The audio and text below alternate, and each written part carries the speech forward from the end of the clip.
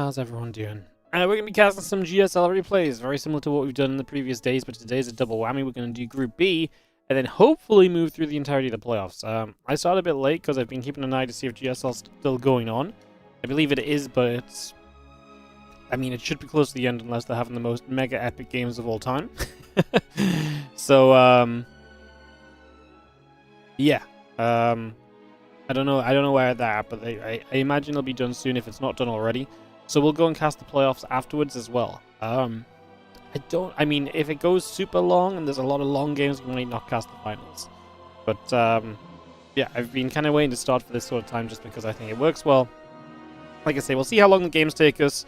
With that in mind, let's just get into it and cast some StarCraft 2. So our first match is going to be Rainor versus Classic. The other starting match in Group B is Gumiho versus Maru. So let's do it. Let's go into Rainor versus Classic, some PvZ. As Rainor looks to make it from the round of 8 to the semi-finals of the GSL. Of course, this is a 4-player group with best of 3 matches.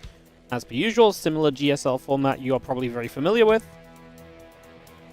And yeah, in the top right-hand side, our red Zerg player is going to be Rainor.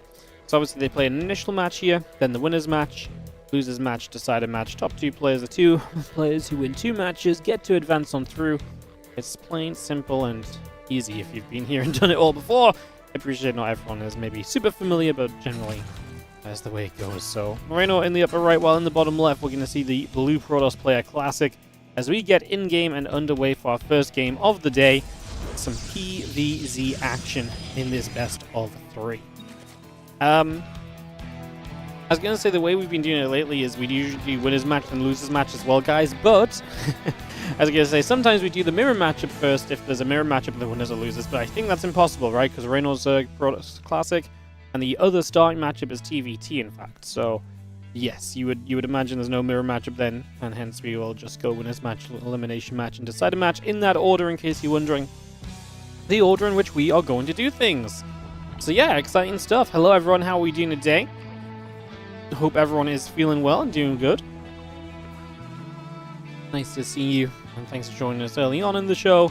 Like I say, plenty of games coming up today, so lots of StarCraft 2 coming through as our Nexus goes down onto the natural. Natural gas and pool continue to come up for the moment.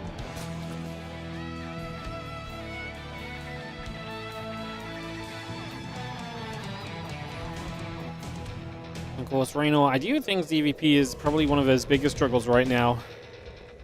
I've only really seen him play very good Protoss players as well, but I do think this is a matchup which he isn't feeling good about.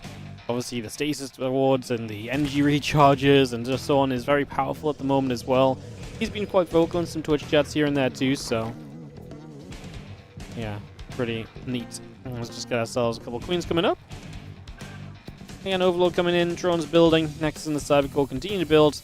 We get all of that coming online as we get our first game of this best of 3 truly underway. Like I say, a couple minutes of setting up. You guys know how it is for PvZ. Nothing happens quickly.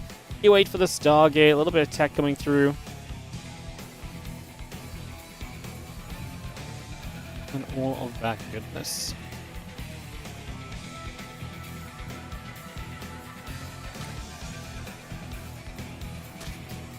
The Ling's going to find this probe already, and here's just the Stargate from Classic. He's going to mix it up at all this series. I'm thinking if there's a good chance of Classic going for like a Twilight Council opening. I think it's much more likely he plays like Glaives after a Stargate if he's going to mix it up into Glaive to Depths. I'd be surprised if he played a straight Glaives build throughout this series, especially in the GSL opening matchup. I think there's a good chance Classic says as well, like, hey, I'm going to reserve, you know, he's going to obviously bring some good builds in this series, but there's a good chance he might have to reserve a couple of good build orders for a rematch against Rainor as well. So there is kind of viability in kind of playing more standard this time around, maybe saving a couple of those crazier things for a rematch if it comes around. Depends how the first game goes as well, right? If you play super standard the first game and it goes horribly wrong, maybe then you can bring out the crazier things too, so...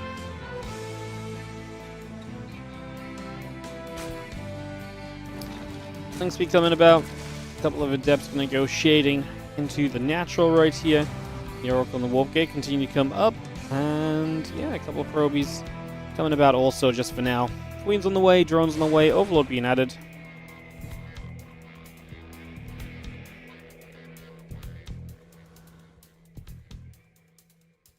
And yeah, the Oracle just going to come about with those couple of Adepts. They're just going to move on forward. See this third hatchery coming up. A few of the units starting to move out onto the map as well. As the Nexus also will get underway. So just getting out the Nexus up. The Oracle still scouting about. And yeah, just playing onto the 3 bases very comfortably here, Classic. Nothing to really slow him down early on, as there shouldn't be, right? Quite frankly, you know, this is pretty much straightforward for him. He is going to go Twilight Council now. This is after 2 Oracles already, right? So not a super crazy timing or anything. That said, Adept's on the way. If he only goes Twilight Council, there is still a world he could go Glaives. It's so rare to see someone go Glaives without going for the Void Ray, though. Right? Like, and there's the Forge as well. So this is just going to be Blink and +1. Or Charge and +1 potentially as well, but more likely Blink. They need to try and take some map control and go from that.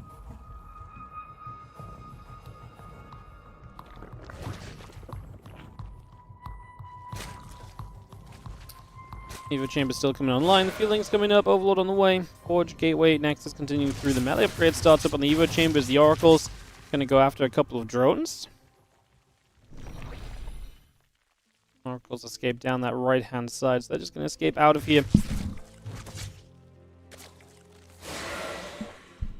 Adepts will shade forward as well. And again, the Blink continuing through. Gate and the probes continue to come about. So the Adepts going to shade into the corner of that base. I'm just going to see the few Zerglings are going to go jumping forward. A couple of probes still dropping. And the Adepts continue to shut those Lings down. So damage still being done quite nicely. The other couple of Lings coming through as well. And again, that +1 Blink continue to come about just for the moment here. And the Lings will continue to chase and go after those Adepts. Drone's going to pull forward, and the Lings do look to have the wraparound on those drones as well. Just going to be able to grab that. Again, +1 Blink coming about. Temple Archives on the way through. Add a few gateways on in there. And 7 probes going down. So nice little attack from Reynor. Able to get some workers and slow down the economy of Classic. It is nice as the Zerg when you can take some control against that Protoss player and slow them down a little bit in these early stages of the game, right? It's not something that's easily found in this day and age, but if you can make that work, like I say, that is genuinely a very big positive. I'm just gonna say this straight up as well. If you come in and tell me who won GSL, I'm just gonna ban you. Whether you're joking or not, because I don't know if you're joking, so I'm just gonna treat all those comments the same. So we're literally casting the games right now. I won GSL. Okay, well, you know, that one's so obviously not true that we can let that one fly. So yeah, I'm just gonna assume all comments about GSL winners are fake, but also bannable, because you would have to be stupid to come in here and say something like that. Plain and simple. So yeah, there you go. Just gonna put that one out there, at least there's no there's no confusion about it. As you see our Spire coming up. Our drone's coming in. Again, +1 attack and Storm continue to come through as well. We had on that Nexus. Gate and the cannon continue to come up and online. And the Oracle still just continue to come up overhead. It's going to fly on through. A couple of Lings going to get nabbled at. And the Spire still coming online. The Ling's going to go try and grab the Nexus here. Run in over to there right off the bat.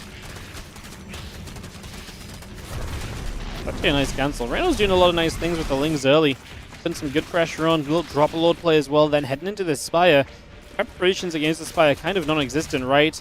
I mean, there's not any cannons in mineral lines. These Lings are acting as a great distraction too. Bringing the Oracles back, giving you less chance to scout. The fact that there's going to be a shit ton of Mutalisks on the way in the next few moments. So that really is going to be a pretty big part of this. Just again, keeping Classic a little bit distracted. Remove preparation and scouting time away from him. And like I say, nothing is on the map to pick up on the fact that these mutas are now well in production and going to be popping in the next few moments. 12 meters coming through again, +1 flyer attack. The Roach speed continuing to be added on in there. Infestation Pit will start. The additional Lings and the Overlords coming about. Add 2 more Roaches on as well. We got our Stalkers in position. They're just going to turn those Zerglings around. Still got Oracles out in the center. Again, a couple High Templars morphing into Archons as well. Cannons coming online. And the meters pulling back down the left-hand side for the moment.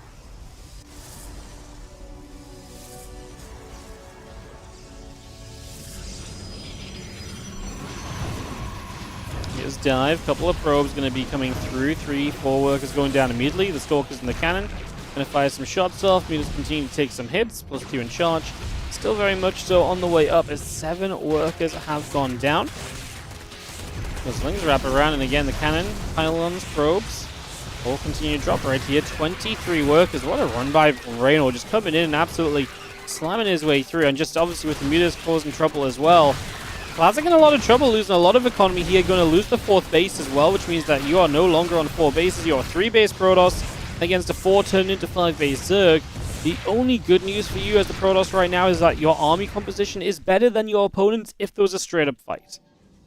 But are we really going to have a straight up fight? Like, these mutas and lings are going to continue to look for counterattacks and ways around that Protoss army pretty much forevermore. So, you know, in theory, no, that should not happen. Not until Rainor is ready to take a straight up fight. Like, the game is in his hands. He did lose... Oh, we actually only see 6 mutas. He's only got 6 on the map. He rebuilds 7 more. It's not like he went to a massive mutas.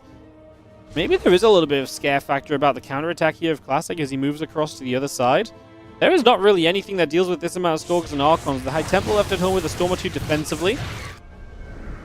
And we move around to that top side. We're going to get a little blink in. Hatchery already taking some damage. And here come the few lings. I mean, that Hatchery took a lot of damage very quickly. It's going to go down. So that reduces Rainor to 4 bases. Makes this game a little bit more manageable from Classic's point of view, where Rainor's economy at least has got a little bit of a hold on it compared to where we were heading otherwise. +2 melee about to finish. Carapace coming up. The Adrenal Glands coming online. The Stalkers and the Archons going to be there. Turn those lings around. Archons going to get hit by those corrosive vials, and that is going to be one Archon getting absolutely blasted right there as well. Now those lings get to surround those Archons going down again. Stalkers and the Templars continue to gather up. A couple of probes are going to pull out of there. Ooh, we try and corrosive vial down an Oracle at the same time. And this game's definitely speeding up a little bit, because now we're going to have Rainor once again trying to hit on a couple of different locations, trying to deny the 4th once more, while the Mutalists have a rampaging time over in the natural of the Protoss, who only has a warp point of Stalkers to deal with this. The rest of his Stalkers are with that main clump of army, which is why Rainor is not making much progress out on the map. But obviously that doesn't matter if these mutas are continuing to absolutely shred the mineral line. There's 19 probes going down, and Rainor is going to have Classic continuing to be on the ropes here a little bit. Now the Stalkers actually do get under them. They do knock down some mutas. The big thing about this as well is the follow-up from Rainor is now well underway. Ultras coming out, Adrenal Glands, +2 Carapace and Chitin displaying. These are all things that are helping to have a better actual army on the map. That's what he didn't have before. That's why it was so scary when Classic pushed back across the map, right? Because Rainor did not really have anything beyond what was just kind of mutiling that was getting stormed to death and all the rest. Now this army is going to be a lot bulkier. It's going to be a lot more powerful. It should just be, in general, a whole lot stronger. So that should make a pretty big difference here as our Stalkers and our High Templars gather more Archons on the way. It's about those Ultras, I think. I think that's the one thing that Classic really does not have much of an answer to right now. So we will see how that turns out as the feelings peel away off down over one side. Stalkers and High Templars gather up. The Hatchery will be taking some damage. A few additional probes on the way. The few Banelings popping, and Baneling speed is about to finish up as well. So getting that Bane speed completed here in the next few moments. Here we go with the Ling Bane. Just going to come rolling straight in towards this Nexus now, as we are going to be seeing the cannon in a lot of trouble. Stalkers and Archons continue to fight. The Banes continue to roll about just in that mineral line a little bit. A couple of Ultras coming down the left-hand side, and again, it's just going to be consistently all over the place from Rainor. Like, this is still an army that wants to kind of fight everywhere rather than fight straight-up battles. Like, Max versus Max, I don't still really love the army of Rainor, but it's not Max versus Max, which is the beautiful part of it. See the Storms layering the Ultras, and so as the High Templars try and run away for their life. 13 probes going down. There's a nice Storm over here as we try and play cleanup on these run-by and Zerglings. They will get cleaned up. Classic continues to play from just that deficit that it's proving to be very difficult to drag himself out of. He's been behind pretty much the entire time. And like I say, he's kind of having trouble getting like a hold of the handrails to just steady himself in this game. He just can't get going. Like, he gets these little surges of pushes back across the map, and then Rainor just smashes him in the face with another round of damage. This time Roaches show up down to the 6 o'clock. We're going to see a Storm there to help play defense. And again, the Ultras are very good when the incorrect army composition is there too, although Classic has started to add on Immortals. We'll see how many of those he can get up, and if it's enough to truly challenge this Ultra count, which continues to threaten across the map right now. Stalkers come blinking up. Ultra's actually taking a chunk of damage. Stalkers are pretty good against Ultras too in moments like this, although the Fungal Growth does a lot to ruin the Stalker's life. They're really good at being able to kite and obviously like target fire down the Ultras. They do pretty well. He will get rid of a lot of the Ultras here, but again, we're talking about a Classic who's sub 100 supply here, 14 minutes into the game against a maxed out Rainor. This feels like an inevitability. Just a matter of putting the work in, putting the time in. There's a few more Stalkers walk through. Stealth still trying to fight. The Ravager Ball's coming down. Cannon going to fire back the other way a little. Powerful activating. The Immortal Ultra still getting going. Immortal helps to finish off that Ultra as well. You see the rest of the Ultras coming through. The couple of Zealots being picked away at also right now. Another Storm coming down on toward the Zerglings.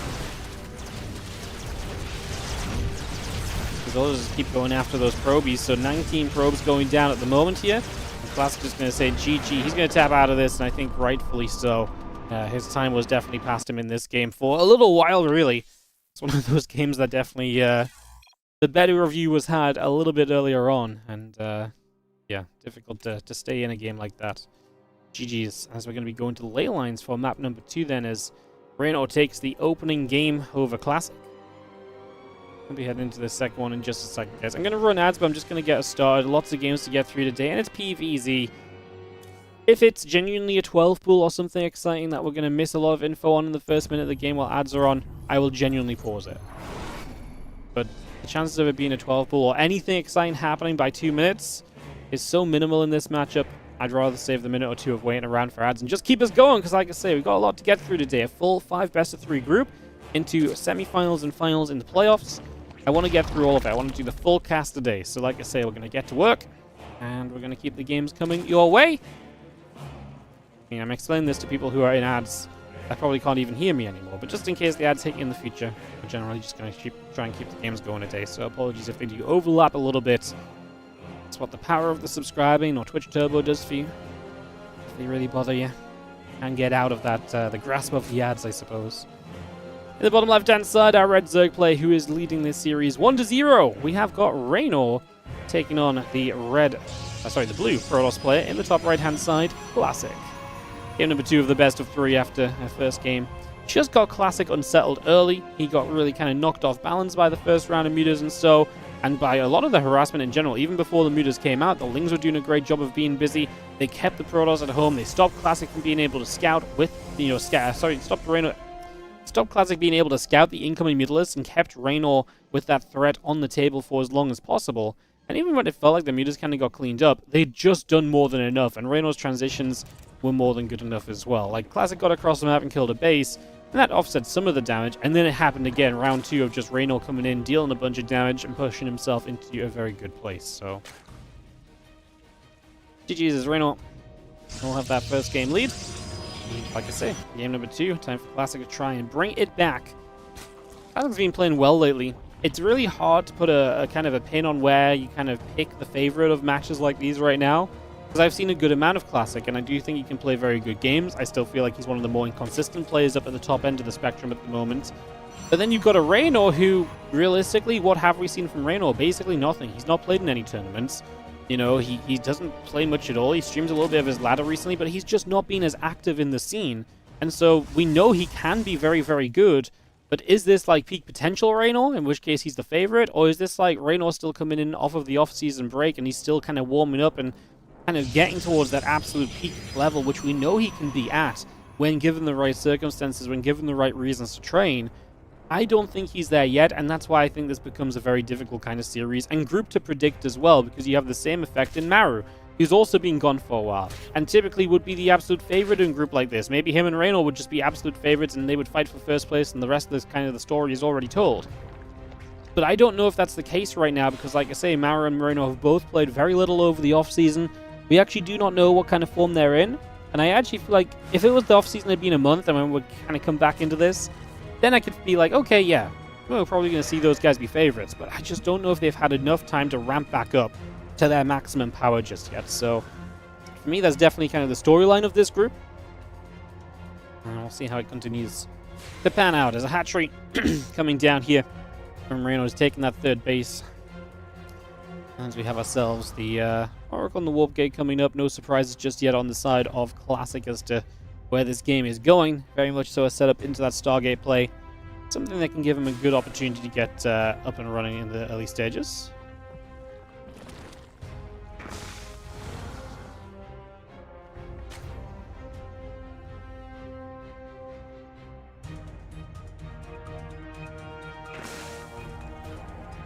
Why am I not supporting QHD or UHD today? I don't know what those are.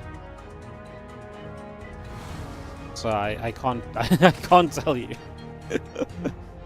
More than anything else. Is it like a resolution? Is that like 4K or something? Like just a different word? I don't have the technology. If it's about better resolution and quality on YouTube, I just don't have the technology for it yet. Simply put, I don't have a monitor. I don't have a 2K monitor or anything, so I literally cannot stream in the higher definition I'm streaming right now. So yeah. Someday in the future, there will be an investment made, but I'm kind of working on paying the wedding this summer. So I'm trying to put a couple of the business costs, you know, back to the later part of the year if possible. So yeah, it will be probably available kind of. I don't want to make any promises, but like late this year, maybe early next year, I'll be trying to kind of definitely up the quality on the YouTube to the max potential. I probably want to get a new PC as well, because I think I want to get like a bigger the PC with a bigger SSD and stuff, so I can actually record, because the files for recording are going to be much bigger in that case as well. And if that's the case, I want to make sure I can kind of keep the cycle going quite nicely and stuff like that, you know. So yes, basically just I need to invest in some tech, and like I said, I've got a bit of a heavier IRL year this year around in terms of pricing and spending money. So just trying to be sensible, spread things out a little bit. So obviously been a weird year as well, because this year has a lot less of the money I would make from like events and so on, right? Because I'm not really getting hired for anything, because there hasn't really been much to get hired for.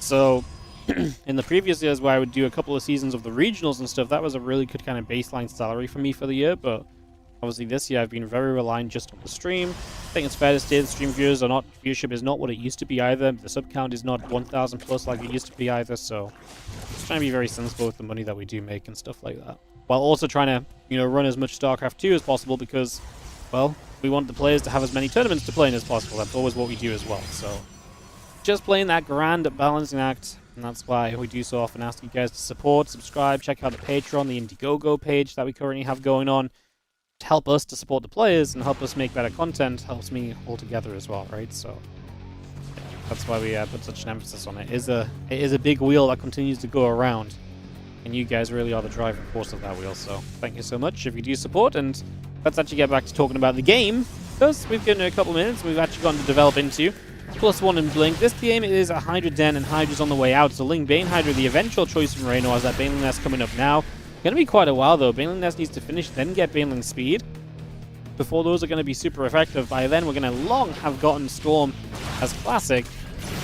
He will just use the combination of Stalkers and Oracles to pressure this 4th base currently. And Rainor trying to counterattack with his own few Lings, but unable to really do much there. And that 4th base of Classic will stay up and running. Stalker's coming through, the Hydra taking some shots. The Ling is going to run down. Stasis Ward going to catch a few of those Lings right now. It's going to be seeing the lair continue to build up for the moment as the charge and the Storm continue to come through. Probes are on the way. Oracle's pulling back to the top side as the Zealots gather back together. Again, the Ling Hydra going to make a shove across to the top side of the map. At the same time, Storm and the Vesco Augments continuing through. Let's go. Wandering Warrior. Thank you so much for the Prime sub. One of the greatest ways you can support. Do it for free with the Prime. Wandering Warrior will show you all how. Thank you so much for supporting the stream today. Hope you're doing great. Thank you for dropping the Prime on the channel. Thank you so much. Baneling Speed is coming up. The Groove of Spine's coming through. +2 melee, and the Overlord Speed continuing to just tick on into play for the moment. +2 attack and charge coming up as well. Continue to get as much of that on the go as possible for now.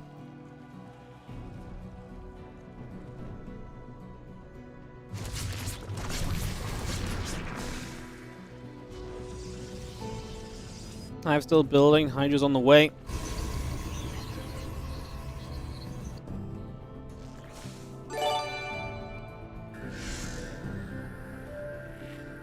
Oh, you guys are all going to use your Prime subs, huh? Okay. I mean, you know what? I'm okay with that.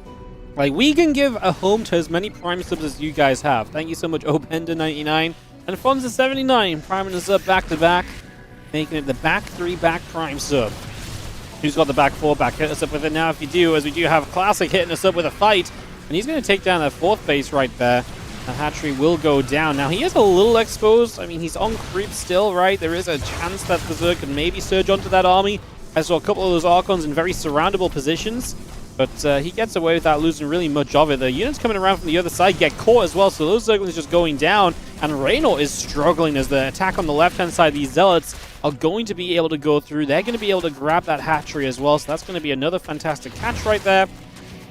And this is disastrous for Rainor, who has got a Protoss army still hammering at his front door. He's down to 3 bases, trying to rebuild a 4th. This is not where you want to be. Think of the control he had in the last game. While it was scrappy, it was still control. And there's nothing of the sorts this time around. The 4-base Protoss Classic is standing strong here in this game too, currently looking very comfortable, looking very, very much so okay with where this game is going. He should be extremely happy with where we are at right now. No questions asked about that. Yeah, I think Classic is very okay with this situation as the Ling Hydra will continue to catch a few Zealots at least. So, I mean, that was kind of an overdue kind of bit of punishment though, right? I mean, those Zealots got rid of that hatch and actually mostly got away otherwise. So, Classic trying to get more done there, and Rainor says, no, not any further. You've already had your time. Yeah, this prison will be denied as well. Rainor, at this point, obviously, you need to make as few mistakes as possible. And when I say as few mistakes, I mean also just give your opponent as few opportunities as possible. Deny that prism. Deny these Zealot run-bys. Do it cleanly and effectively. That's where you're going to still give yourself a chance in this game. Because your opponent is heading up to carriers and all sorts. And you're not going to be able to fight that level of teched army by taking further damage than what you've already taken. It's already going to be pushing you to your limits to kind of win out a game from here.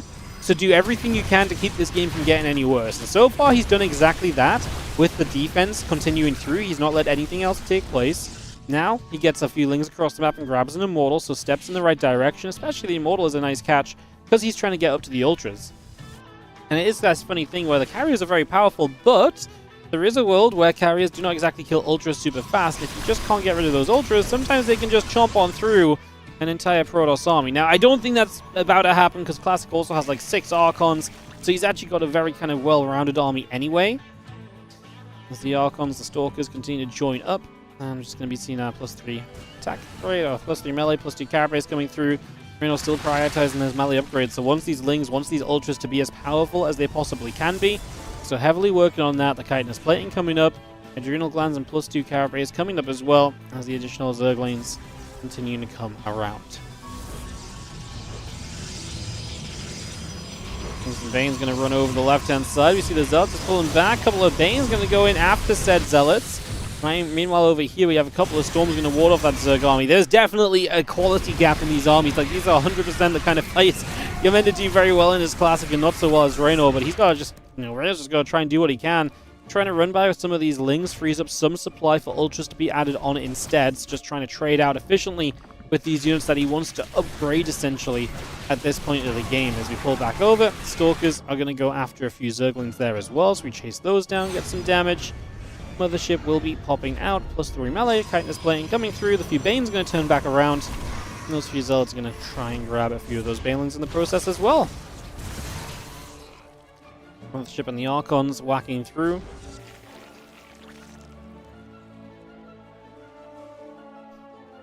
+3 attack upgrade, +1 flyer attack. All that coming about just now, as you do have the Ultra continuing up in the production. Our +2 carapace still very much so coming back in.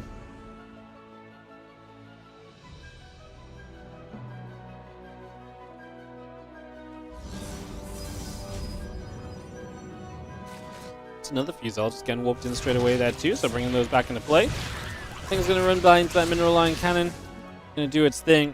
I mean, these are 2 maxed armies, but again, you look at the kind of the quality of these armies. Look at the gas count. It's like 2,000 more gas in the army of Classic and 1,000 more minerals as well. His army's just better. I mean, he's got 4 High Templars, he's got the Mothership, he's got a good chunk of carriers. I mean, honestly, I look at these Hydras and I think they're mostly going to be kind of complete, kind of just fodder for the Storms. If you can find the right engagement, there's going to be a chance here as Rainor. The reality is it's going to be extremely tough. So let's see what we can do. Stalker Archon sets up, a couple of Storms coming down, the Ultra's trying to chase in. We actually dropped the Regal. Classic is not confident about the fight, so he's going to try and back the hell out. Okay, what did he actually do there? Did he just recall? Okay, that was kind of weird. Classic, I think, just messing up a little bit. I have to have another look at that one, because that was a little bit of a wild moment or two. Definitely not quite what was expected. Anyways, this prism comes in, and we are going to see the queen trying to get onto that prism straight away. Going to keep on pressing forward, and we have ourselves, again, the carriers on the way up, plus 2 air weapons coming through. The Ling's going to be loading, coming in, forcing the prism to back up for the moment. Spider still coming online, and a couple of Zealots going to be jumping back into that mineral line, going for a few more workers. Carriers plus 2 air weapons coming up, the Immortals coming about, the High Templar coming in. Ultras is going to dive forward again.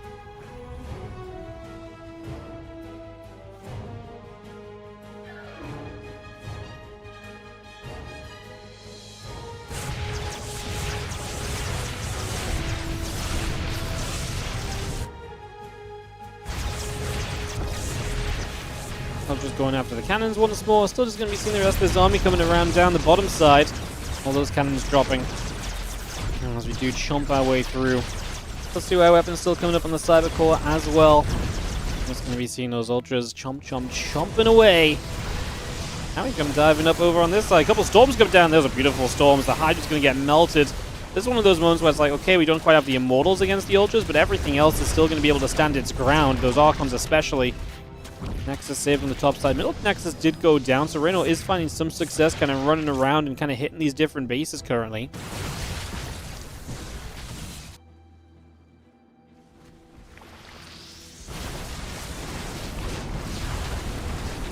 Carriers fighting. Again, the Ultras and the Hydras coming up. Plus 1 missiles, plus 3 carapace. Gonna finish off this Nexus, so Classic is still taking hits on his base. Taking some losses there as the Archons and company continue to run around down the bottom. Hatcher here going to be jumped on immediately. Just going to be seeing the Hydra going down. The Ultra's going to get jumped on also.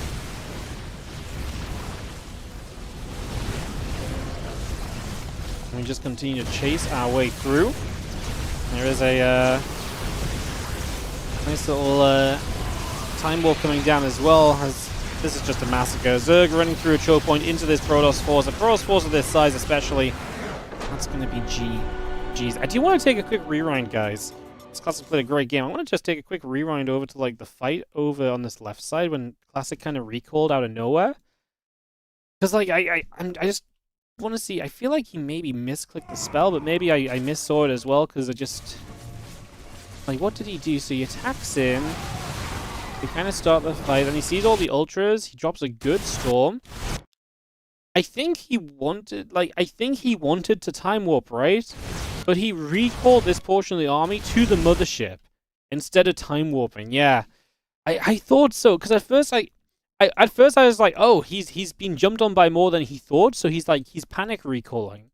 But I was like. But it went to the mothership, and at that point I was like, oh, I think it's more of a misclick than actually like him being like, oh no, I'm scared of this army. So I actually think he was okay to fight there, thinking he would just time warp it. As it comes around the corner, it slows down, he can back away, get some kills in the process. Great fight. Obviously the way it actually ends up going, not so great of a fight, not so pretty of a situation, not really quite ideal. So yeah, let's get going into game number 3, guys. Let's get this rolling. I'm glad we went back and looked at that one because, like I say, there was a little bit of a confusing scenario, but good to get some clarification on how it all ends up. Alrighty, so we're going to be going to Ultra Love for a final map between Rainor and Classic in the opening game of Group B of the GSL Code S, so round of 8. Group B. I feel like I said Group B twice there. There's so many different parts of this to say, but there you go. Alright, so it's 1-1, tied up in this best of 3. And we are going to go into the upper right side of the map with the blue Protoss player. This is Classic.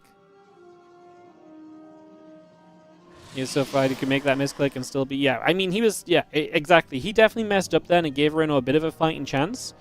But he was significantly far ahead, right? Like, he put Zerg down to 3 bases early in the game. Like, that's a benefit you have. And he made his life a bit more difficult by misplaying that fight. But it was still clearly enough to, you know, stay in a solid position overall, so... Reynor's in the bottom left, our red Zerg play. I'll jump onto the official observer because this just makes my life a little bit easier. Trust me, you don't want to see my observing. So yeah, 1-1 here, tied up in the opening match. Again, after this, it's Maru and Gumiho.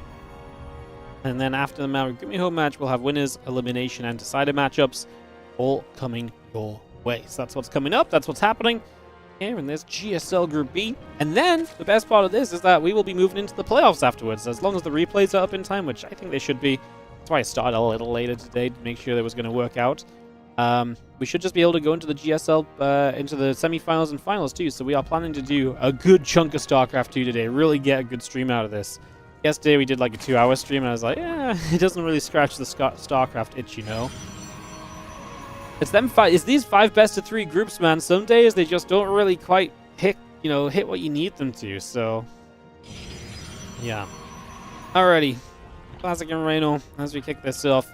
As our Nexus comes up, Cybercore coming in, the Assimilator dropping down, and Ultra Love being established here. As a drone comes about, nibbles at that probe for just a few moments, so a little bit of damage being dealt. Nothing too major overall. 2 very different games, right? Where in the first, Rainor is able to take big control with the chaos of the run-bys and the counterattacks, and the mutas then compound that idea and really make it so much more difficult for Classic to ever get stabilized in the game. And then the second game, Classic was like an absolute foundation of Protoss, you know? You could not shake him if you tried. He had his feet rooted in on that last map, and he was not going to let anything kind of stir him early on. And he was the player on the map. He was the one making the choices and the decisions. He was the one taking control. So 2 very different games where both players have kind of had their role in each of these games as being kind of the leading character, kind of leading the charge, leading the control, and being comfortable and confident. Obviously, the question as to who's going to get to play that role in a Game 3 of this now best-of-3 series, 1-1 tied up as we start this off. Just going to be seeing a probe going down, a couple of Lings and the Adept are going to come and have a little bit of a quarrel. Adept shades away. And the Stargate continuing to finish up as well, so just get that Stargate completed.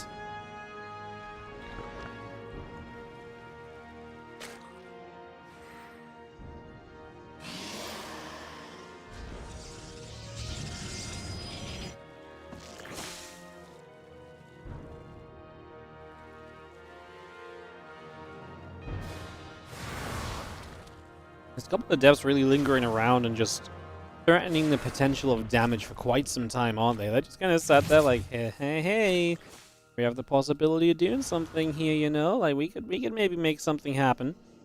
So yeah, there's a couple of adepts lingering, thinking about what they would like to do. Couple of queens coming about, Overlord and the drones coming in. The Oracle heading toward the upper right-hand side.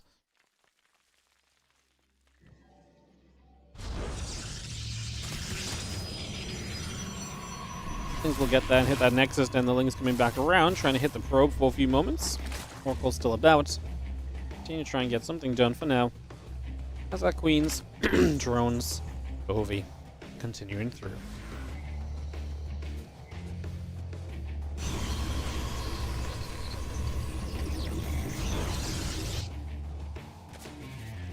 Oracle's to the bottom left. Again, the few drones coming online. The Overlord and the Queen coming about. Oracle will activate. Going to get a kill on that building Spore, actually, which is kind of fun. Keeps that natural a little bit less defended for a little while longer. So Classic just going to keep that access point for harassment open for himself.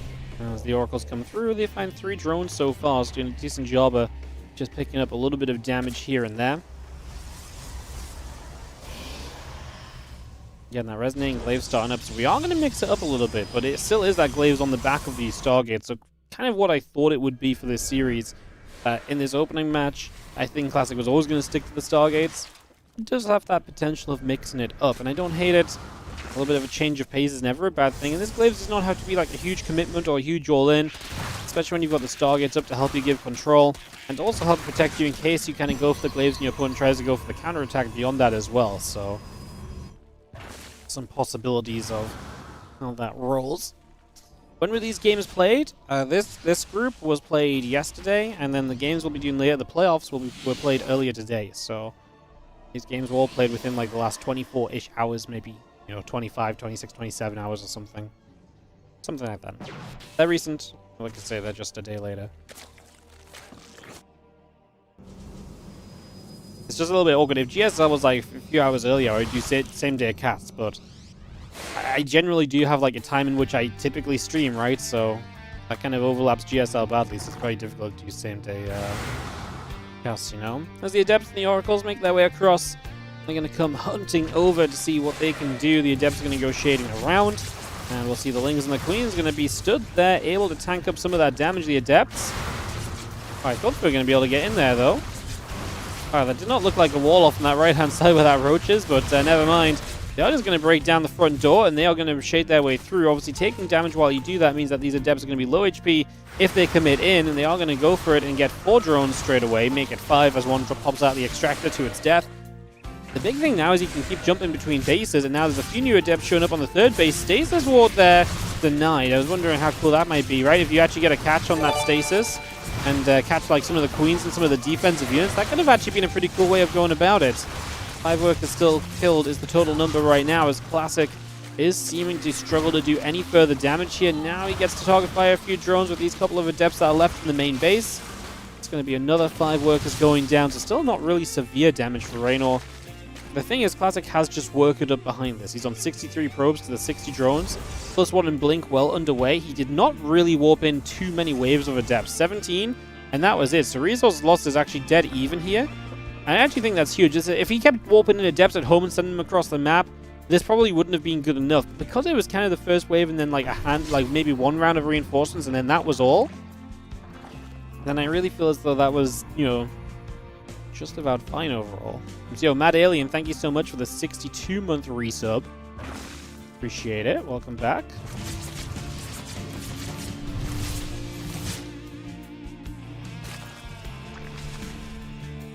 Thank you for resubscribing and supporting the channel. As per usual, we appreciate it.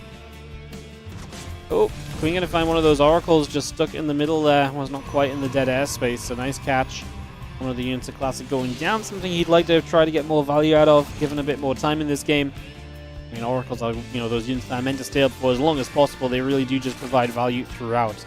It never really ends from the Oracles because they just regain that energy. Stasis wards are good. Revelations are amazing. There's almost always a reason to have Oracles. Classic's follow-up here, that Storm finishing shortly. Blink is already completed. And with that Storm coming in, we'll see what the next step of this might be. As a few of these Stalkers start to blink back. A couple of Zards still standing in the front as well. About 10 seconds away from Storm currently. Counting that down to that being a factor as, yeah, that Roach Speed finishing. Let's go, Augment still coming through. Plus 2 attack upgrade coming up on the Forge, and the Oracle continues to go after a few more of those drones. So again, finding some additional damage. 7 more Stalkers in production right now.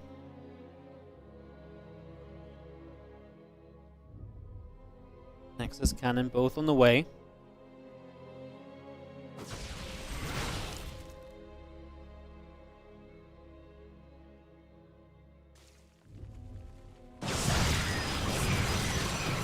Stalkers and Cannon's going to fire. The few Lings taking damage. We'll see the couple Stalkers still poking away at the Overlord. The rest of this Ling Ravager Hydra coming back about and gathering up right now. Looking for a chance/opportunity. As the rest of this Arlington Classic also going to be moving over here.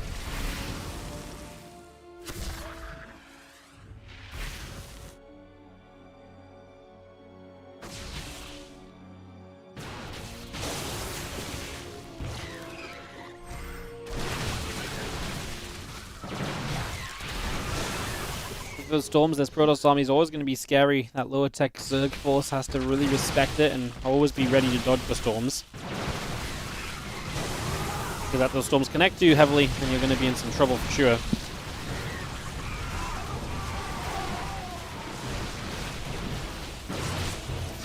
Pushing straight up, Stalkers pressing through. A couple of Storms going down, the drone's taking some damage. One more Storm coming straight into place, the High Templar still gathering around.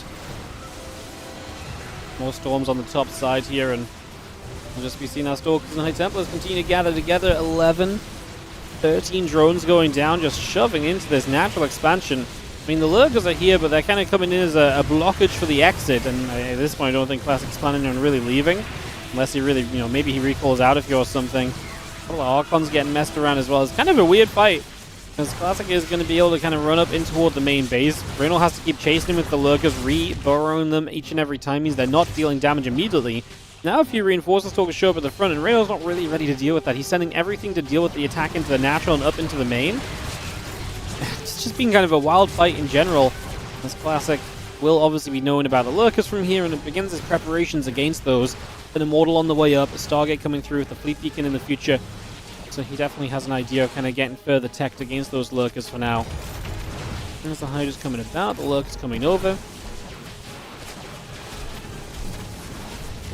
Oh, no charge yet from Classic, so these Zealots are going to be less useful than they'd want to be. That said, I mean, it may just be a little bit too much too late for Rainor to kind of really get back into this. Too much from Protoss. And it's never really too much too late, right? But too much Protoss too late on this for Rainor to really be able to kind of capitalize on the mistake. I don't know, I'm trying to justify my misspeak of words. Ignore me, guys. As the, Seismic Span's coming about, Lurkers coming through, Hydra and Ling's continuing about as well.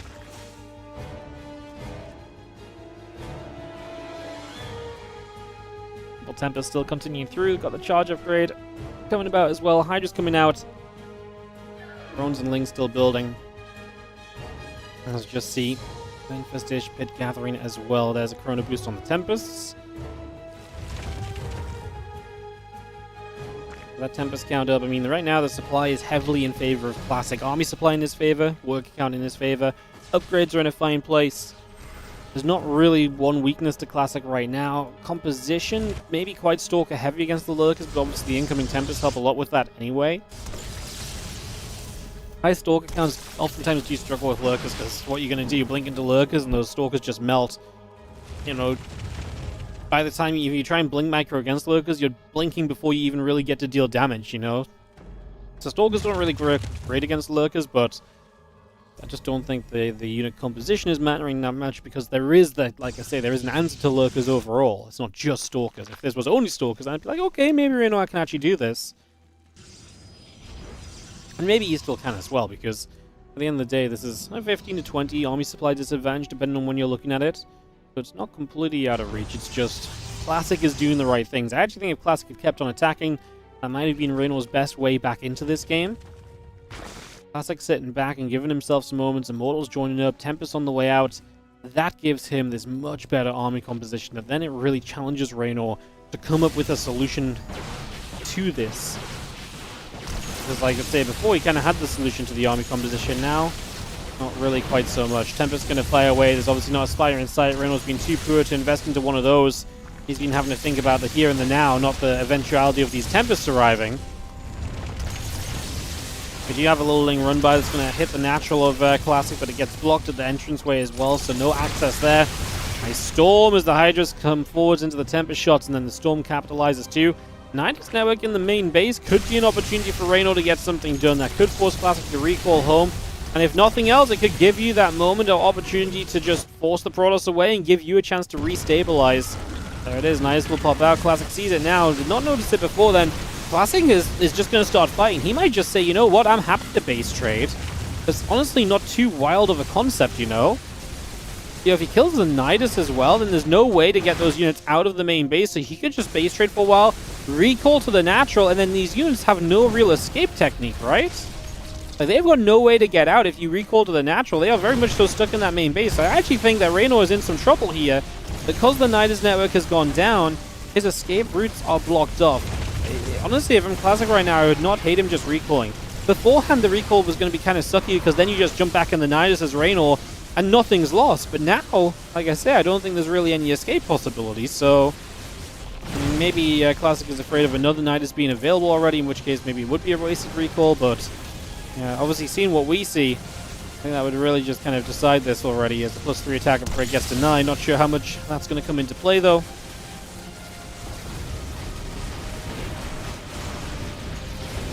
Well, it's just going to hit that hive. A couple Lurkers still gathering together. The Templars and the Stalkers joining up. We are going to have ourselves the spawn pool still taking some shots. Access Forge, Gateway. A few of those batteries coming along as well. Just a couple of storms coming around. The army of Classic turned back around into the natural.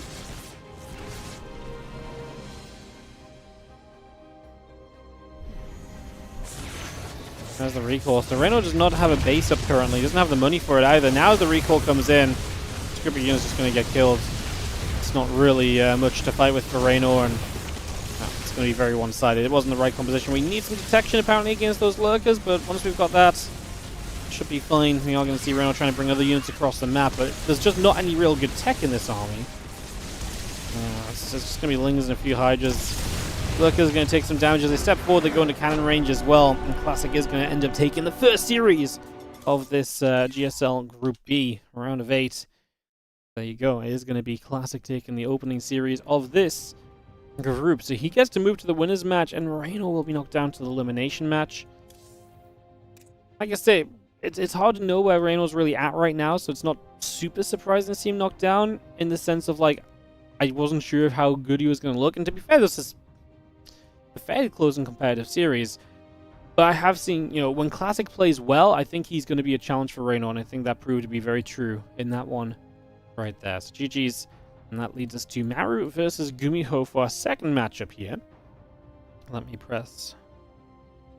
Yeah, so we'll give it about a minute, guys, and we'll get ready to jump into some of this next match with Maru and Gumiho to see who's going to win on and advance to play against Classic in the winners match. And then the loser is going to have a versus Rainor matchup to play some TVZ against a player who I actually think will, in TVZ, probably be faring a lot better than in TV and ZVP at the moment. So I think that is going to be a little bit of a difficulty, a little bit of a challenge right there. So give this just a few moments, guys, and we'll get ready to go into this next matchup and see what our second matchup of the day has in store for us. Yeah, it's kind of funny, though, to kind of look at that game and be like, man, if Classic had just pressed that recall a little bit earlier, I think Rainor's even more dead. In the end, it worked out because he killed every base of Rainor anyway, so maybe it's just absolutely fine. He was confident in the base ready scenario continuing. It was going to be okay. But just the moment that Knights went down, it's like, man, that entire army was stuck, and there was not enough army there to fight, right? So yeah, wild one overall. It kind of goes to show how good a position you're in as Classic when you have multiple routes to kind of, you know, multiple correct answers to kind of close the game out with. Very neat.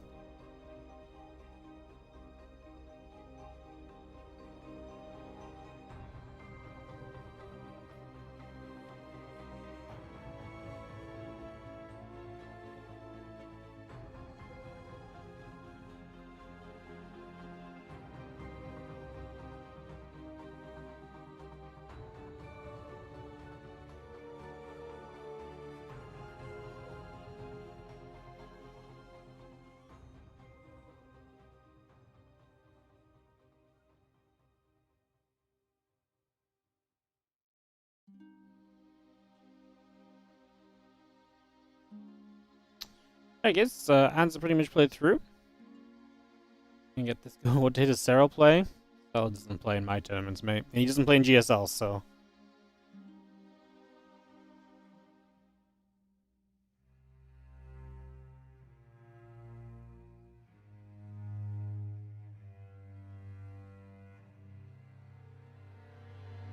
Alright, let's go into Maru versus Gumiho.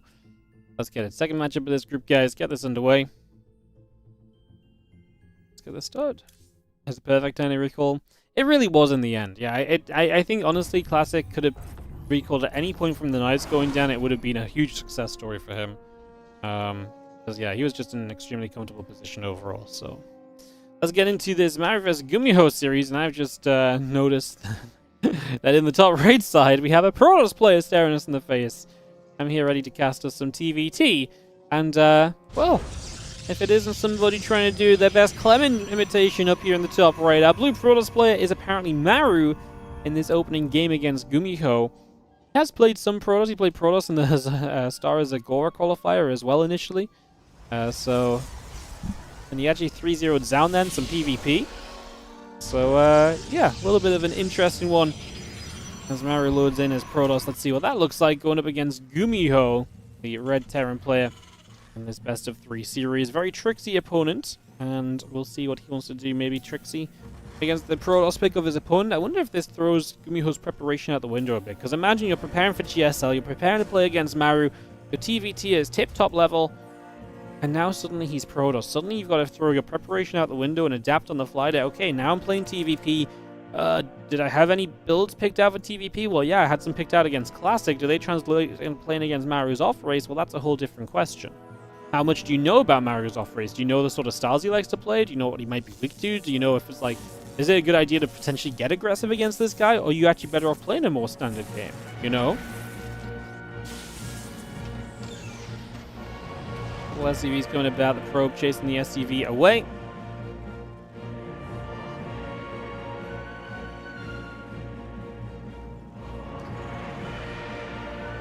And guys, I will reiterate, if you say any scores in the chat, whether they're fake or real, I'm just going to ban you because we're casting replays. It's written everywhere. So, yes, if you write anything in the chat that's a spoiler potentially, even if you're just joking, I don't know what's a joke and not, so we're going to take you and banhammer you because it's a stupid thing to joke about when we're clearly casting replays. Ay. I love the person I banned earlier raged at me in my whispers as well, telling me that I was an idiot for casting replays. I'm like, okay, buddy, I'm so sorry. I'm doing what 90% of casters do in this day and age of StarCraft 2. Ay. Alright. Game number 1 of this best of 3. As we just have ourselves a sentry coming about and get this underway. I look to see what we are going to be getting up to here as the CC comes around. Just going to get the starport coming in, commence into building. And yeah, just going to be seeing the Twilight Council and the sentry continue to come about here for the moment. I ban what? I ban spoilers.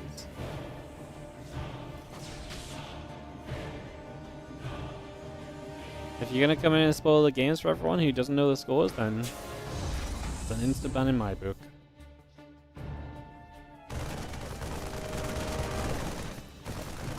Plain and simple. Marine's going to hit the hallucination. Some damage being dealt.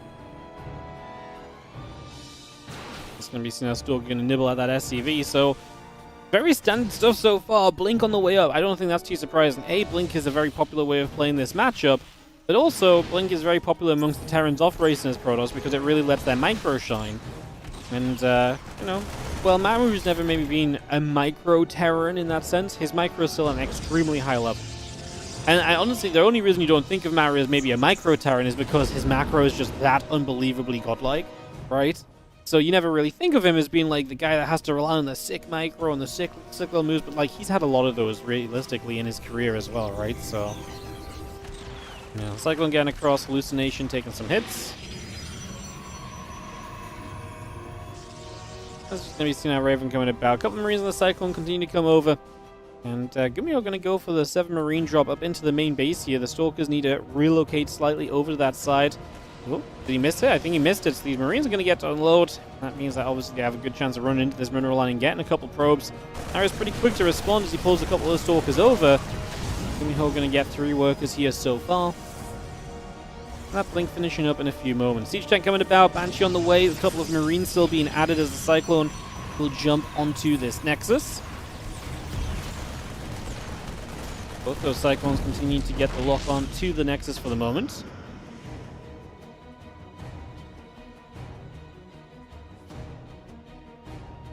A couple of Cyclones continue to come around. It's going to be seeing the Nexus taking some damage.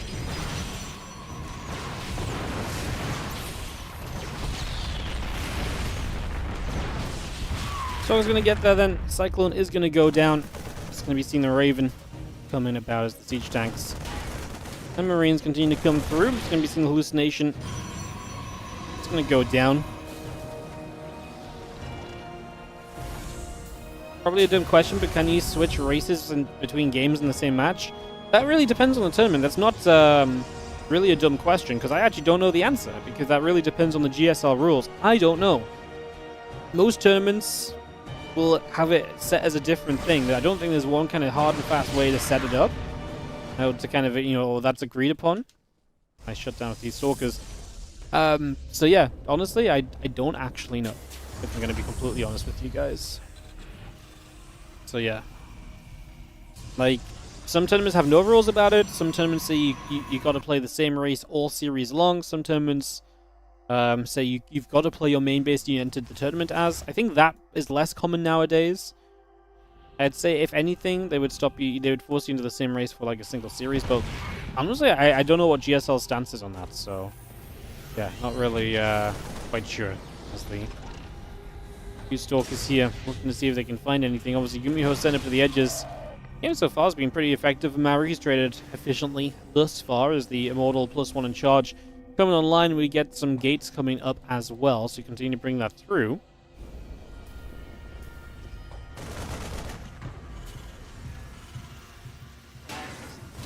I personally always felt as though like you should play the same race for a series and you should declare the race you play at map vetoes. Because obviously map vetoes, personally I think map vetoes are obviously a very important part of StarCraft 2, and if you end up playing maps that are specifically very good, you know, you veto maps based on the matchup and so on, right? So I always thought that was a bit shifty, but I think a lot of the players don't really kind of care. That was a horrible blink, holy crap. He killed 2 tanks, but he lost like well, he lost all but 3 stalkers. I mean, 2 tanks is a nice thing to get rid of, but we're talking about Maru being like 500 to 1,000 resources lost. He's now 1,850 to 1,600. So that was a lot of stalkers lost for that blinking. That was not quite the play you're looking for there. Not quite the choice I think he should have been making as the fire coming through. Probes going down. Can you play random? Well, random is like a race selection. Random is like picking Protoss or Terran or Zerg, right? Because you are selecting random, then the game randomizes it for you.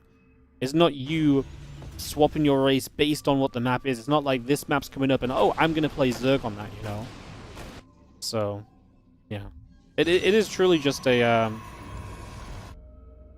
it is truly just a preference of the tournament organizer / admin, what they want to deal with and all the rest, you know? Stalker's going to fire, Bio unit's going to be there. Concussive shells coming up, that combat shield's finishing shortly.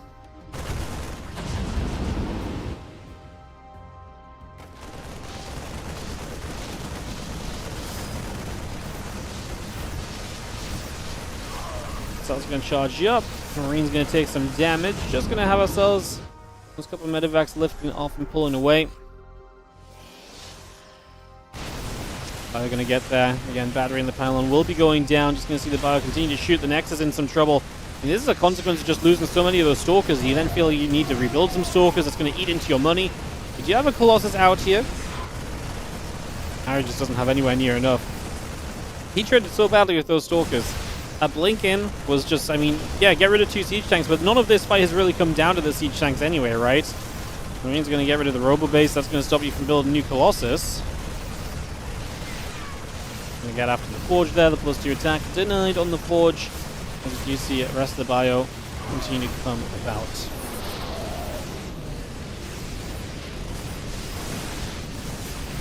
Still shoving.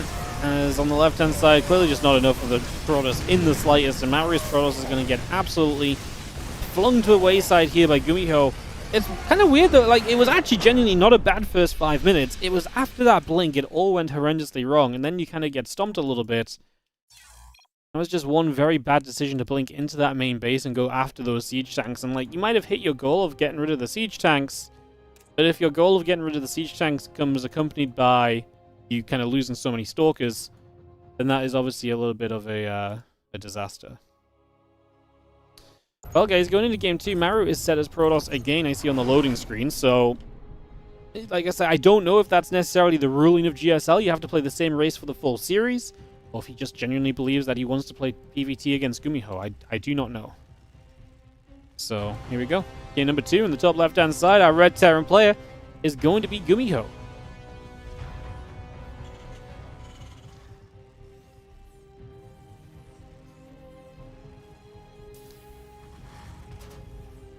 In the bottom right, our blue Protoss is Maru.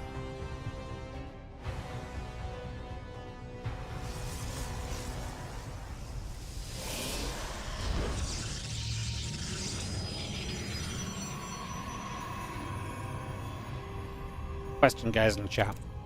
If you came in the chat and spoiled the result of a game we're at casting, and then explain why it was maybe a silly idea to spoil the result because we haven't seen the games, would you, if you decided to then message me further, maybe say, hey, you're right, that was a bit dumb, I shouldn't have spoiled the game for all the people trying to watch? Or would you B, flame the streamer for being an idiot? What? This is now twice in a row where option B seems to be the choice. What's going on? Is this not just common logic? Like, does this, is my logic breaking down somewhere? B, obviously, yeah, clearly, apparently. Jeez. Ay. Twitch brain rot? Yeah, apparently so. I'm giving them attention. Ah, that's okay. Maybe they need it, you know? What are they gonna do? Spam my whispers some more?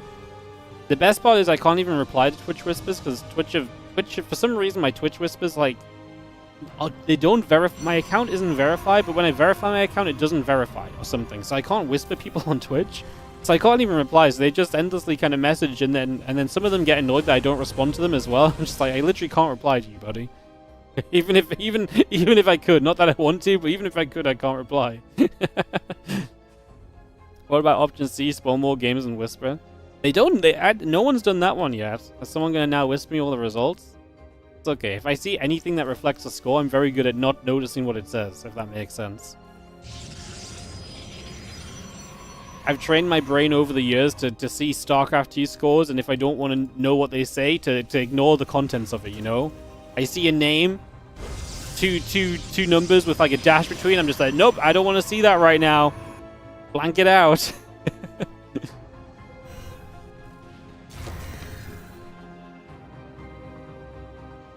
You would flame me for sure? Nice. Good to know. Good to know. Alright. Game number 2 of this best of 3, like I say, Maru is Protoss the second time. He's going to play Stargate here. So he's going to go for a different route. He's not going to go for the Twilight Council and the Blink. Alright, let's see what the Stargate play has in store for us then as he'll set up.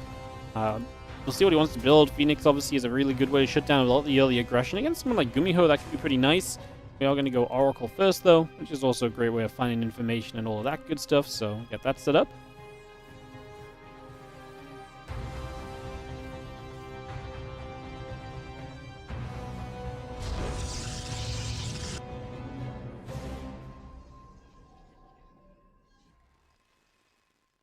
Oracle coming about, Wargate coming in. And you have the Phoenix and the Wargate continue to come online for the moment. Just bring that straight through.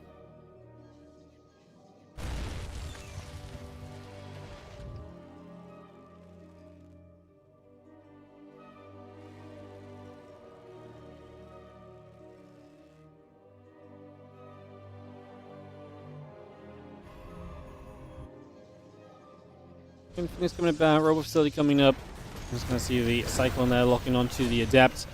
As the Adept is going to continue to take just a few shots of damage. The few Marines are stepping over. Adept will go down. The Marines will be able to chase that away. The Robo Facility about halfway done. Still got the Phoenix coming up. Getting that online. The Wolfgate coming through. Again, Siege Tank and a couple of Marines continue to build. For the moment, as the Medevac heads up and unloads towards the main base. Just going to be seeing the Siege Tank unload and a few Marines gathering.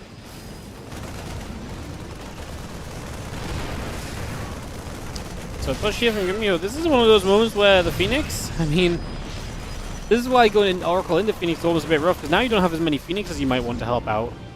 And obviously Stargate in general really relying on the Phoenix to be able to truly kind of push this away or push this back at all. So let's see what we can do next couple of moments here. I'm getting caught in a stasis ward, and we still have Immortal Phoenix and Robo Bay continuing to come down. Just going to be seeing the Phoenix pulling back a little, a few Stalkers gathering together. Marines unloading again, another Siege Tank continuing to press on through. And the Oracle heads up the left-hand side, heading toward that main base, so maybe looking to try and cause some trouble. But we've got to deal with this army, and I mean, the Immortal's going to be a big step in the right direction. The Phoenix do need to get some important lifts off here. The Oracle's great, it is genuinely going to do some good damage.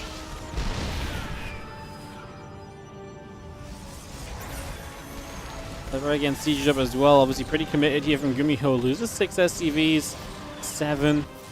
I mean, he's genuinely being forced to be pretty committed. He's down almost 20 workers.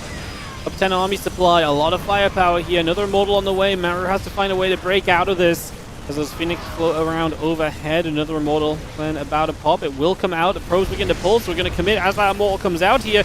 The Phoenix shoot the Medevac. Does not lift the Siege Tank, which survives for a very long time. I think lifting the Siege Tank should have been priority. No, that was not the fight. I mean, the Phoenix, I mean, I understand, like, sometimes it's scary to fly them overhead, but flying them overhead and letting one go down before we do anything ain't it. I really think just lifting the siege tank straight away. The Liberated, maybe you can leave. It's going to take a long time to get rid of. I think lifting the other tanks is good too, but why would we not lift the sieged up tank?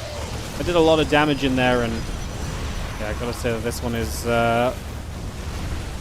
gonna be a bit of a lackluster series in all honesty. Maru just not looking good with the Protoss, not good enough to compete in the GSL round of 8, and not really giving Gumiho much of a run for his money at all. Like, a reasonable start in game 1 is not usually enough to kind of say, yeah, this was it. This was Gumiho's, this was Maru's chance to really show us the power of his Protoss. That was not it, guys. So Gumiho will advance to the winners match to play Classic, and that does mean we get Maru versus Rainor in the elimination match. Whoa ho ho. Alrighty, well, we'll get that ready to go. So like I say, it'll be Gumiho versus Classic in that winners match. I'm gonna get that set up for us now as we go into some more. Well, this time kind of meant to be TVP, I suppose. So yes, we'll get Gumiho Classic ready to go, and then we have Rainor versus Maru. And then obviously the decided match after that. And then, guys, we are going to be going into the playoffs games as long as they are already on the Patreon. And those replays are available. They are not uploaded just yet. So hoping they come up in the next hour or so, maybe. Well, we've got 3 best of 3s to basically hope they go live. And if they don't go live, we're just going to have to cast them another day, unfortunately. I'm not here tomorrow as well, so unfortunately I can't do it tomorrow. And then we're busy Sunday. But we'll find a point to do it in. But like, obviously we're really just hoping that they come up soon, because I think GSL is finished, so hopefully we get those replays and we can jump into that. Was there a logical reason for Maru to choose Protoss? Hey, you know what? How many times have you seen 2 StarCraft 2 players go at it and one guy just looks a bit outclassed and it just wasn't their day, you know? Quite frequently, I would say, right? Like, it happens. Maybe that's just what happened here. Maybe Maru actually feels very good about his Protoss. Maybe he actually genuinely feels like it can take on Gumiho's Terran at a very high level. And today just wasn't quite that day, right? Like, we can only cast what we see. But Maru clearly has to have some reasoning or some testing to be like, yeah, I actually have a better chance of winning with the PVT than I do with the TVT right now. So, yeah. I mean, honestly, like I say, this is what I would love to see Maru play PVT in like 2 days. I don't know, there's no tournament for them to play in, but like, play some PVT, maybe in GSL qualifiers, and just bash some people around and be like, see, told you. So yeah, I don't know.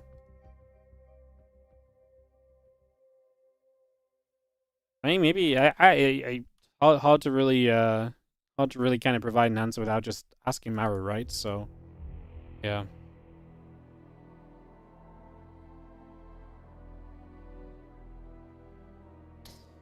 Yeah.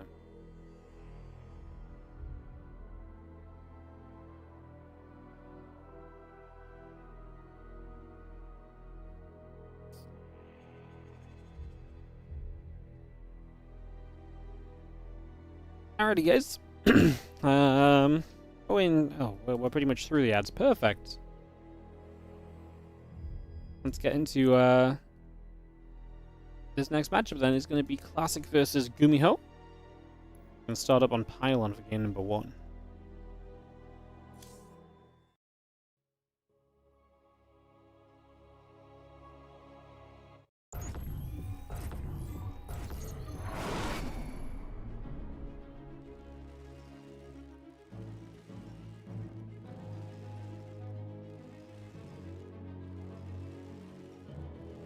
Alright, in the bottom right hand side, it is going to be our red Terran.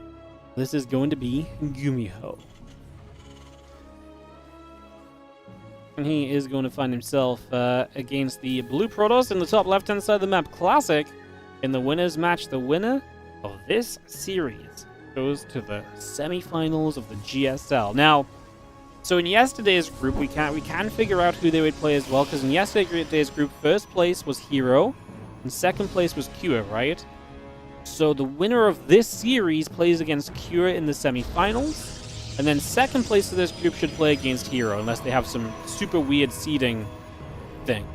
So unless they've gone against the grain of pretty much every tournament of all time, that should be the bracket and how it starts to play out later on. So we'll see how that goes. There's a couple probes pop out here and get set up. And we get underway. Classic versus Gumiho. Game 1 of this best of 3. I'm kind of expecting some fireworks. Gumiho can be a very aggressive and creative player in this matchup. He will pull out all the stops to try and grab wins a lot of the time. And then Classic is also the kind of guy who is very happy to play with a little bit of an aggressive twang to his game, you know? So I do kind of expect this one right from the get-go to have some potential to get a little bit crazy and to get kind of down and dirty. So let's see what we get.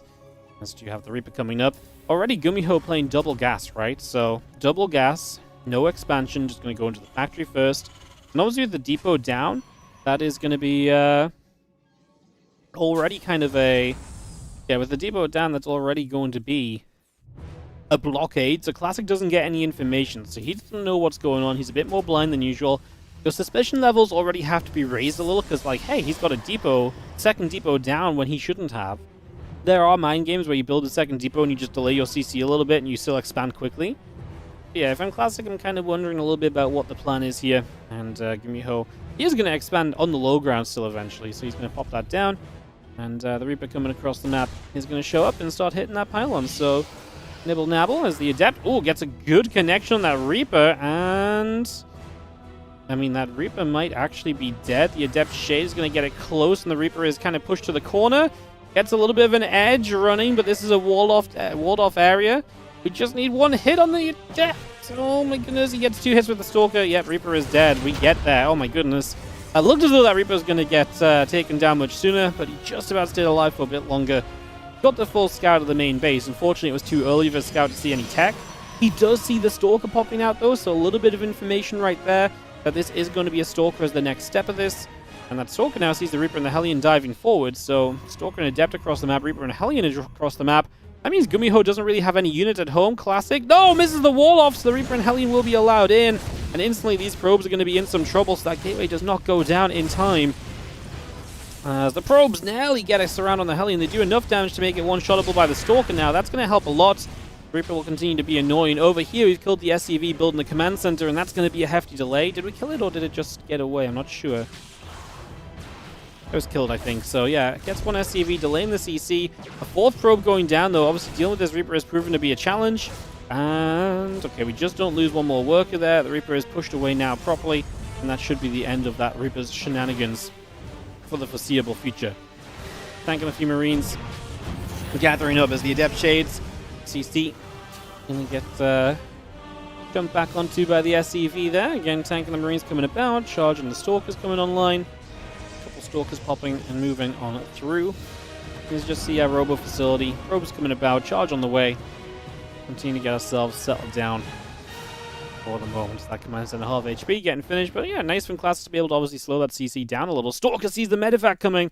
Good information for Classic. Now you know roughly where that's coming from. The rest of your units can get into position, and you can relocate yourself. He just recalls the units that were out in the middle of the map, so they're going to be back home to help out as well. So yeah, good spot for Classic, and it's going to immediately get a good shot onto the medevac to just send it the other direction. Stalker's down over here, though, are going to intercept a little bit as well, and that medevac will be chased, and that is a kill, and that obviously means the rest of these units are very engageable, because now Stalkers can obviously kite quite well. You just want that 100 low HP Stalker to regen a little bit.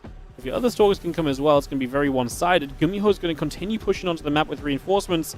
Classic might just let those units go, though, and just be happy to have gotten rid of the medevac, removing some of the healing and mobility of this army early on. The earlier he removes that, the better he can look at it as.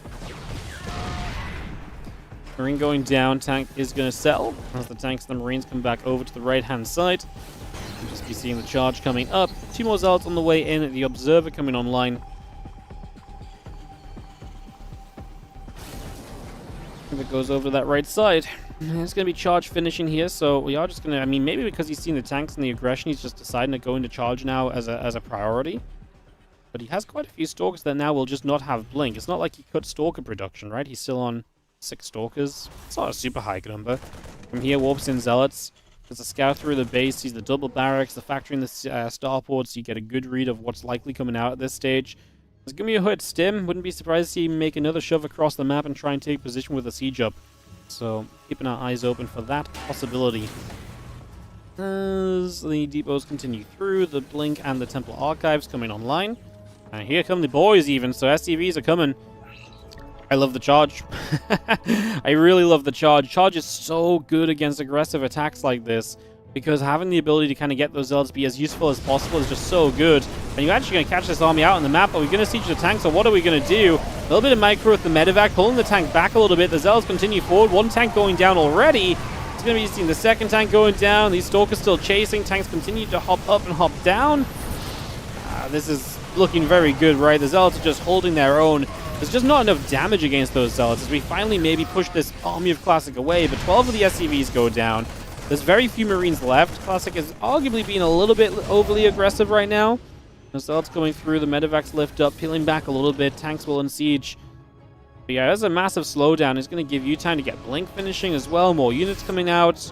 And Gumiho's stepping away. He's not confident he can go across the map any longer, so I want to say that Classic's done this extremely well. The SCVs are returning home. There's never a great sign. You start to build SCVs after SCV pulling. The observer spots the medevacs coming across the left-hand side. There's going to be units nearby, including feedbacks available to weaken the medevacs nice and quickly. And we're going to have Stalkers in position there too. And then Zealots on the low ground, so you can't stay unsieged. Right, Templars, there's no energy left on the medevacs, so we can't feedback them any further. But, yeah, good shutdown. No kills for Classic, fortunately for Gumiho. But obviously, Gumiho not doing what he wants to. Now he's going to pull the SCVs again, so he is going to go for round 2 of this with Combat Shield finishing. But you're now SCV pulling into Storm. SCVs are designed to be able to kind of take the brunt of the damage on the start of the push. Storm completely negates that, because one Storm just removes all the SCVs, and all of a sudden, doesn't matter. You don't waste any time at all as the pros player fighting the SCVs. With Storm done here, this is looking like a nigh-on impossible victory for Gumiho. This does not look pretty, as his game plan has gone a little bit out the window, it would seem. Tanks will unsiege. We'll load up into that medevac. The SCVs are going to join up there as well.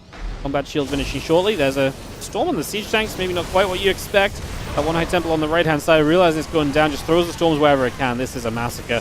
As the stalkers get after the medevacs, the zealots get on top of everything else. GG, and Classic takes a convincing game number 1 to open this series up with. So Classic steps to be one map away from a GSL semi-finals appearance. Also, we'll be heading into game 2 here in just a sec, going into Ultra Love. So Ultra Love coming through for us, and we'll go into that momentarily. Keep this GSL Group B going. Have a faster game there. I'd say just convincing stuff from Classic, getting that charge up, really identifying kind of what Gumiho was likely going to try and delve into. Very, very nicely done.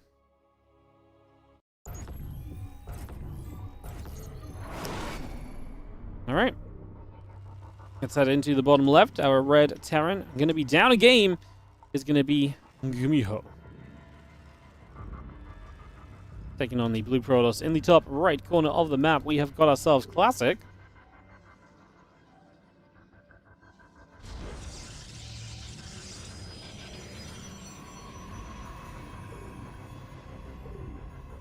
Who is up 1-0 in this best of 3. Keep at the front. Let's see what Gumiho would like to do here.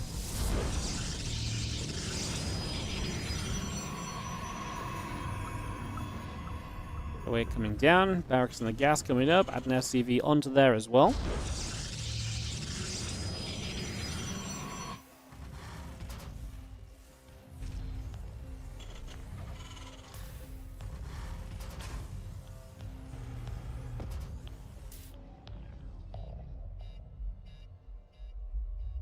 Your refineries continuing to play, the gate and the gas continuing online.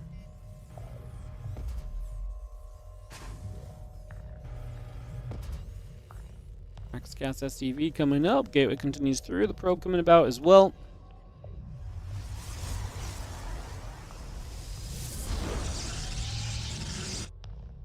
And the cybernetics core coming in as well. So Cybercore gets placed, Reaper in the orbital continuing up.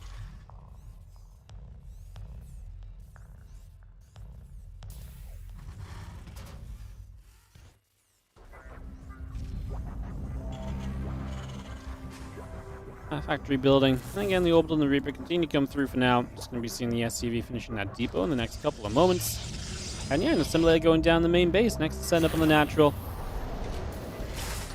Comfortable early game this time. Looking, see where we get to, but pretty similar to the last game. Reaper into the reactor. We built a second Reaper last game, though, from Gumiho, right? So a little bit different on his choice here. Getting that reactor up a little bit sooner rather than the second Reaper, because obviously last game the Reaper and the Hellion got in, they did some damage, and that was after the first Reaper went down. So a little switch from Gumiho, gonna have that reactor soon and gives him some different options. More Marines coming out earlier. There's a possibility, but obviously then a little bit less powerful if you try and poke across the map with the early units as well. So a little bit of a trade-off early, but maybe a little bit more power later. It's straight to the tech lab on the factory too, so also not going to bother with the Hellion. Probably to do with the fact that this is also a very easily walled position on Ultra Love, upper ramp as well. Just feels like there's not much potential there compared to the previous map to do much with that Reaper, additional Reaper and Hellion, so just says, yeah, I'd rather get into other better units, and if you're going to have more Marines, then a Marine Cyclone drop in tandem, you know, is a pretty powerful combination as well, so some possibilities there. Depth shows up, SCV will be taking some shots, and the two Marines and the Reaper are going to come back around, Depth is going to fall.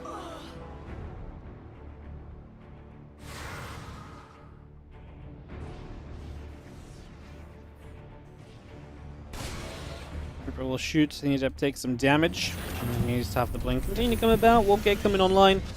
The sentry will begin to build as well, so we can bring some... What's my words? Halfway through the sentence, never a great thing. I think if you're halfway through the sentence, you'd know where the rest of the words are, but apparently not. As the, yeah, sentry continues through, a couple of extra gates coming online, blink coming up as well. Banshee and the cloaking continues out, bring that all online. And this Reaper even, just going to poke up this ramp and still try to see a little bit of what we can do. It's a wall off, try and grenade our way in, not going to happen. Could have maybe sat around for some mild kind of high ground vision for the Cyclone to lock on, but the Reaper's not exactly a difficult thing to push back on the side of the Protoss player, so it wouldn't have really lasted very long. As Gumiho goes, Banshee and Siege Tank production. That means high power units. You get Banshee and Tank on the way out. There's a lot of units that have a lot of kind of damage output. Fragile though. You know, collected together they can be scary just because of how much damage they can do quickly. You get rid of the core of the Protoss army and everything else really struggles to survive long enough to deal damage.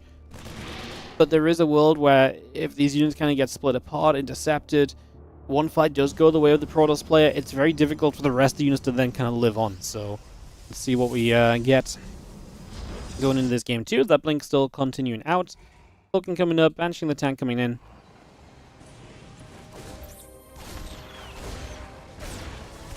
I like this. This time he does use the Reaper. But this is more than just trying to get a pylon kill. This is getting the Banshee a little bit of space to get into the main base with, right?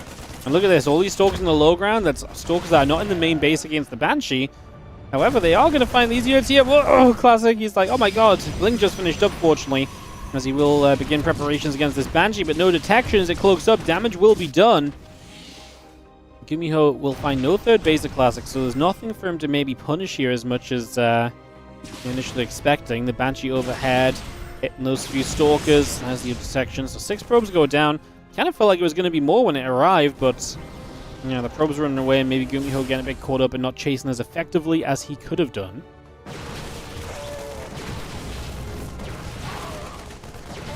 Stalker's going to get there. Marine gets picked off. Still going to be seeing the Banshee, Tank, and Marines continue to come about.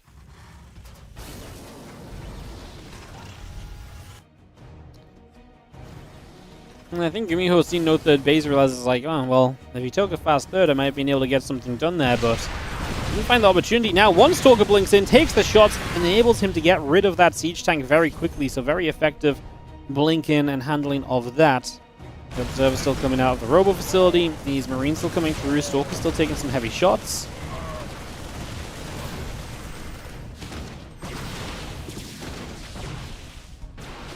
Uh-oh. That's a Banshee which very nearly got taken out. As it gets over here, we'll still be chasing an Observer there already. Can the Banshee just get away?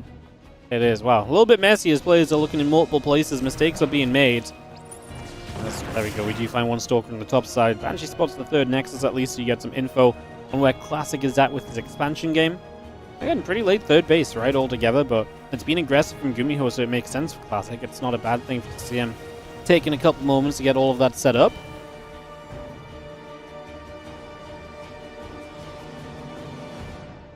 Banshee coming back around the top side, heading through the main base. The probe still gathering those minerals. Was that our third Banshee of the game then? Yes, so again, multiple Banshees. Not surprising actually when you go Marine Tank Banshee. You know, obviously 2 Banshees is like a, hey, I'm going to harass with these, and that's the real goal of them. They, you know, one-shot workers from there.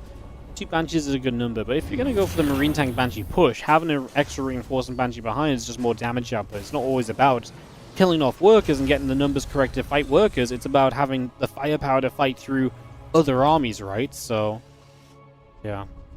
Again, Stimpak, Combat Shield, +1, all continuing through. That Storm is about halfway done as well currently. So a few Stalkers move up. Going to go after the tower here, knock that down and close this off.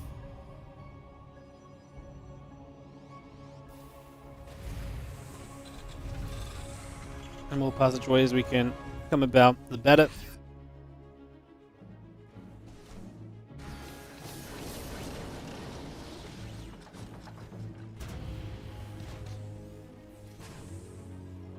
Gumiho has a lot of units here, and obviously going to maybe try and get across the map with those bio upgrades finishing shortly. There is a 3rd CC, so his main priority might just be taking 3rd base position more than anything else as the bio steps through. A couple Stalkers coming about. Marine stemming up, just going to see our Stalkers backing away. Still got ourselves a combat shield and the armor upgrade building through. Marine Marauder on the way out. Our tanks will unsiege, resetting themselves as... Yeah, I mean, obviously a push here could just free up the space to take the 3rd base anyway. So he's up that right side. Classic gathering through the center as well. He's going to miss a little bit of Gumiho's army. And Gumiho will see where that army of Classic is. So opportunity to get out behind the Protoss player here and take advantage of this. He's going to continue up the right side. That said, Gumiho knows the 3rd is up at the top. So this must be an attempted attack on the main or to take position on the natural. You can get a nasty siege on the natural from this sort of side. As the Stalkers blink in, Marine Marauder going to take hits.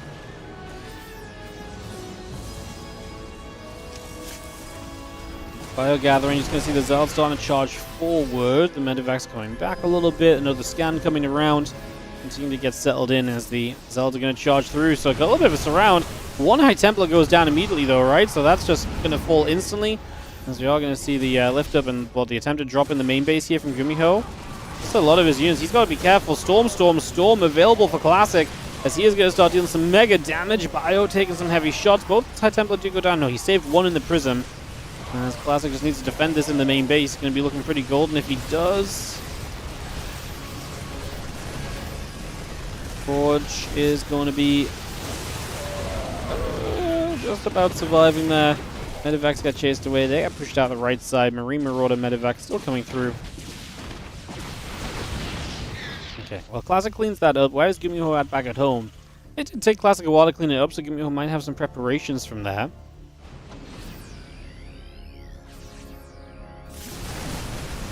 Classic's going to charge forward. The Bioforce is going to get jumped on. The Stalker still crashing in. Just going to be seeing the rest of the Zald Stalker army then continue to chase on down the ramp. The Bar unit's getting jumped on, getting cleaned up. And Classic is looking as though he is going to be able to just clean up everything. And Gumiho is not going to have a recovery behind that, so...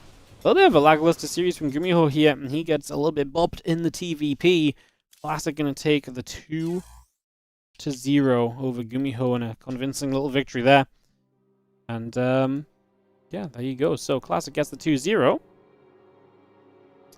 And with that 2-0, Classic gets to the GSL semifinals.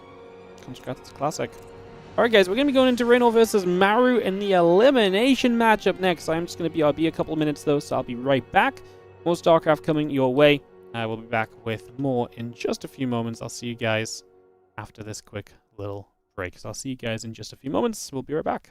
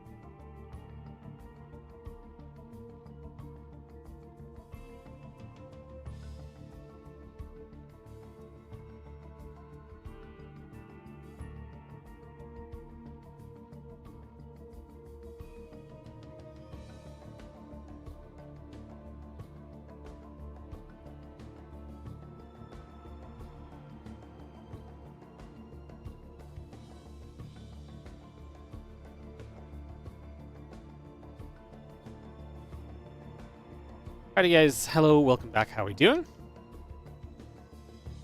Thanks for a little bit of patience as we're going to get into this Rainor versus Maru series.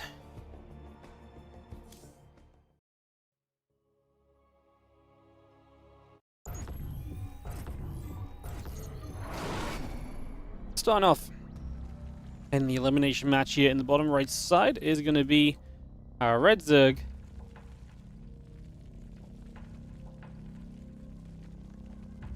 Rainor. In the top left, our blue Terran player is Maru. Whoa, he's actually playing Terran. Incredible stuff. So Maru versus Rainor, best of 3 TVZ here. Elimination matchup winner. We'll play Gumiho in a decider series. So that is where our day takes us. And then the replays have been uploaded for the semifinals and finals, guys. So we should be able to get into that and go from there. And all the rest of it. So that's where we're at. That's where we're going.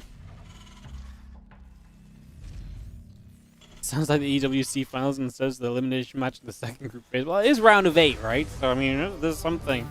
It's kind of weird that the group round of 8 is a group stage, right? But, like, in that regard, at least it is still top 8. You know, you can get some pretty crazy top 8 draws in the GSL in years gone by. I mean, they both ended up here on their own accord. And, again, these are two players who really did take a lot of time out in the off-season. I think Maru nursing that shoulder a little bit. Rainor obviously pursuing other games a little bit. And rightfully so, because, you know, neither really had anything to play for a while. I do feel like these are both players who are going to ramp up a little bit, heading toward EWC, and the closer to that we get. Of course, that said, they do have to qualify for EWC, and I don't really have many doubts about that for these guys, but, like, obviously, yeah, I don't really have doubts about that for these guys, but, like, they still have to qualify, and the winner of this tournament does qualify as well, so that's a noteworthy kind of something to begin with as well. But we'll talk a bit more about that later on, because, right, you know, this will be one of the first players to qualify. Alright, so, just going to be having ourselves the hatch and the pool coming up, Reaper in the command center coming in, Orbital coming about as well. Get this underway. You assume Maru Gumiho was casted? Yep! We've casted everything of this GSL season so far, so we have been casting pretty much everything. Why did Maru play Pros? Looks like he didn't have enough experience. So I was talking about this a little bit. Obviously, I can't speak for why Maru chose it. But if you presume that Maru thinks he has a realistic shot with his Protoss, and that would be the most logical kind of route to take, because why would you play Protoss if you didn't think you had a realistic shot with it? My point was, think of all the times we see two great players play games of StarCraft 2, and one guy just gets the better of the other guy, you know? It's just not someone's day. So, it could have just been that, right? Where it's like, it's easy to be like, well, why did he pick Protoss? Clearly he's not very good with it, versus, you know, maybe he actually is pretty darn good with the Protoss. Just today wasn't his day, so it looked pretty terrible. You know, you wouldn't say the same thing when, like, you know, someone just gets completely bopped in, like, a TVZ. Be like, whoa, what did they play Zerg for? Clearly they, you know, it's their main race, but clearly they can't, you know what I mean? So, I think it's just a case of, I would honestly presume he was actually pretty confident about his Protoss versus Terran, and it just went wrong, you know? And I actually think the start of the first game went pretty well. He just made one bad blink in. In the second game, I think he made a bad choice as well on kind of how he utilized the Phoenix, so... yeah.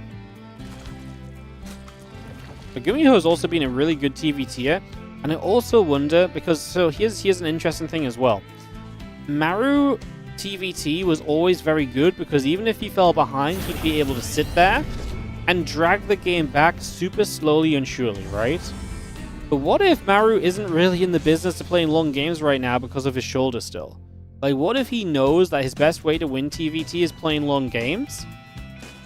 And it's very likely that he goes to long games in TVT, and he just doesn't feel as though he can play like that because his shoulder's bothering him, and so he tries to dodge the TVT for that reason. You know, maybe he feels like his TVT is not as good because he can't realistically play long games, which was the core of why his TVT always used to be so good. I actually think that's a real possibility as well. And like I say, Gumiho is a very tricksy TVT player as well, so I'm sure that he had his reasons. You don't just show up to GSL Group B and decide, you know what, yeah, I fancy trying out Protoss right now. I mean, you gotta think, Maru 3-0'd down in, like, the Star Zagora qualifier not too long ago in PvP. Now, I appreciate that's PvP, But that shows a pretty darn good level of Protoss, right? Like, clearly you're at least fairly confident in the Protoss matchups, and Maru has always been pretty okay with Protoss as well. So, like I say, I think it's just very difficult for us to really say based on a single series. So, yeah. I think it's fair to kind of... I think it's fair to be critical because it didn't go well.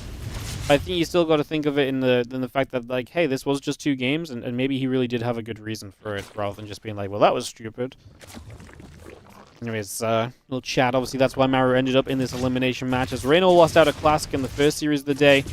And right now we have ourselves a Banshee coming around. Queen's gonna go and move about. Banshee gonna get onto the drones.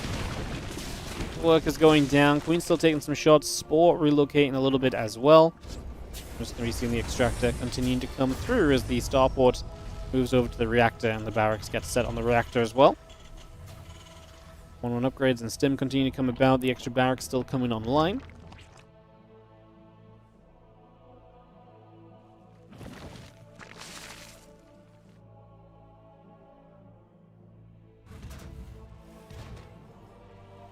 Nest, Spire continue to come about for the moment. Just continue to get this settled. The creep going to come around again.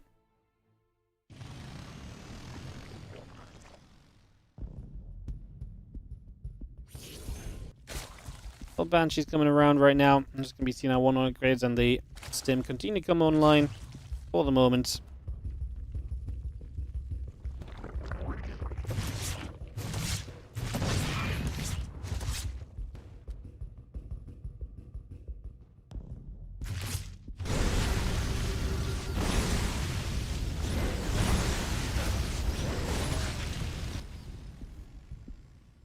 We've seen that Bane speed coming up. Spire still very much so coming through as well.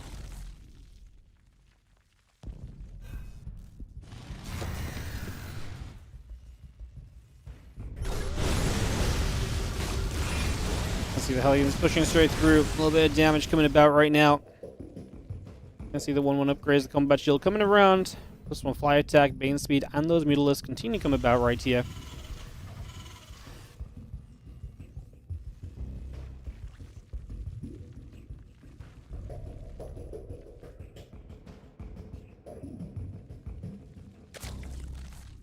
I'm just going to be seeing those meters continue to come about for the moment. 1-1 upgrades, combat shield coming around now. As we have ourselves the Banshee continue to come around and the couple of creep teamers continue to fall.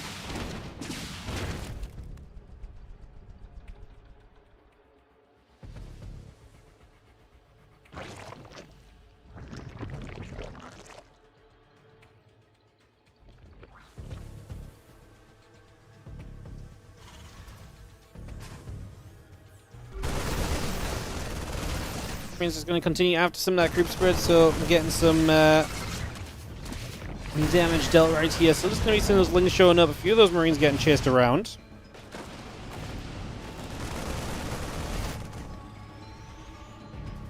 Two upgrades coming about, extra Marines on the way. So the Muna is obviously a fun choice already. On Incorporeal as well, which I feel like is not a super big map, although as you expand across the bottom, you've always got to kind of push really far to get to the yeah, you've got to really push quite far to get to that kind of bottom left side and to get to that 4th base and so on. 13 SCVs going down, a couple of drones are dropping, 2-2 upgrades coming about, and we've got our burrow coming around as well. +1 fly attack continuing to come into play, and those extra mutas continue to get built as well. Medevac on that right side moves about, the Marines, Hellbats, tanks gathering, Medevac's joining up. And the Ling muta just going to get there as the Medevac goes down, 1 Marine falls as well.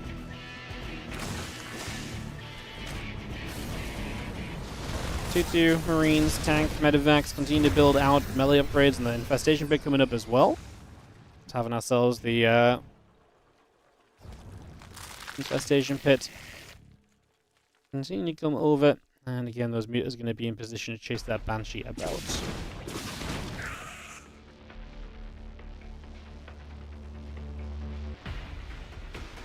Again, the 2-2 coming about, Marines coming over. Pantry Fortress setting up as well. Let's get back to the top.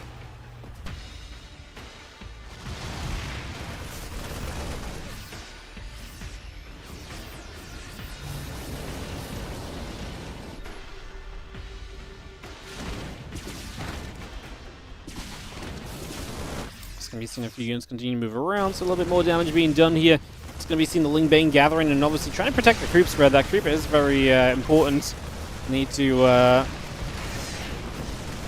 really kind of keep as many of these units back as possible. A couple of those Marines are going to get jumped on. +3 attack coming through. The Marines are going to stim forward. Just going to be seeing the Ling Bane Muta continue to come through for now as the extra Mutas and Banes coming about as well.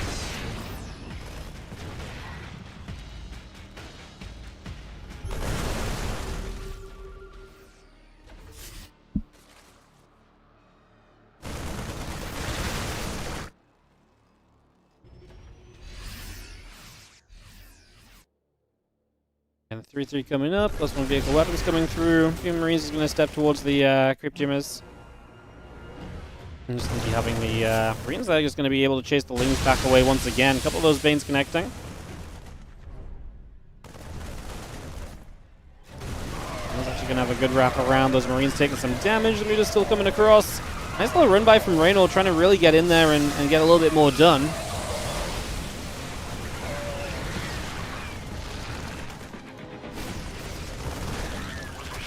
Again, the rest of the Banes continue to come through as the 3-3 coming about. Again, +1 vehicle plating coming up as well, as we still have the 2-2 coming over, so keep that going. It's going to push the few Marines away once more. Still got the Mutas, the Banes continue to come around. Just going to have ourselves a 3-3 upgrades coming around also. As the later this game goes, the better a position we're going to get to. Also, thank you, by the way, Dave, for the 250 bits. Sorry, I just looked back in chat. Appreciate it, mate. Thank you so much for the bits. Thank you so much. Well, Maru has got that upgrade lead. Obviously, that's not surprising. When you're playing the Mutas, you do sacrifice things to go into the Mutas, and in this case, it is the upgrades. The 2-2 being that much later was just a consequence of the 1-1 being that much later, and the upgrades just starting that much later for the Zerg. I can say that shouldn't be too much of a surprise. The Lings come about, a couple of those depots taking some shots. The Muta's still flying in overhead. Medevac's taking damage. And again, Adrenal Glands coming through. The Ultros Cavern coming up as well. Additional Lings coming through for the moment as our Mutas will get in. Missile turret going down. The SCVs going to get jumped on.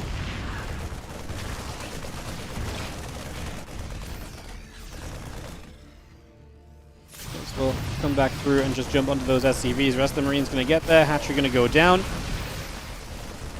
14 SCVs killed at the moment as the Mutas will continue to come through. And those Marines continue to unload on the right-hand side. Just going to have ourselves Adrenal Glands coming through. Those Banes going to get there. A couple of those Marines getting caught. The rest of that Ling Bane still coming about. Ultra Cavern finishing up now, give us the Ultras as a possibility. Ling Muta gathering around. The rest of this Bio Army just spreading around that right side. So Maru getting a pretty good position to go pushing. This is the problem with Mutas. Obviously, the Ultra Cavern's going to help you, but eventually Ling Bane Muta does not really go very well for you. You know, Ling Bane Muta eventually becomes this army composition which is unable to really progress deeper into these kind of games.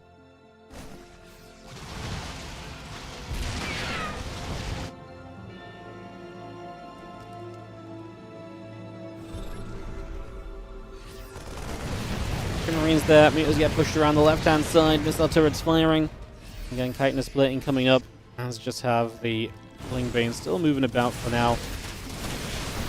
Well, that is going to get a few shots off. The Ling Bane turn the other way. Maru continue to shove down to the bottom here. The Muta is actually going to sit atop that missile turret for a few moments as well. Let's continue to just chip our way through that for a little bit.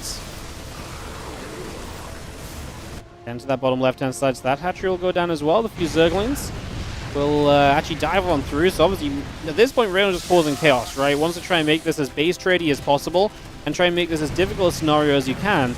It's fun because Maru's really building down the left side of the map, so really kind of creating a lack of distance between him and the Zerg bases in the bottom left. And that does kind of open the right side access into the natural and hence into the main, and that's exactly what Rainor is trying to abuse. So really cool game here on Incorporeal, where we're actually getting to see really the base layout playing interestingly. And now Rainor takes the middle base as well. What's funny about that middle base is as they have a watchtower between the middle bases, you still have this kind of situation where, yeah, you still have this kind of situation where on either side, you can't really get there because the watchtower is like a solid stop. Like, that is just a wall off. So Maru could maybe hold the middle with tanks on one side, but you can't just go running across. We'll see. The mutant's hanging about. SCV's going down. I mean, we're just going to get over here. So, I mean, obviously Maru can still walk around the corner. It's just those bases don't seem as immediately close as they are, right? Or they seem a lot closer than they actually are, if that makes sense. That's just going to be seeing the Lingbane Ultra going to come up their right-hand side, try and chase the rest of this bio. A couple of Widow Mines going to try and maybe get burrowed up here as well in the next few moments, and they do help to solidify that position on the ramp. 36 SCVs going down, so Maru's economy taking a beating, but he can sustain on 60 workers that he still has. Like, that's fine. So yes, a lot of workers going down, but over a drawn-out period, the worker count overall still stable enough for Maru, who has a good army comp and the better army composition as well. The only thing he's really missing, ghosts. Right now, with the Ultras starting to come out, a few ghosts may be worth adding on into this army, but just not there quite yet as the Lingbane continues over. The Ultra's going to continue around 3-3, +3 flyer attacks, and all the rest continuing up as well. The Ultra's coming over at the same time, as we're just going to be seeing the Overlords still very much so in production. I will chase that Ultra going down. Just going to be seeing the medevac coming through as well. Two Banes continue to come across right here. Is just going to be seeing the Lings and try and get going as well.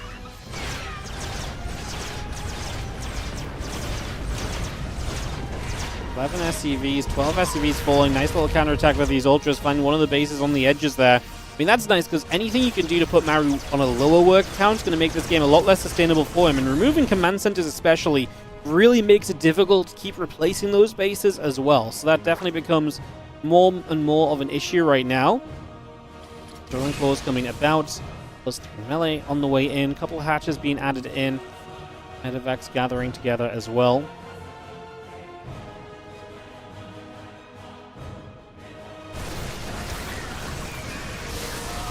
Lingbane still moving up. What am I going to try and aim at the Ultralist? The rest of the Lings go running through. Bio Army will chase along there as the couple of Zerglings will be going down. So just going to see those Lings falling. And again, the +3 melee coming up with the Ultra still building out. A couple of Widow Mine shots continue to connect as well. Bio Force still gathering together. A few of those Banes aiming for that mineral line. SCVs get chased out of there. Planetary Fortress will fall. And now the rest of those Ultras still going to try and turn into the rest of this Bio Army. And again, try and do as much as possible. I mean, we have some Banes connecting though, and those Marines staying stacked up. Makes it difficult for for Maru to take a good trade, because Reynor is able to consistently take good trades himself. So you got to be a little bit careful about that at any point of time. We now have this Marine Marauder army continuing to rebuild. Still just Marine Marauder Liberator Thor. No ghosts from Maru. And as Rainor recognizes the lack of ghosts, I wonder if you, again, just go kind of a little bit harder on the Ultralist count, right? So into a few more Ultras and just really kind of question, hey, you got to build something to deal with this eventually, no? Right?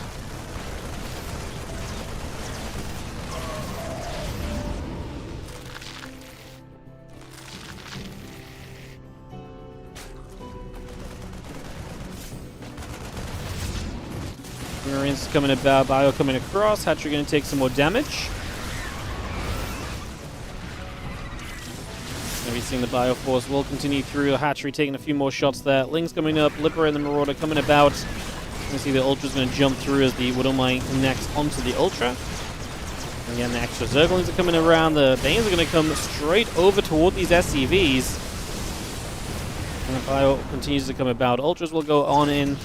Again, the Lingbane Ultra continue to fight. I honestly think Maru is going to have an issue. There's just so many Ultras right now, and like I say, he is refusing to build the tech that is really going to make those Ultras significantly worse in this game. As Rainor sits on a much more comfortable work account, getting the right side base up and mining as well. He's continuing to mine off the bottom left base, the drags that remain on that. Important to just get the last bit of mineral and gas off of there to make your life a little bit easier.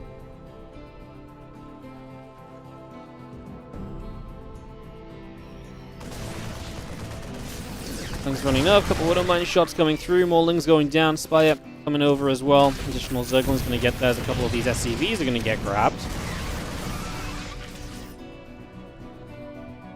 Spire building, hatch coming through.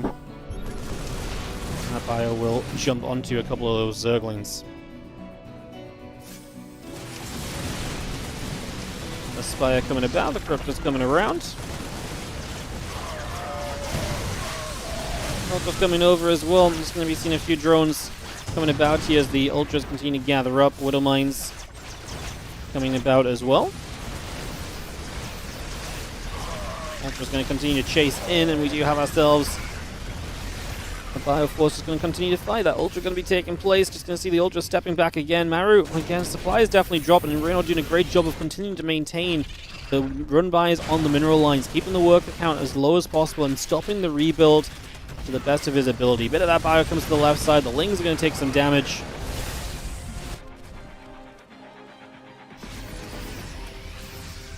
Ultras, Infestors, continue to come online here. All those reactors setting up, the Orbital in the center, dropping those mules in.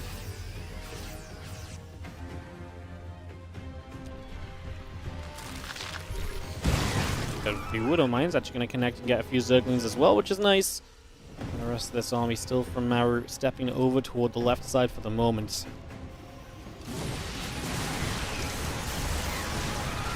And still gathering, a couple Liberators are going to siege up already on this position. The rest of these Ultras continue to take damage. The rest of the Banes coming through as well. Fire will step a little bit further back. Just still seeing the Ling Bane Ultra continue to chase for now. Oh, what a fungal growth coming out of the way as well. That's going to help these Ultras to keep on chomping. Is that just too much? Yes, it is apparently. Actually, just straight up GG right there as Maru starts to fall apart and cannot replace GG's, and Rainor will take the opening game of this TVZ in pretty fantastic fashion. GG. And there you go. Game number 1. Gonna go the way of the Zerg here, as he takes the opening map of this best of 3 in this elimination. So looking to keep himself clear from elimination, looking to put his opponent on the verge of elimination. As we'll take a second and hop straight into game number 2. We're gonna go into ley lines. It's a very fun first game, so let's hope the second game will continue to give us some fun in action as we get into the second game here of Maru and Reynor from the GSL round of 8. I say, this could have been a final. It's definitely got some name value. As in the top right-hand side, like I say, reluctant to build the ghosts. Maru in the top right is going to be down 1 game against the red Zerg. In the bottom left, taking that one to lead after all that Muta harass and setup, it is going to be Rainor.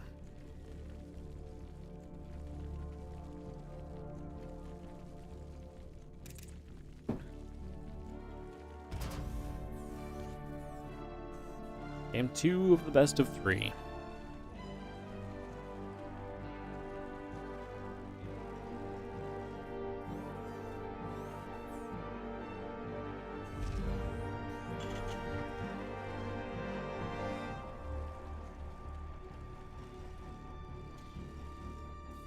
Alrighty, spawning pool coming up, so it's a pool first from Rainor, maybe a little bit of aggression planned. Maybe a little bit of safety. Maybe he's afraid of the possibility of like a proxy Rex. He just wants to get ahead of it. Like I say, maybe he's got something planned himself. We'll see here over the next few moments. Get this up and running.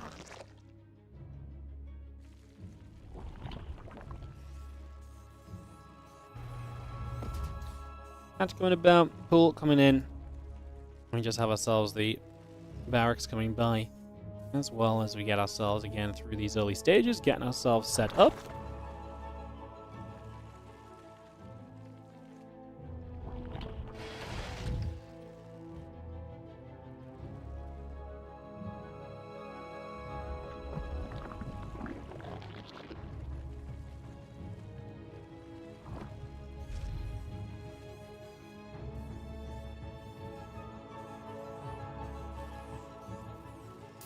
On the way out, add an Overlord, Marine in the Orbital coming through as well. Continue to get that set up for the early stages.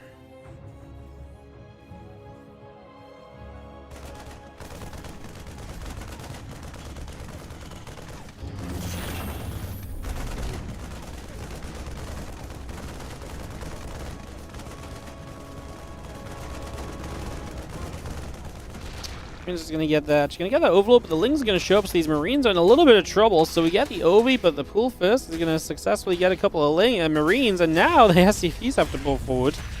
And this gets a little bit awkward. It does get a little bit awkward, doesn't it? A couple of moments of things going a little bit here, there, and everywhere. As the other units continue to gather up.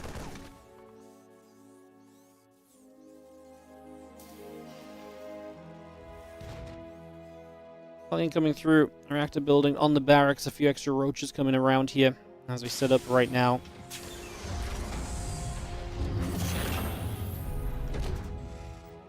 Alien building. Again, the Roach is coming in. The Overlord coming through.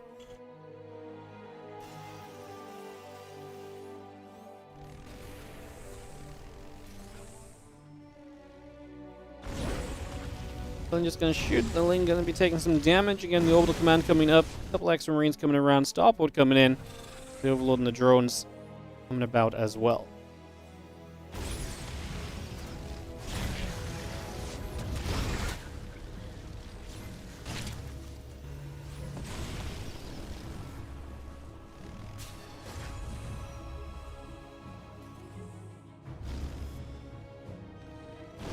I'm just going to have ourselves the medevac coming through. Obviously, with the Cyclone as well, it's going to help you protect against this Roach pressure. We have drones behind this, so this is kind of that kind of light pressure kind of opening. Try and get something done. You don't need to win the game off of this. And there's Rainor.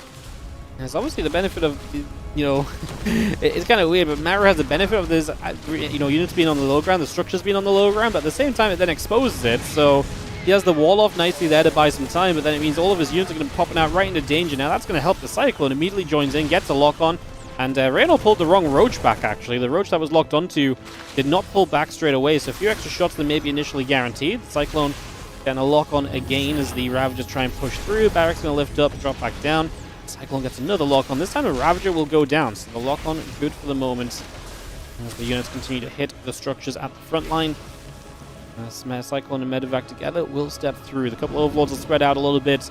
Medevac going to come boosting across the map at the moment. And again, we've got Cloaking on the way up. We've got Banshee on the way up. A couple of Marines coming by as well. Just for the moment. People continue to spread out.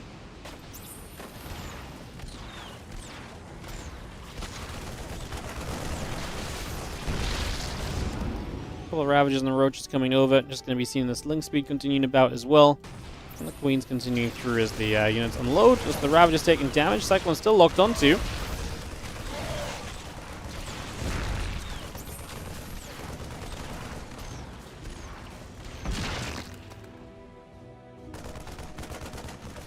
Let's see that hatchery taking some more shots. Drone's going to move away. Obviously, late third base is one of the issues here for Rainor. With the way that he's open, he's delayed the third base to deal this damage. And honestly, in the end, he didn't even do that much damage, if I'm going to be honest. Actually lifts off. Just going to move over to the sides. As you have our, again, Cloaking, the Stim. We'll continue about here. Cyclone with a good lock-on gets rid of a drone. Nice little catch. And yeah, just going to be having ourselves a couple of engineering bays coming up from Maru back at home as he preps himself for this next phase of the game. It's been a good defense. Equal work account, late third for the Zerg, and yeah, there just was not enough really achieved here from Rainor in these early stages to justify all of that, so there you go.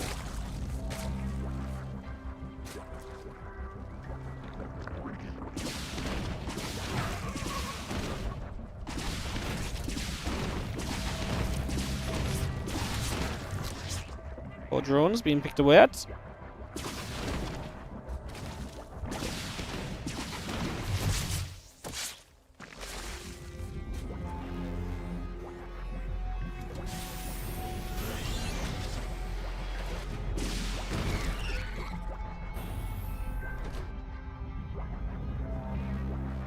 One Stim coming through. Again, got those melee upgrades going about the other side, so we continue to get that going as well. The Banshee continues overhead for a couple of moments here, so just going to try and come across.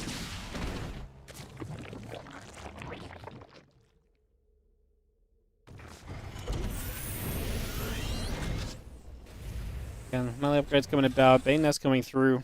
Continue to get that underway.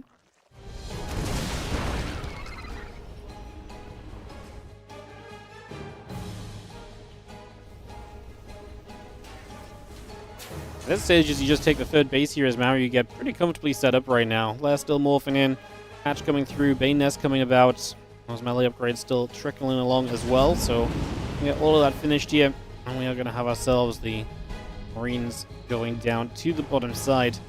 And it's going to be seeing the Baneling coming about as well. So the Baneling Nest being done, I mean, you can just see where Reynor's trailing on the upgrades. Obviously, no Bane speed for a while will make this difficult, and especially because he opened Roaches, he's not even got Roaches out at the moment. He's got 18 Lings and a few Queens. This attack actually has some real danger mixed into it. And as we see, little Stim forward, a few Zergums are going to start getting turned the other way. Queens coming about as well. Banshee's firing. A couple drones going down. The Evo chambers taking damage also. Queen going to be whacking away, trying to turn the Banshees back around. Just having ourselves the medevacs loading up. A few more Zerglings getting dealt with. So again, decent trade outs for Maru, who is capitalizing on again an opening that definitely did not go the way of Rainor. He definitely wanted more out of the commitment that he made. And he did make the commitment. It was his choice to be as aggressive as he got. And now somewhat paying the price for that commitment. Again, if you make those commitments, you need to find the damage or the value out of it. Otherwise, it all comes crashing down around you. Infestation Pit will be done very soon. Another couple scans coming about. Our Marines and tanks continue to press forward. Scan once again. The few Marines are going to stim up. Creep Team is going down. We are going to be seeing this hatchery continue to take damage. Again, the creep continue to get picked away at for the moment. 2-2 upgrades. Burrow, Bane Speed, all continuing about. Hive is on the way. We are going to see ourselves the Baneling Speed about to finish up, so that Bane Speed will complete.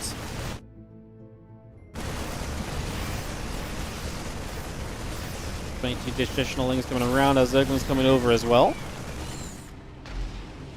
A couple of siege tanks will continue to siege. Marines still pressing forward. Just seeing the creep tumors still being knocked down at the moment. The Banes and the Queens are going to try and come on forward. Another scan setting up. Continuing to move about. Queens seeing what they can do. Drop down an extractor. A couple drones coming by. Burrow coming up. 2-2 melee upgrades on the way as well. A couple of Banes getting into the corner. The Marines have to lift back up into the medevacs. Now some Marine medevacs coming around that left-hand side as well. So still trying to see what's going on here. Marines coming over. The Lings are stepping around. 4, 5 drones being picked away at immediately.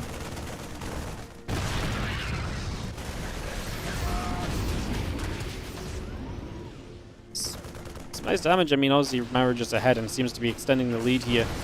As Round's going to try and jump on the army. I mean, this doesn't feel like too much, but then you're going to have the drop on the natural as well. Maru takes some losses. I mean, he's going to get cleaned up pretty much. Like I say, let's see what's going on in the natural. These Marines trading well. Reynolds going to leave right there, apparently. GG. As Maru kind of just took the lead early, and he kept that lead throughout, and that's going to be good for the 1-1 tied-up situation here. Going through to a Game 3 between Maru and Reynor in the elimination. So we're not going to see this be one-sided. Like the opposite, in fact. Give us a moment, we'll get this Game 3 on the way. Guys, going to be going to Tokamak for the final game of this series. I just ran some ads, actually, so give me a second. We'll give that a moment or two to go by. And we'll get ourselves into Game 3. And then after this, we're going to be going into the decider match. The winner of this will be playing against Gumiho as well. That much we know from the previous round too. So, yeah. Perfect. Awesome. Exciting. Alrighty.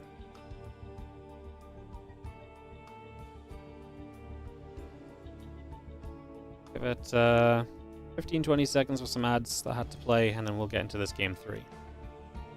Again, thanks for watching, guys. Appreciate you all tuning in. I know obviously these GSL games get casted elsewhere and everything, but and obviously these are replays. It's not like the live show or anything, so super happy to see that the viewership is actually really very solid. We've got like 250, 300 people on YouTube. We've got 1,000 people on Twitch.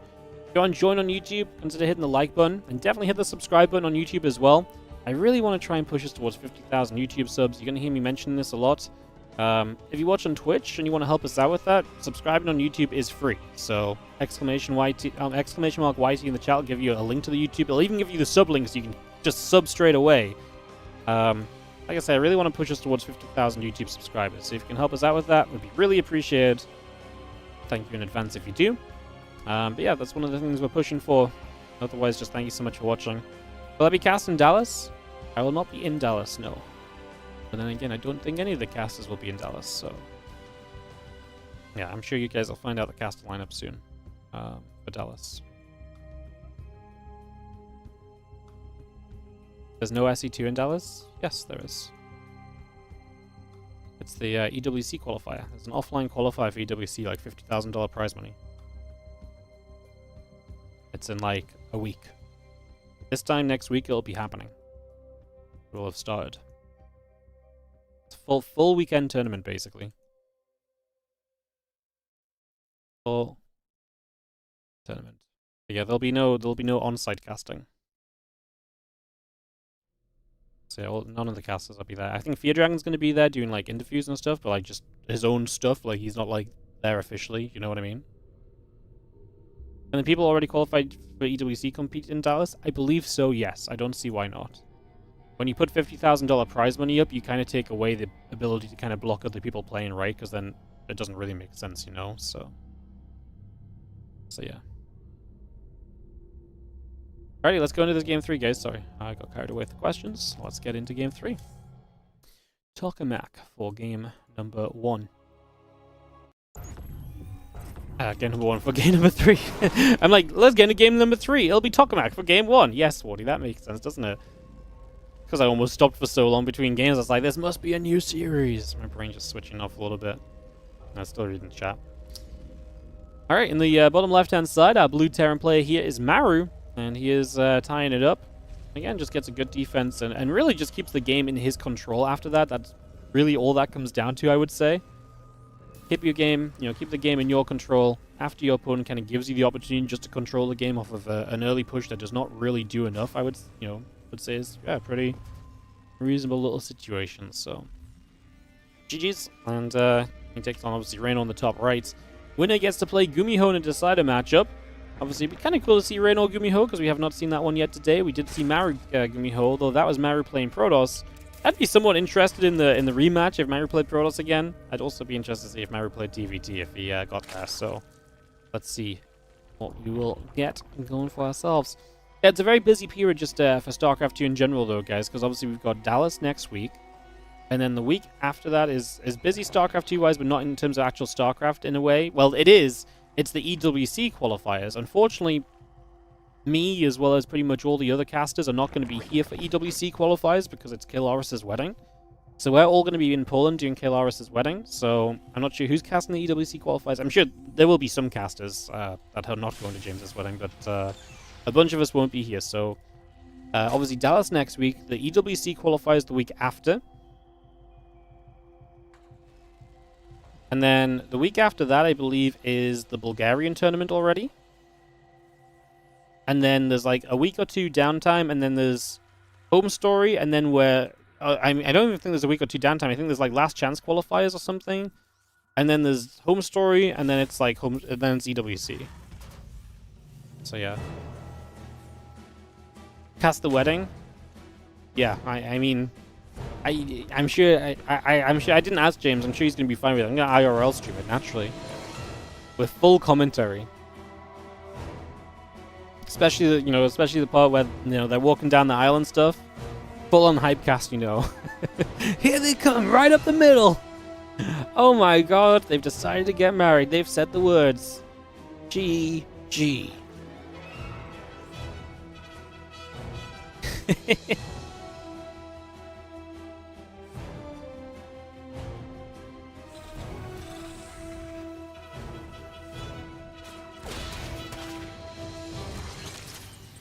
I'm going to throw a grenade down. Couple CCs coming up, so we're going to play triple CC here from Maru. Set up for that strong eco game. Not too many surprises in that to begin with.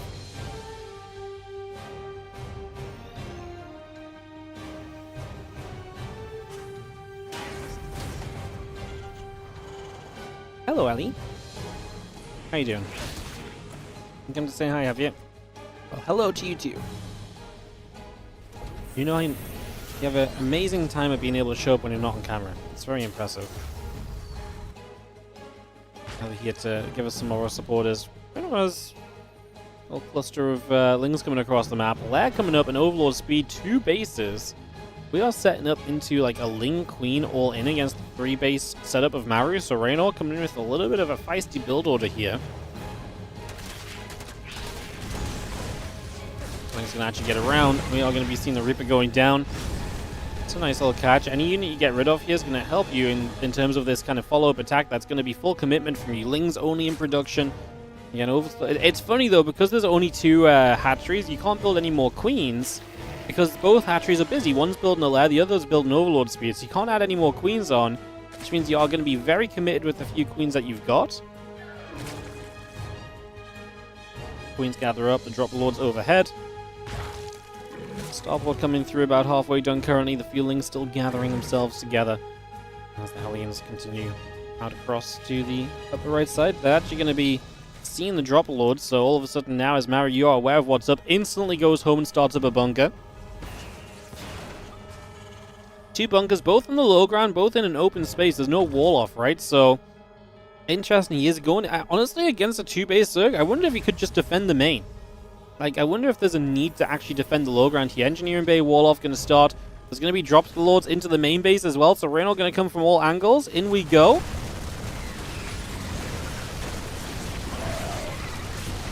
Here we go. Bunker is going to load up. We need to try and get some SCVs to keep repairing that if possible.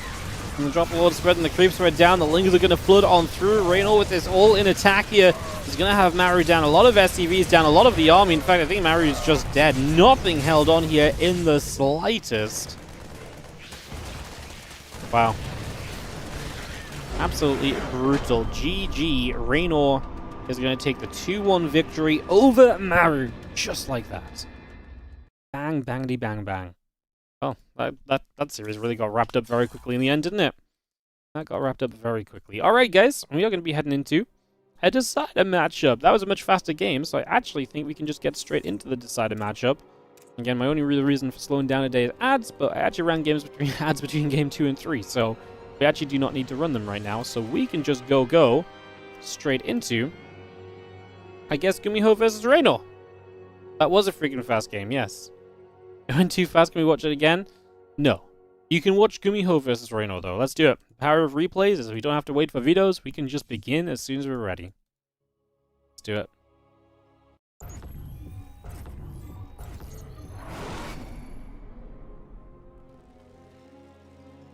Alright. Into the decider matchup then, guys. So Rainor advances against Maru, and he ends up in this decider match. Again, I am going with a little bit of pacing, guys, because we want to get the playoff matches casted today as well, because I don't really have another day to do them until after the weekend, which is going to be a while away, so yeah. Let's hop into this. Let's get this going. On the top right side, our red Terran player here is Gumiho, currently up with a with the fact that he came from the winners match, so he obviously kind of got through Maru, then he lost out to Classic. It's been kind of one-sided games from Gumiho today. It'll be interesting to see how he does against Rainor, who actually looked in the longer game against Maru very good. If I'm Rainor, I'm steering away from some of the kind of more committed things that I'm doing and builds. I actually think he doesn't need them here. I actually think in a longer game, he really should have the edge against Gumiho. So we'll see what happens. We'll see what goes down as we get into game number 1 of this best of 3. Cracks in the gas coming in, hatch gas and pool coming up. We get underway. It's going to have ourselves a little bit of setup here for the early stages so we get that all rolling.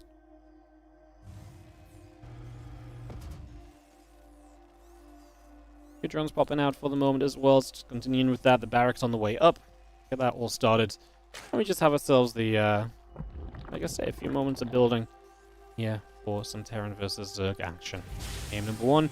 Winner goes to the GSL semifinals. And again, we know who will play in this matchup as well, right? So, I mentioned it earlier, but we know that first place from Group A was Hero and second place was Cure, which means that Cure will play Classic in the semifinals, and then the other semifinal will be Hero versus the winner of this series. So, possible Rainor versus Hero. That was a matchup that happened in the qualifiers that Hero did win 2-0. Hero versus Gumiho happened in the qualifiers. You know who won that one? Gumiho did. So, yeah. Some interesting possible matchups in the semifinals of GSL, as this is the final group stage match of the round of 8. Again, the winner of this moves into the round of 4, moves into the semis.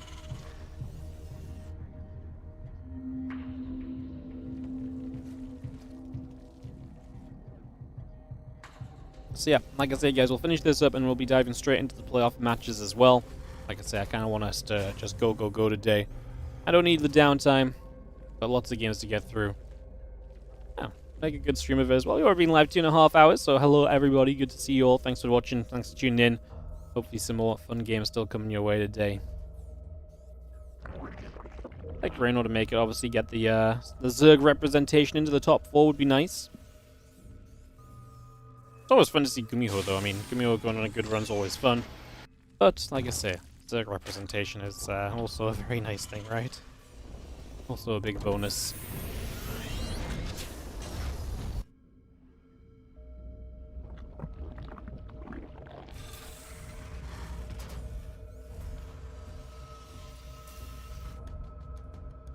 Falling's moving around. Just going to be having ourselves the Hellions coming about and continue to get set up here for now.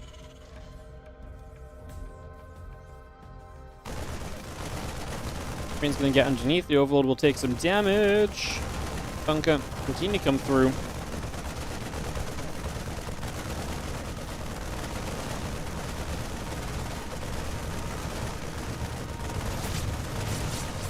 Last couple of Queens going to fire, and again the Marines will take some shots. You can see that Marine continue to take some damage here. The Hellions coming back over. Marines are going to gather up. Again, the Rotor and Evo Chamber and so continue to come on through. As we actually have the bunker up over in the corner. Didn't even see that. So Gumiho being a little bit sneaky.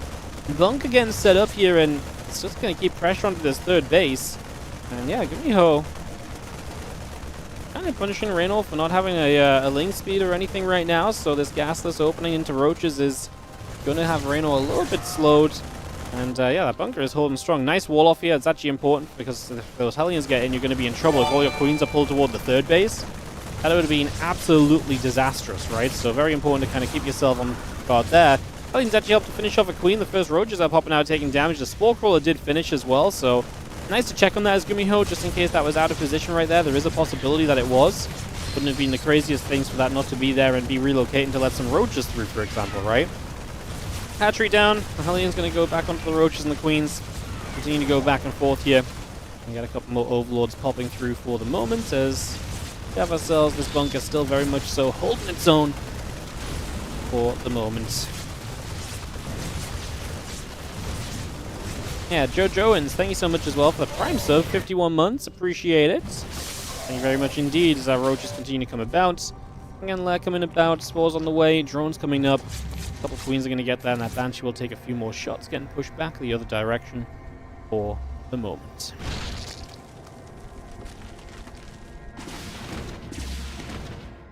Banshee will fire. Roach takes some hits.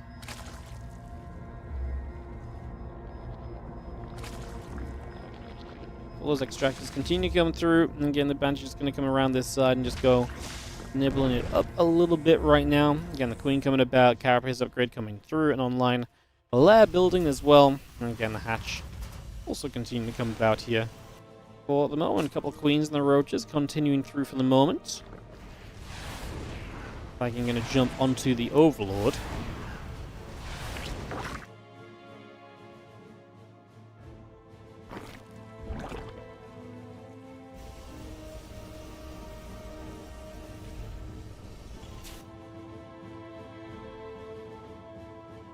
And Carapace upgrade coming about. Overlord speed coming up. Roach speed still coming through.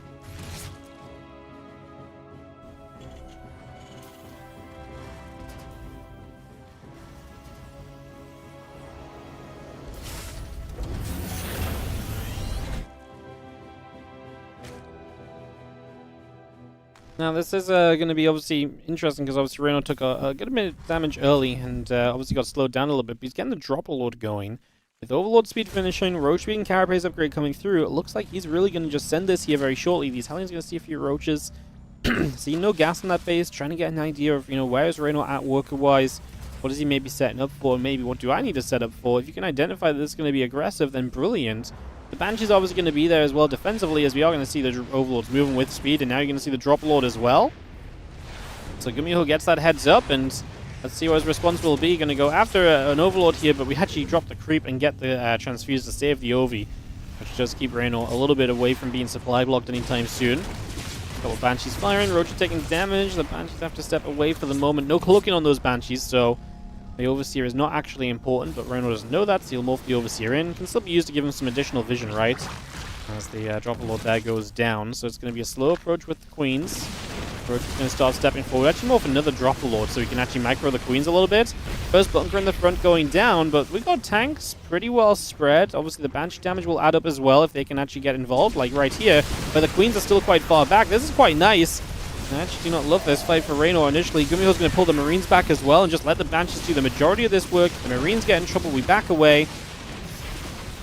Those Banshees still stepping through. Ravager going down. Roach is taking shots. Queens being picked away as the Roaches continue to get hit by the Banshees.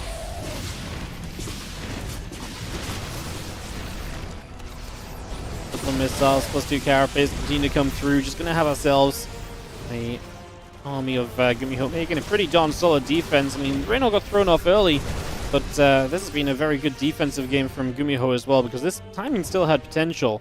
But Gumiho really approached it well. Very calmly, patiently, took his moments to fight when he could, but pulled back when it got a little bit messy, and just made sure that each and every stage of this was a very comfortable and beneficial trade for himself.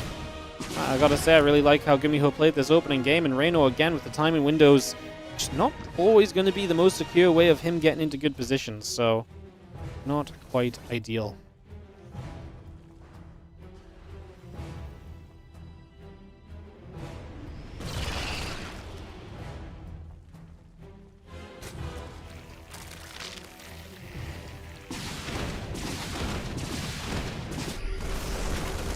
Marine's just going to go stepping forward again, just going to have ourselves the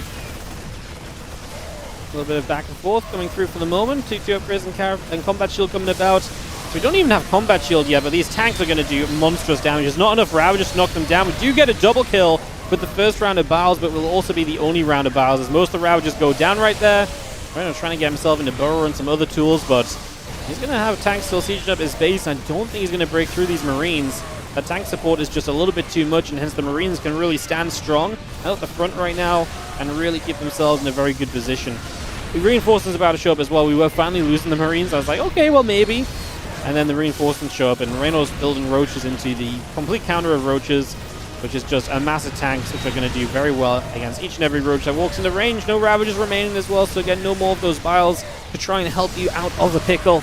And this is looking as though Gumiho is going to get the opening game in this decided matchup, and Gumiho will move one map away from a GSL semi-final. How about that for a little bit of interest in the day? Definitely a intriguing one. So we'll take a second here, and we'll get into our game 2 in just a couple of moments, guys. I think we actually might have to run ads now, though, because we came into this series without ads because of the previous setups. Let's start those off. We'll give it a minute, and we'll get this ready to resume.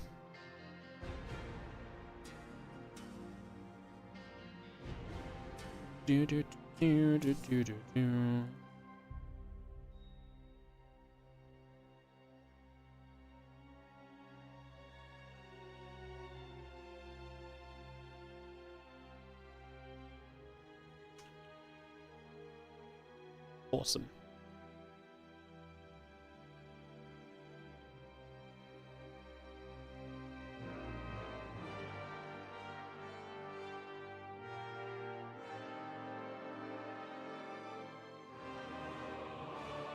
Yeah, these games were from yesterday, guys, and then after this we're going to be doing the playoffs, which were from today.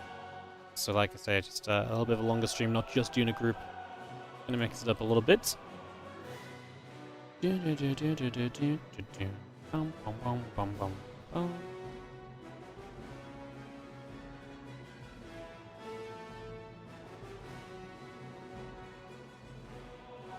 Rainor beat Maru, that's right. Rainor is playing against Gumiho right now. What's wrong with Rainor? Is he ill? What makes you think he's ill? That he's a game down against Gumiho?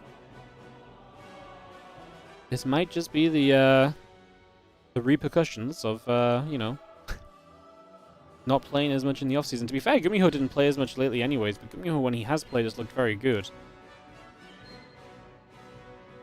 Alright, let's get into game number 2, guys. Going to go to Persephone here for this Rainor Gumiho game. Let's get this up and running. Thanks for your patience during the ads. They do help to support the channel massively so. And they do help us to obviously keep running our own tournaments, paying the bills, keeping the internet on, and all the rest. So thank you so much for your patience during those. As we get into game number 2, in the top left-hand side, the red Terran player here is Gumiho. Big map Persephone. I kind of think maybe Mutas again is a possibility for Rainor. Something kind of, you know, that could be very active and really kind of, you know, play well with the idea of just how big the map is. So, possibilities there of what we might expect as we get into this game 2 of the best of 3.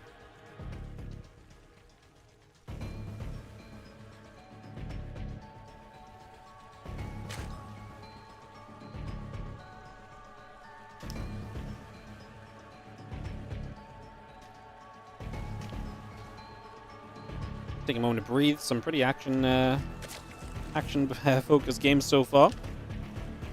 And pretty go, go, go. Catch my breath, have a drink.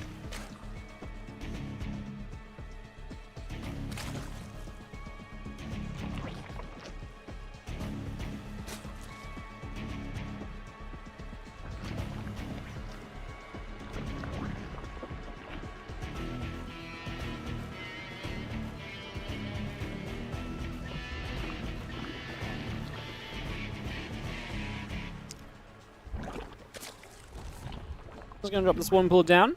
Back still on the way up.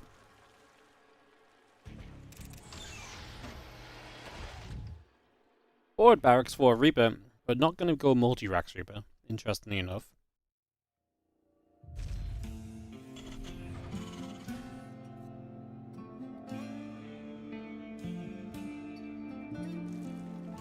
Definitely a bit different to expectations.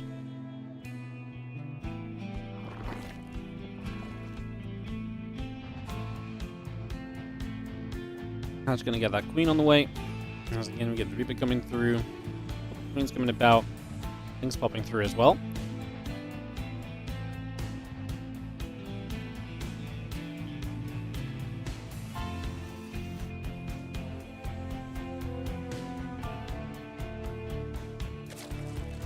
Rainor opting for that link speed in the early stages. Reaper still moving about here. Overload overhead, keeping an eye on it.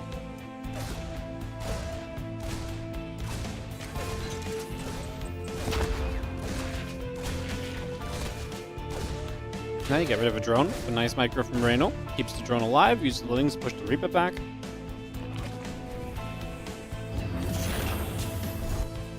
As effective lands on down to the reactor. Green's going to hit the Reaper. Again, a bit more damage there. Link speed still coming through. Drones and the Queen continuing in just for the moment.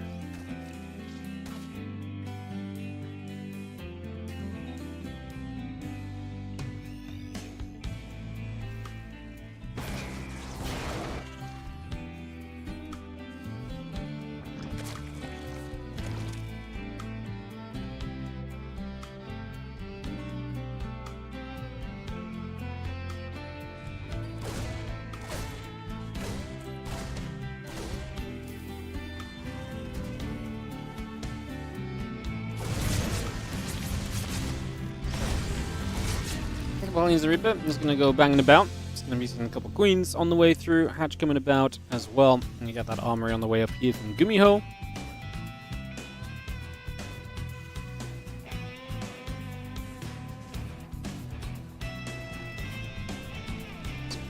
Armory about to be done. Starboard on the way. And again, a couple queens coming through as the Hellions move into Hellbats.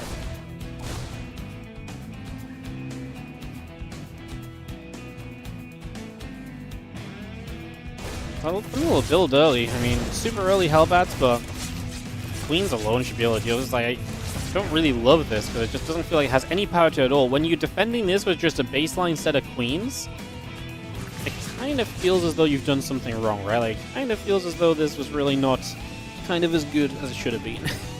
You know, like, do you not need a little bit more kind of power or value in these scenarios? Like, what the hell is that?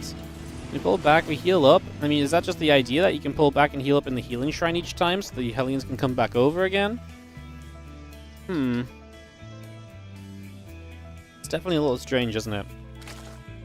Definitely a little bit strange. Gonna see the couple of Hellions still moving through. They get a group tumor as we move across. Queen's gonna be there. Hellions getting hit back.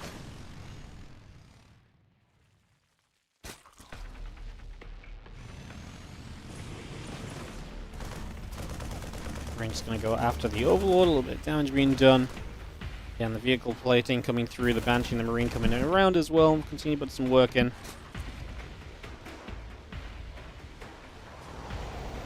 And drop a Mule down there too, so it's going to be putting that straight into position.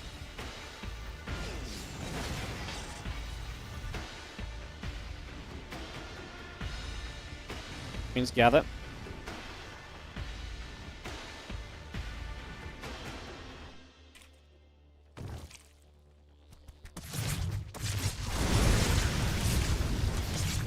Everyone's going to fight. Reaper's dealing some damage. Queen's going to continue to bop around. Just going to be seeing the Overlords gathering up for the moment.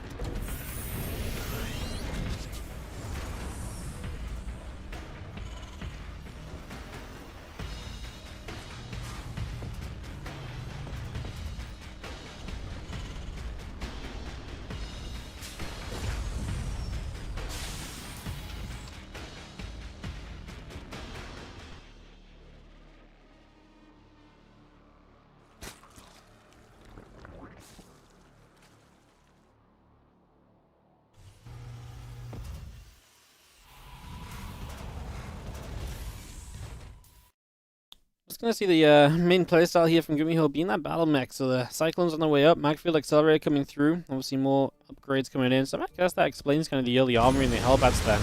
And the ability to kind of come in, you know, kind of on repeat a little bit.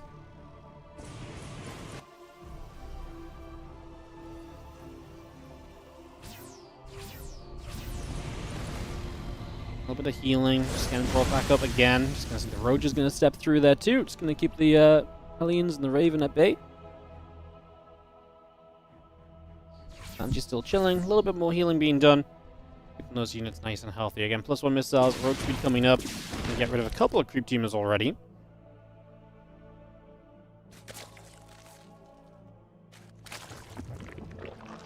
Infestation pick continuing online. Again, +1 missiles and Roach speed continuing up for now.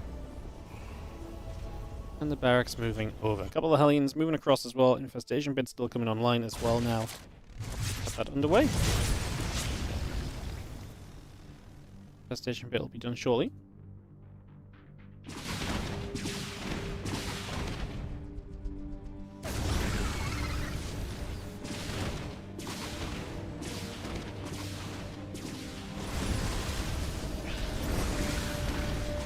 And you're gonna fly, and the Roaches get chased. Just gonna be seeing the Queen's actually gonna get underneath, and the Banshee gonna take a few more shots. Roaches and Lanes gonna continue through, looking for those Hellions and the Cyclones, chasing straight after that. For the moment, as we do pull that back. So a nice little movement there. Just gonna see the Infernal Pre-Igniter, the +2 vehicle coming online.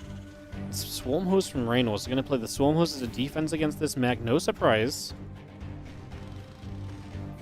Just yet.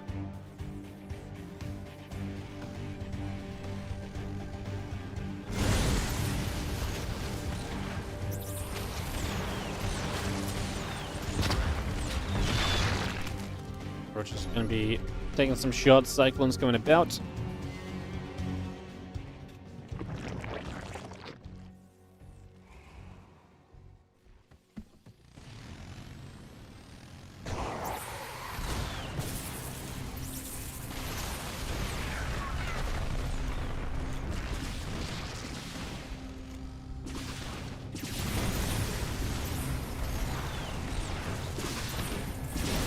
Seeing those Locusts dropping in, a couple of SCVs taking damage. Cyclone's going to get there. A few of those SCVs going down. Again, the +2 missiles, the melee upgrade coming online here just for the moment. So continue to bring that through. +3 vehicle platings coming up fully into this mech plate. Love that Rainor is obviously getting aggressive against this. Going to try and keep Gumiho reacting back at home. As you do see the Nidus coming down into the main base already.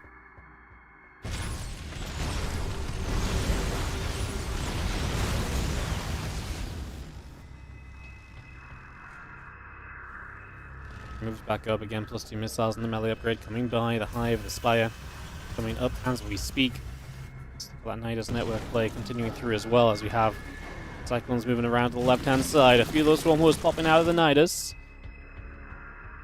And a good chunk of units moving around the other way. Cyclone's going to get a lock-on, going to go straight after a bunch of those Locusts here. So the first wave of Swarm Hosts do not really do much. The Roach Lane does get in, okay, so it does something. It keeps the units to the right-hand side, allowing the rest of the units to come swing around the left. That gets a few SCVs, but not major damage done. And over time, these Swarm Hosts need to keep on finding value.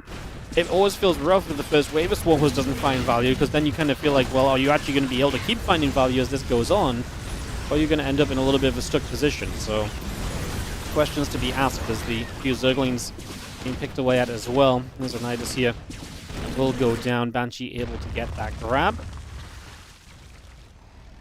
Flight Road is still about halfway done, +3 vehicle plating coming up currently. +1 vehicle weapons. Comes the Roach Bane, just going to step on through. Cyclone's getting some good lock-ons and actually trading pretty well against us. The Banes continue to roll forwards. I mean, good split from a Terran player as well. Gumiho able to spread those Cyclones out, minimize damage taken. Here come the wave of Locusts to try and slow down the Terran advances.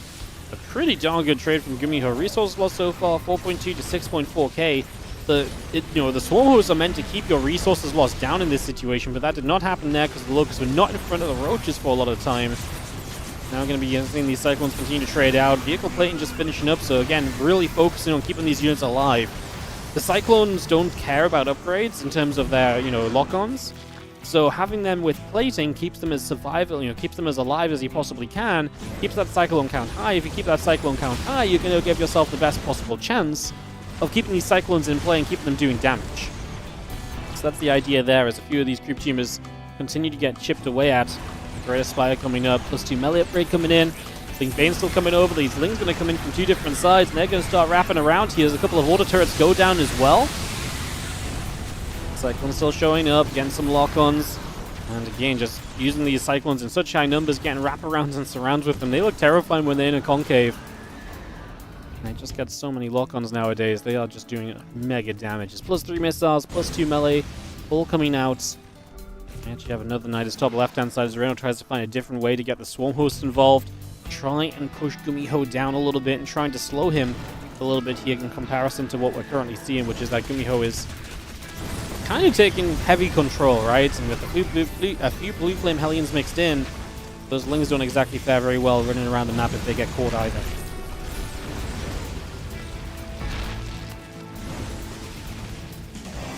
Bane's morphing. Swarmhost is going to drop some Locusts out. Bring this straight through as the Cyclones continue down. The Raven as well. Cyclones locking onto those few Queens. And the Queen's going to take a bunch of damage. 2 Queens going down already. The rest of the Lings coming back up. Hellions morph into Hellbats. Banes are going to come crashing through also right now, as we're just going to be seeing the +3 missiles, +2 melee upgrade continue to come about. Roach, Ling on the way through. Banes are going to step over and continue to chase forward as the Banes continue to crash on by. It's a lot of Cyclones continue to lock on. We continue to play the chasing game here. Those Banelings will get chased about. The Swarmhost still getting locked onto currently. I mean, Rainor is kind of in the process of dying. He just cannot trade well enough against these units. He is down 17,500 resources. That would be okay if you were the one controlling the map and mass expanding, but it's the other way around. So really not ideal. Cyclones back over to the right side. Corruptors, Ravagers, Pains, and Roaches continue to build right now. The Cyclone's going to get a lock onto the Overlord for a couple of moments as well.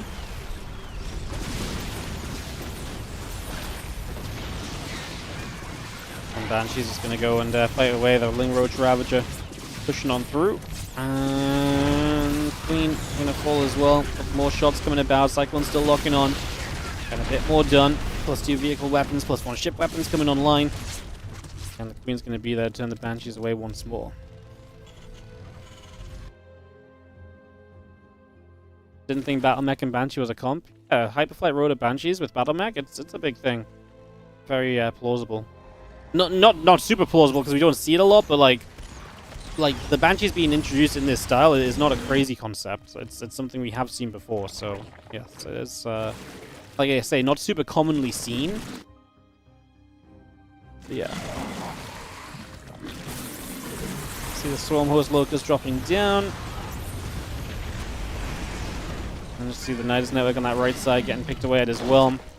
Fusion Core coming about, Sense Tower coming online, +2 vehicle weapons coming up right now as well. It's a normal enough Gumiho thing.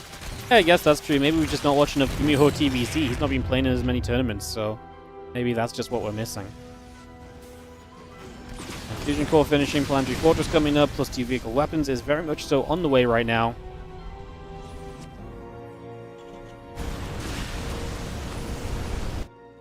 A chunk of Lings on the way out too. Add those Corruptors on.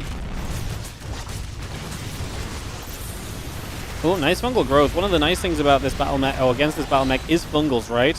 The concept of just being able to stop these units from kiting backwards, removing their mobility, goes a long way for you. The Banshees just cloak though, and they get some good value as well as they just shoot from above. Things on the counterattack. Actually going to find an orbital command, so that doesn't get lifted, so that just dies. 2 CCs in production as well, going to end up being cancelled away, so good counterattack. We're still on a 5 base setup here as Gumiho against a 4 base Zerg, so you're still pretty okay. Up in bases, down, still ahead in resources lost by about 5,000. That was a better trade though from Rainor. However, Gumiho is also leveling it up a little bit as the battle cruisers are in production, so those BCs are on the way in. 3 of them popping through. Yamato on the way, being researched right now. And the Cyclones continue to produce on through as well. A couple Corruptors gather. And we just have ourselves Neuroparasite going to be coming through as well as the Locusts pop up. They're going to head in toward the main base.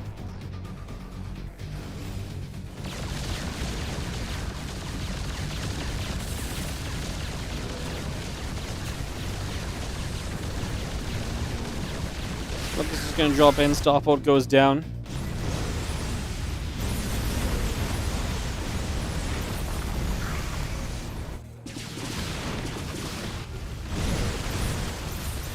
All of Ravage is just going to go and drop down a couple of those vials. Once again, the Ling's going to try and run through.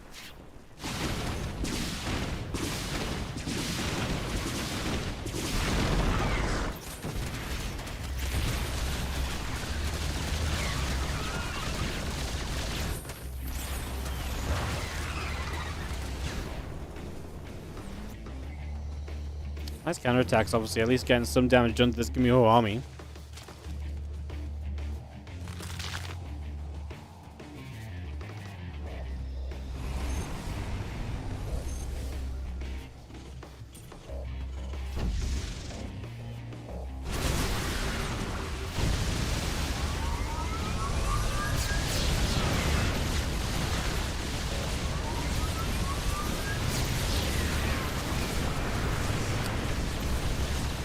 BC's just diving on through, having a great old time. Always a fun day when you see the BC's just getting to kind of dive straight into an army as the Cyclones continue to kite back. Broodlords are firing it up. Those Cyclones continue to back away for a little bit, but they don't have to go that far. And getting lock-ons to the Broodlords, the fact that these Cyclones are kind of fighting through Broodlord player is pretty ridiculous. Kind of crazy. I'm just going to be seeing this army continue to push. Cyclones continue to come along here. We are going to see Gumiho just up 156 to 129 supply, and that is going to be a victory for the battle mech, or at least it seems like it will, because right now what we got really left over, a Broodlord. That's about it. GGG's. And that's going to be Gumiho taking game number 2 of this BO3 and going to the GSL semifinals.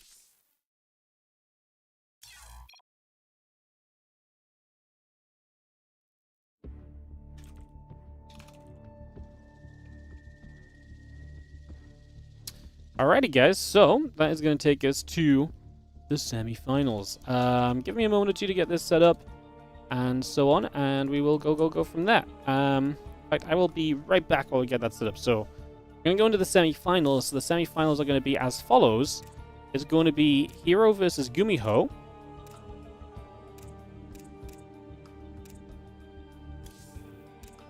And Classic versus Cure.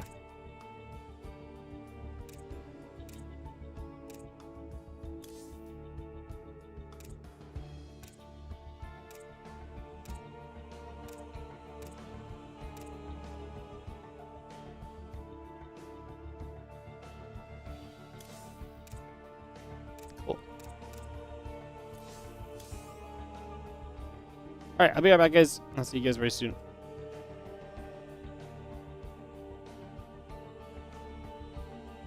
Yes, that does mean Rainor is knocked out, guys.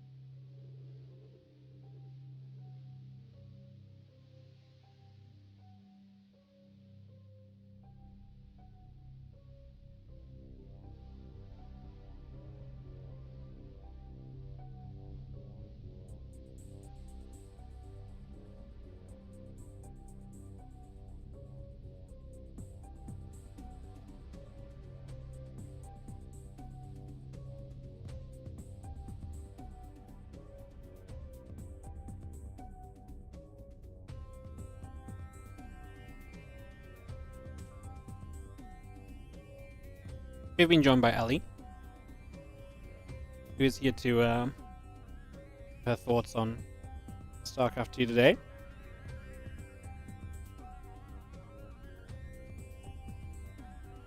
And who also wants to scrounge my food.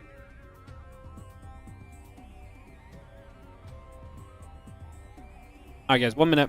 I'm just going to finish a couple bites of food, and then we'll go into the semi-finals and finals of GSL.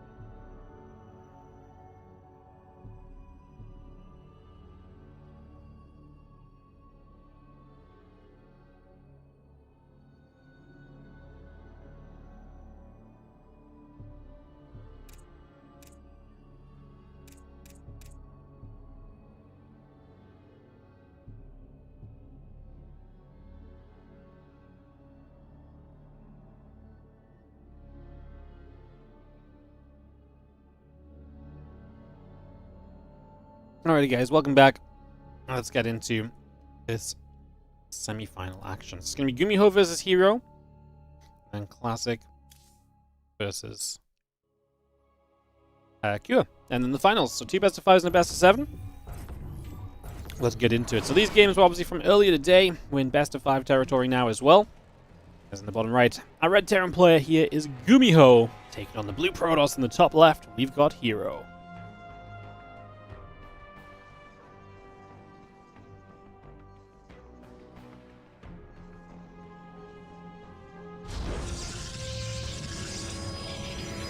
Not really GSL.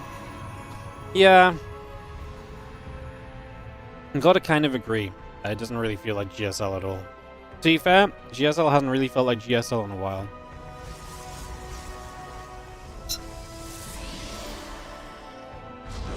GSL has, in my head, been really living on by kind of name only for a while, to be honest.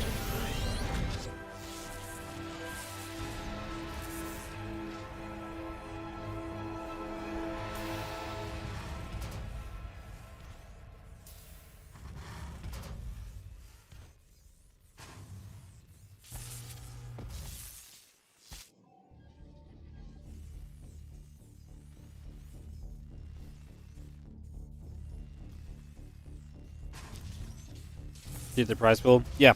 I mean, things just keep changing and making it feel like GSL. Like, the prize pool was pretty bad. And then the, yeah, the prize pool was bad, and then the format this year is not great.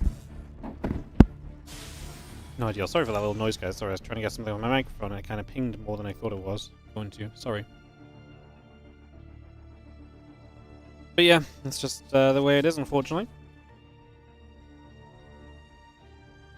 Just the way it is. So, SCVs and probes can get into each other. Command center coming through. Next is getting set up as well.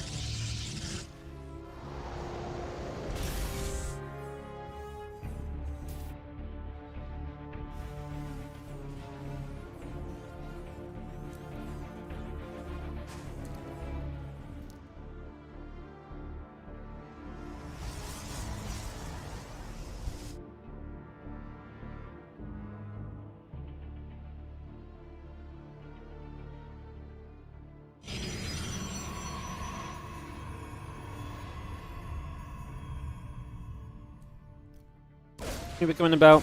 Final one coming in. It's going to be taking some nibbles here early on.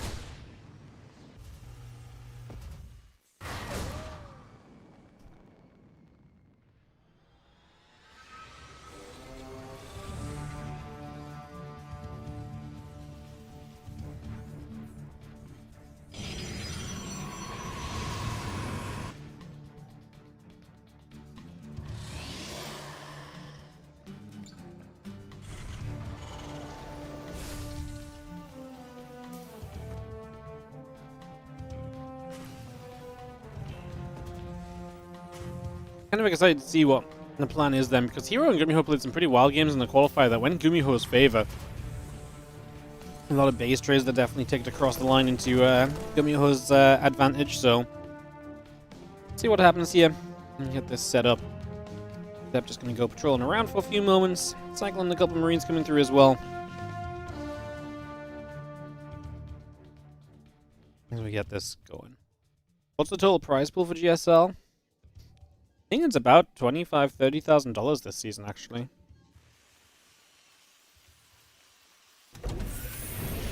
I tell you what I can do. I can check the second GSL season Wikipedia, because that will not have spoilers on it. Yeah, $28,500.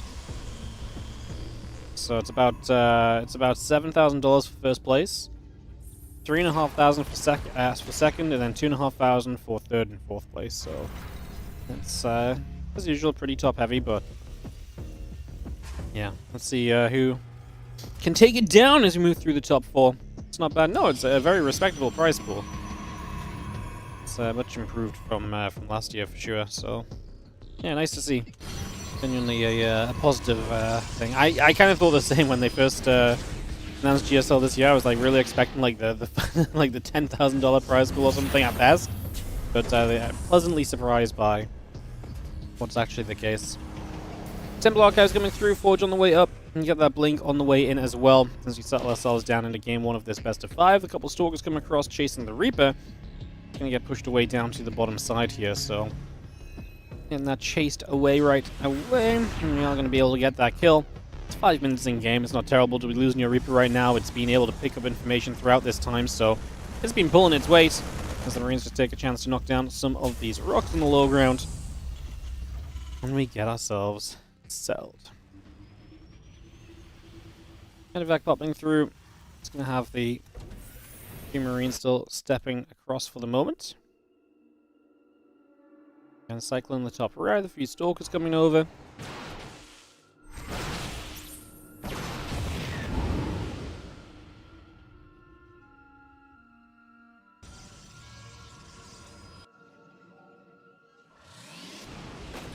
And +1 combat shield continue to come through. The Stalker still building up.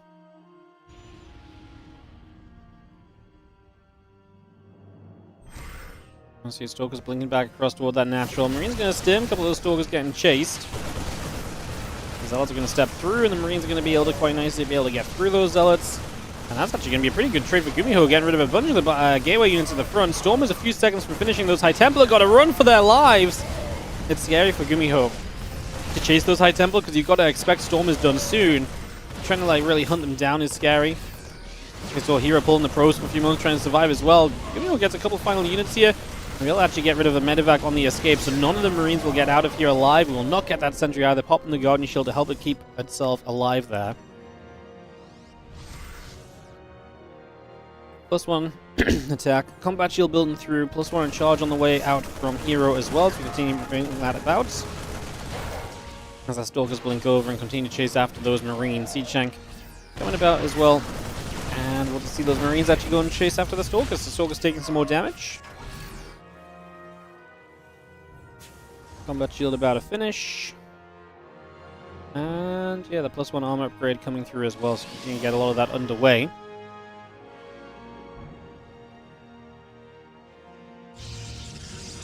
Nodal armor upgrade continue to come through. We got a lot of this setting up. The barracks, the engineering bay, and armory all coming about. Well, depots will go down. Those barracks about to complete. The Marines is going to go in after the Stalker here, which pushes it off the watchtower here on Maganatha this opening game. On this pretty large-scaled map, honestly. As the Medevac continues up to the top, the Prism gets around the right side, so Hero will keep that opportunity open for him. Down the right side of the map, possibly the Prism over there, with some potential for sure. There's a couple of depots drop in as well, so we get a couple of those depots coming up. Tech Labs coming in on the barracks, the Bio all gathering in the front of this natural. And yeah, Drilling Claws coming through, armor upgrade coming up and online. And that Prism, getting another couple of Zealots warped in here, the High Templar still coming through as well. Continue to get all of that underway for now. See what this Prism can do then as it flies straight in. A couple of Zealots will unload. In they go. A couple of SCVs taking damage. Marauder trying to shoot. The Widowmine is going to connect, and it's a few SCVs going to get hit by the splash there. +2 attack and +1 armor continue to come online. And concussive shells and drilling claws continue to be added, as I just have. Again, the armor upgrade, the Immortal, continue to come through. Forge is about to complete. And Marine is going to go across and just jump onto the probe there, so going to be able to knock that down. Take that out immediately.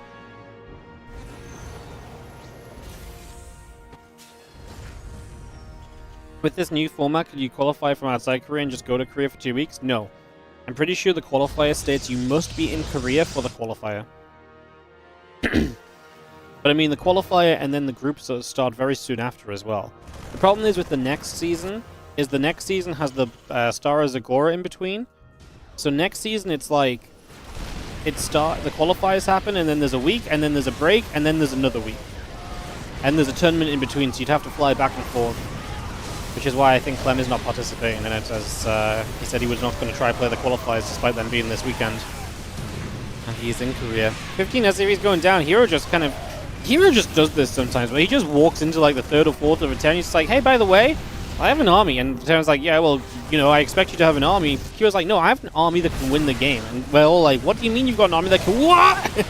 What do you mean you can win the game with this? And he just walks in, he just storms everything, and it just dies. I feel like Hero does this so freaking frequently. I mean, this was not a pretty game for Hero. He took damage early on. Gumiho was honestly doing a pretty good job. He just rolls over and dies right here. Just, again, storms, putting some work in, and Hero just has this kind of busting power. Like I say, this is a very typical Hero thing almost. As Hero gets the GG, and will take game number 1 on Maganatha into his favor at the start of this series.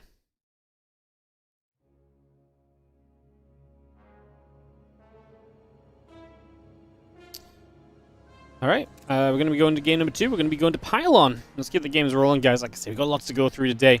So we're going to keep the games rolling where we can. We do have some ads to run at certain points, but for the most part, we're going to try and get into the next game ASAP. So we're all about StarCraft here. No Talkcraft, all StarCraft. As in the bottom right-hand side. The red Terran player is going to be Gumiho. Unfortunately, down a map in this opening series of the semi-finals.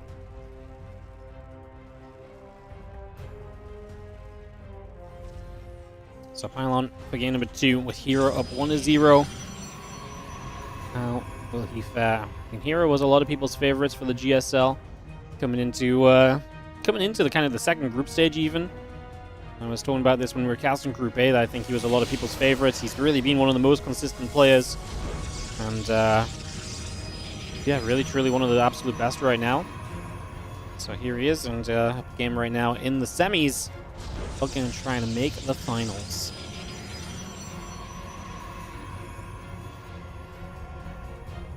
What was that, a Storm Rush? Storm is something that you can go into kind of quickly nowadays, but like, it is wild when you see players being able to kind of attack with it aggressively, isn't it? Storm's just difficult to deal with for Terrans if they don't have quite the right set of units, and if you take 1 or 2 bad Storms, everything gets softened up, and then an Archon or 2 mixed in, and the Immortal mixed in can get so much value. It really does make your life quite a misery, so... Start moving about, getting the Nexus coming around. And we have our barracks coming up as well. CC just popping out a few SCVs at the moment.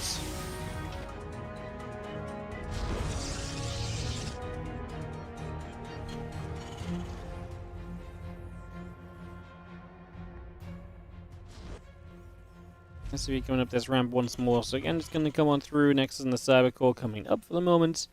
Getting settled for the early stages. As yeah, Cybercore and the Nexus both continuing around for now.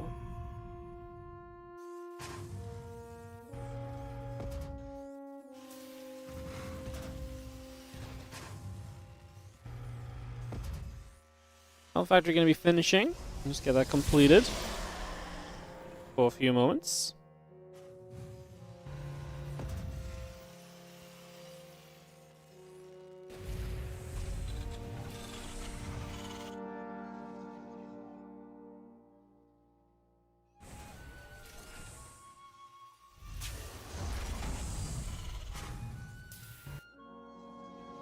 And the Nexus coming about, just going to be seeing the Sentry coming through, the Warp Gate coming up, Nexus continues to come around for a couple of moments here.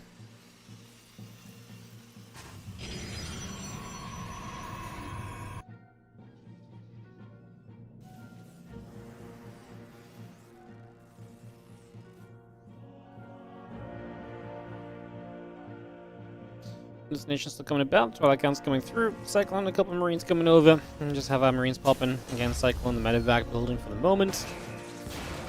Just continue to settle ourselves into this game. As Hero comes across, Hallucination going to be popping by. Cyclone and then Marines will gather up as well. Obviously, Hallucination just trying to gather some information, especially because this is a one-baser right now from Gumiho, so full commitment on the Marine tank medevac. Hero goes charge and 3 more gateways. It's a great solution to this, especially if you can hold on long enough, and I don't think the real power of this is going to be in this first drop. I think the real power is going to be when the tank and the lib comes across the map, so I think right now we're actually okay, and we've got a battery in the front as well from Hero, so having that battery means that we do have the ability for those couple units to stand up for themselves. We'll see what the medevac gets up to in the main. Charge finishes very quickly, right? It's a very fast upgrade, especially when Chrono boosted. A little drop in the main base, though, has potential to offset Hero a little bit, and that could be the kind of secret to this build. If this drop can show up and deal some damage, then obviously there is real possibility for the follow-up attack to be very deadly. We're going to get ourselves, what? A Stalker, but we're going to lose these Marines. Doesn't even get the Stalker. Yep, that's not quite the secret I was talking about. We are going to be using battery energy on a battery there, but 4 Marines go down for nothing so far. Right-clicking the Stalker in range of a battery did not feel particularly great, to be honest. Did not feel like it was really the answer, did it? SCVs are pulling. At this point, the charge is finishing as well, and you've got the 4 gateways, so you can get quite a lot of Zealots pretty quickly in the game. I'm honestly not very hopeful for Gumiho at all right now. Like, this does not feel great for him. Let's see, though. And our Stalkers will try and do a bit of micro. We pull the wrong Stalker back, so the Cyclone lock-on does remain, and that Cyclone lock-on will remain long enough as the few Zealots get down to the low ground. The Stalkers get the Liberator. Gumiho just says GG. Really, I think the drop of Marines needed to do something. Without that drop of Marines getting anything done, I think that's just kind of, you know, running into the brick wall kind of right from the very get-go now. Oof. Not ideal. Not ideal to say the least, as Hero will take a 2-0 lead just like that. It's brutal, isn't it? You get to the GSL semi-finals. These opportunities don't come around very often. It's been a long time since we had GSL. And then, what, like 15 minutes of game time? We're down 0-2. You're building the second game. Clearly prepared, right? Like, you know, you come into GSL semis, even if you didn't advance until yesterday or whatever, you still have like a night to prepare. You 100% come in with some prepared builds, at least for this semi-final. And just, bam, it's just getting stopped. Not pretty on the side of Gumiho. But great for Hero and great for Protoss if you are cheering for a Protoss champion in this season of the GSL. We will just take a moment here, guys. We've got ads running, so give it a minute, and we should hopefully be able to step right back into the games. And appreciate you all tuning in today and watching the GSL games with me. Obviously, it's really fun for me being able to kind of come in and watch the GSL games from my point of view, and actually just being able to cast them and stuff. This makes for a lot of fun. So, yeah. Always love that. I didn't see the GSL results at all. No, I did not, because I'm very good at avoiding spoilers. And I mean, to be fair, the GSL playoffs were when were kind of still going on while I was casting today, so yeah, I'd rather watch these kind of casting them than watching them at all, you know.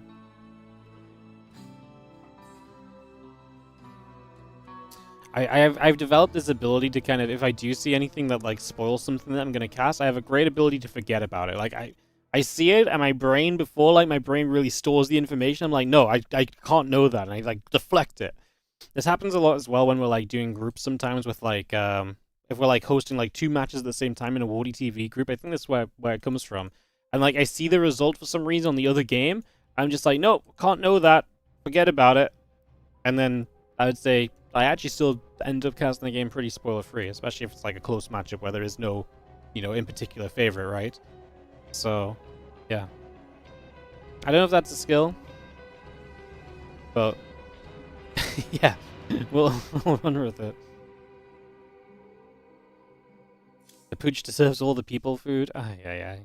Ellie's, I'm glad Ellie's not here right now, because she'll take that and run with it. So, all right, let's go into game number 3 of this best of 5. This could be an absolute disastrous series. on the side of Gumiho. It will be our red Terran player in the top right corner of the map. Sounds like I have bad memory. Yeah, I mean, that's probably part of it, yeah. I would say so. I have bad memory. I feel like instead of forgetting, though, it's not forgetting as much as it's like a deflection to remembering in the first place. If that makes sense. I'm channeling the goldfish, yeah. My superpower, channeling the goldfish's power of forgetfulness. Bottom left is Hero. He's leading this series 2-0. Been looking very confident and solid so far. Looking good for him. As we get into this game 3.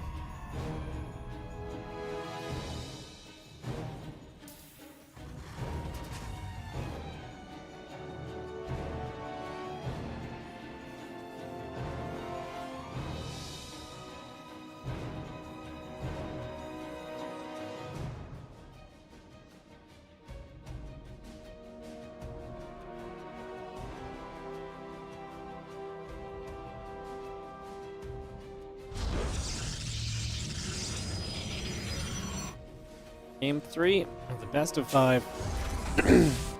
Orbital Command, Marine coming through as we get settled here. Nexus Cybercore coming on up. As we get this underway. Orbital Command coming through. Obviously the CC building. Take a few moments as our Nexus settles down. The Assimilator and the Pylon coming up as we speak. Get all that up and running. Yeah, take a few moments to get ourselves into some action here.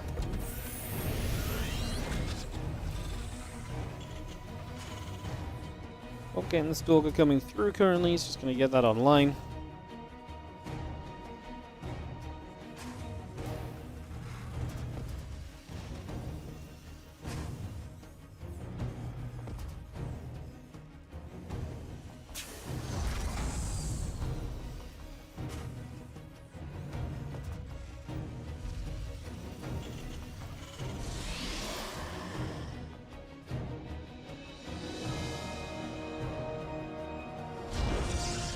Gonna see the Twilight Council coming about. Just gonna be seeing the couple of Marines coming through, Starboard coming in. We get ourselves settled as the command center comes about here. So, and that Starboard coming about right now. I'm just gonna be seeing the Twilight Council coming over, a couple of probes and the Stalker, the Wargate coming through as well.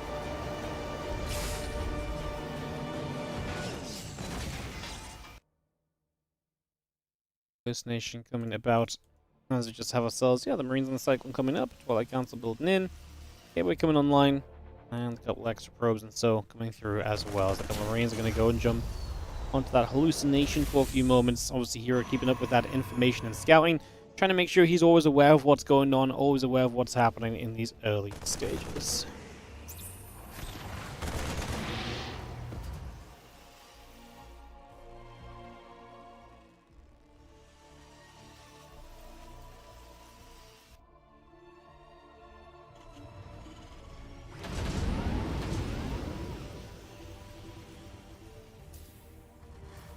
Yeah, that Mag Field on the way, so Gumiho going to go for something a little different here. The Cyclones going to try and trade with Stalkers with that Mag Field upgrade in their favor.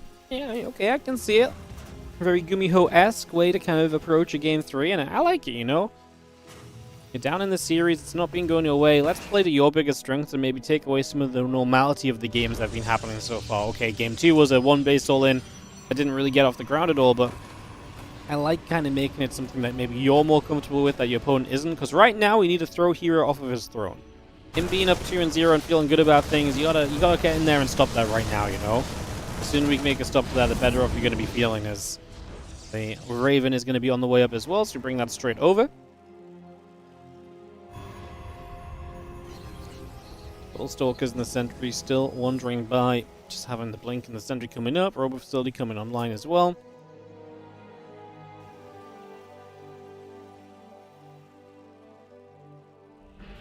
The Raven out of the starport again has that cloak started, but are we actually going to make a Banshee? It's one of those things where it's like with Gumiho, it actually very well could be a Banshee next, and he is going to start building one. So the hallucination sees that. So he cancels it after the scout. Obviously, the hallucination also sees the Magfield Accelerator upgrade coming in. The Cyclone's popping. So you don't know it's Magfield, but there's a pretty good guess when you see multiple Cyclones like that too. And when you're playing against Gumiho, I feel like Hero can sometimes do the math of putting 2 and 2 together, right? So, yo, Salty Medivac, thank you so much for the 3-month resub on the Prime. Thank you for supporting. Thanks for always being a pillar of the ST community. No worries. Appreciate it. Thank you so much as our Cyclones, the Marines, continue to gather together.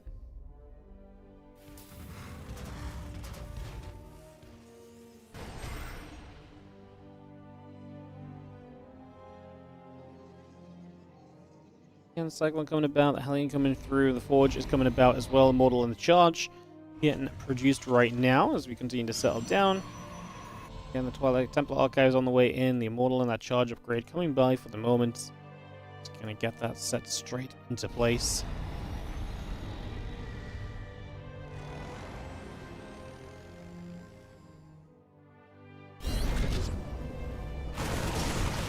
We got the hallucination. Nice little grab. Always good to remove that from the equation as the Banshee will try and fight a little bit. Just going to be seeing the Stalker there to push the Banshee back over to the sides.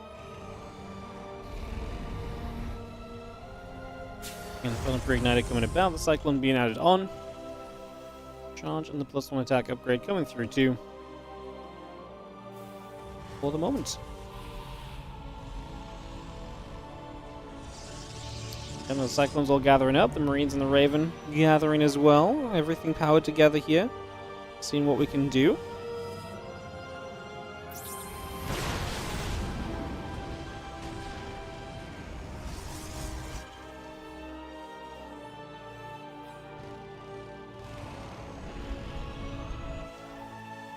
Charge that Storm upgrade coming in then, so you see where Hero's going to. It's interesting because this is turned into full-on mech as well from Gumiho. So this was not just like a bit of pressure. This is like, I'm going to absolutely stick to this. And I kind of wonder as we go what the overall plan is going to be as the Banshee's going to go after the Stalker. Stalker dealing some damage.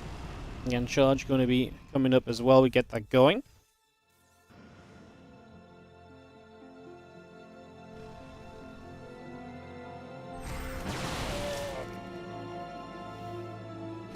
Drilling Force coming through, +1 vehicle weapons on the way in.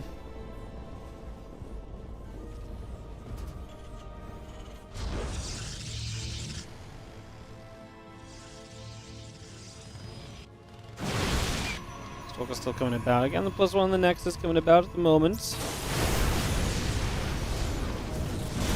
Aliens going to fight. Cyclone's coming around. Just going to be seeing the Banshee still chilling overhead. The Banshee's just going to go after the High Temple. They are storming toward that army, but hey! We're going to be able to see the Banshees doing mega damage. Sentry goes down as well. Okay, Auto Turret's going to help protect against those Immortals too. Now the Cyclone's starting to lock onto some of the Stalkers.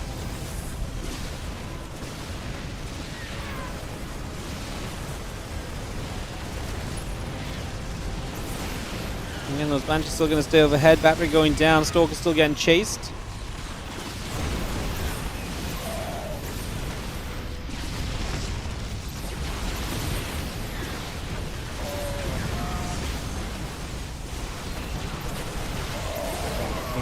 Banshees continuing to get underneath. Stalkers continue to get underneath. Going to get rid of the Banshees, chase the Cyclones away. What an accelerating fight.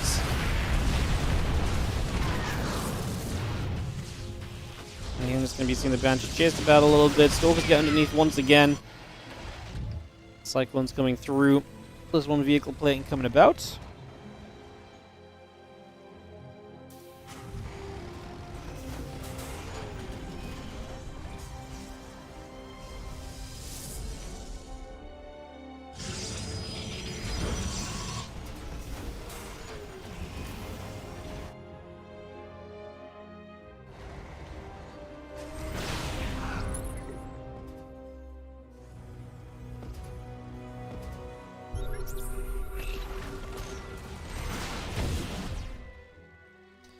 We reset ourselves here. I'm just going to see the Immortal and the Armor upgrade continue to come by for the moment. So just seeing the Raven, the +1 vehicle plating, Cyclones, all coming up right now. Getting that underway.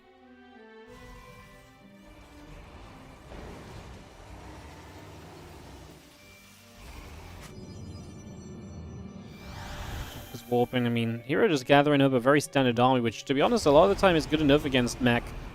Get those Immortals out, and they really do just power up against so many of those units.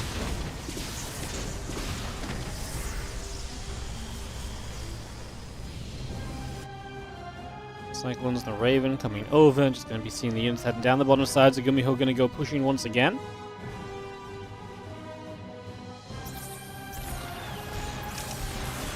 Cyclone's locking. Can get rid of the pylon. Now the Nexus. And jumped on as well. Nice storm going on to the Hellbats. Now going to be seeing a few more storms going through. Widowmine still connecting. Now some more is going to come back the other way. So that's going to chase.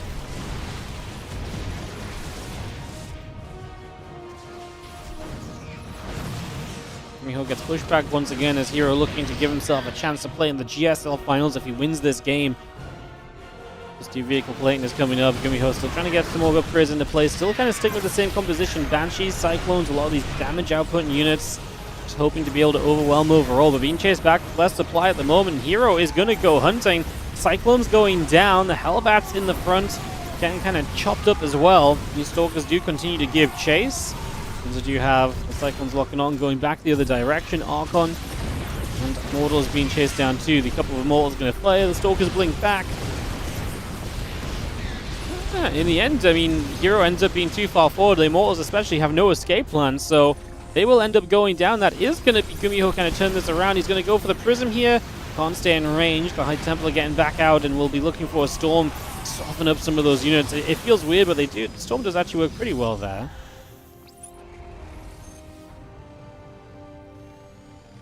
Widowmine's building. Again, Probes and an Immortal coming through. Out a High Templar on in there. Plus 2 vehicle plating coming about as well.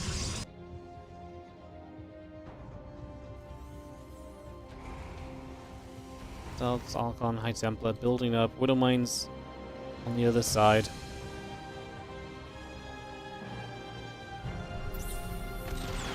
Nice little scan. Going to get the Observer with the Cyclones. The Banshee now going to go after a few of those probes. 4 workers going down. The rest of the Zards coming about as well. And a couple of Immortals, the probes, all continue to come into play. This Banshee's going to get to the upper left side where they can pick their way through another probe and go after another pylon as well. It's just going to get some grabs to continue to move about these Zards. To the upper side, going to start charging through.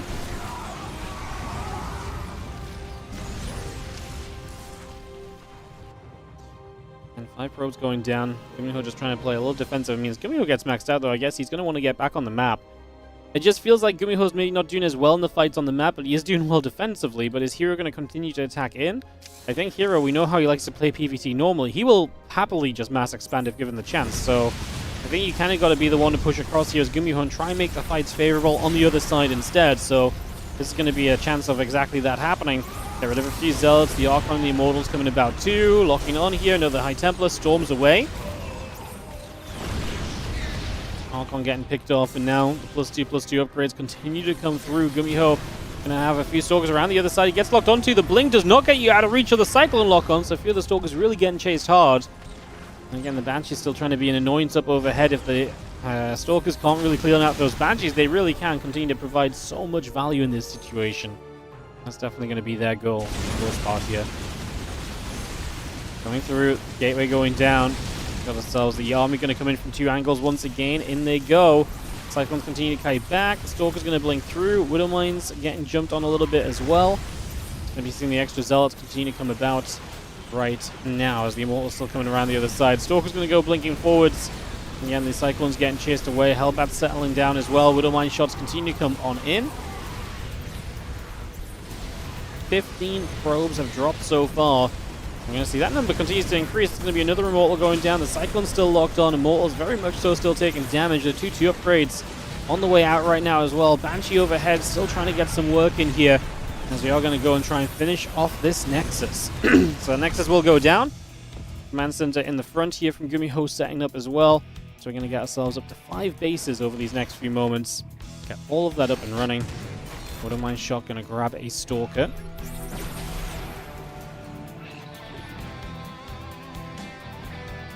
Again, the 2/2 upgrade is not far from being done. Plus 3 vehicle plating being added on as well.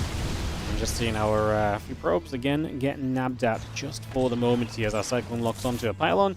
Picking our way through this. The rest of the Cyclones and the Hellions are going to step straight across the map. Trying to figure out where they can get to and what they can find for themselves.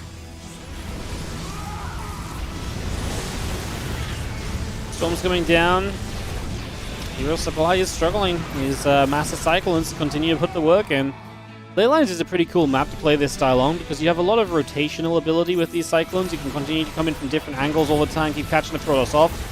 You always have good ways to run away to as well, it feels like. It's very difficult too for the pros to like find a surround where you get pinned in as the Terran player, which is the real kind of disaster moment for this kind of a composition. So in that regard, it's been a good map pick to kind of bring this out on.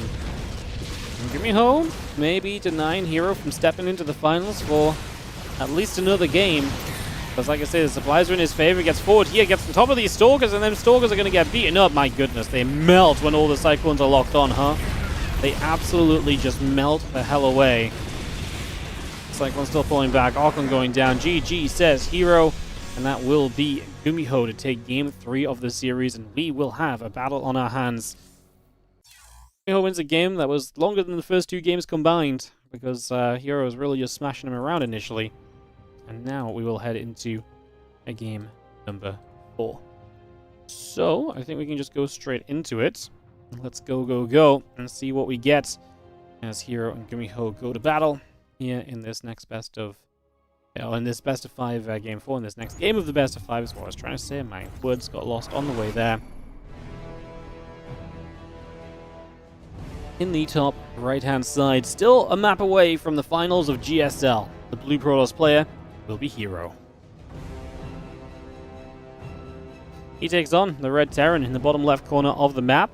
We have ourselves Gumiho.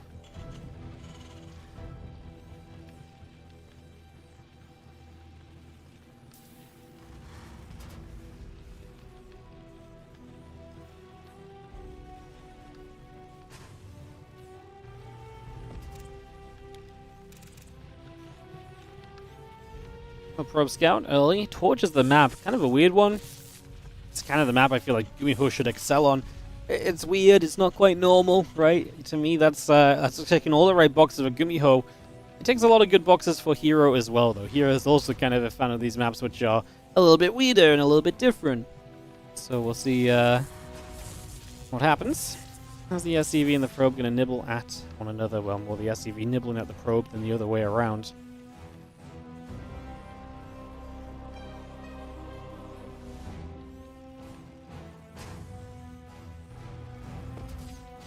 Cyclone's denied as a beautiful 3-0.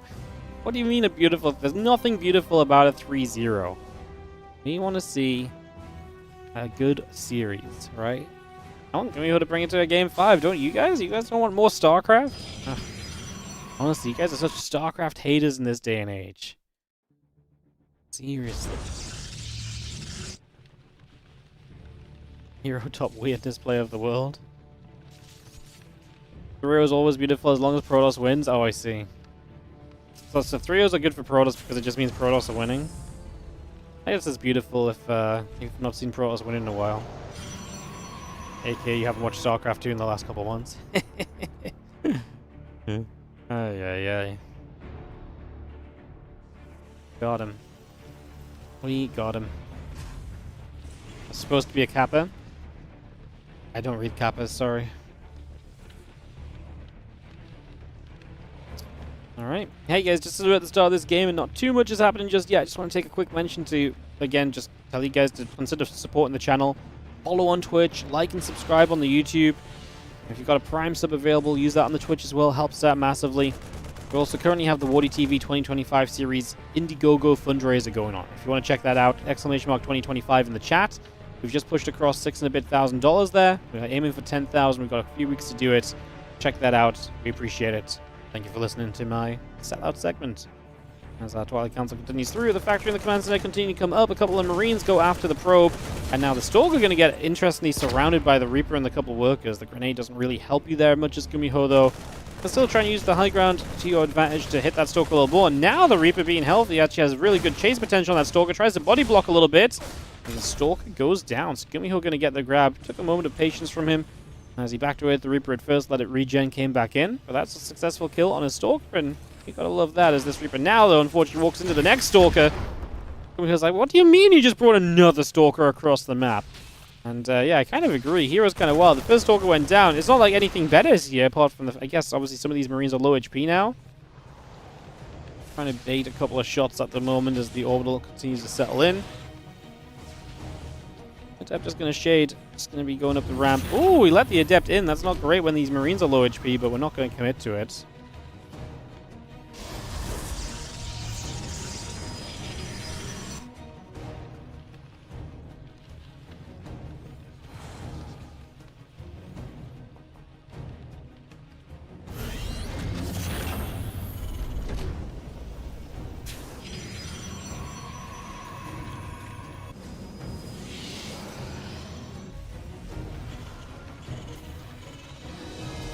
Back going through, that blink coming about.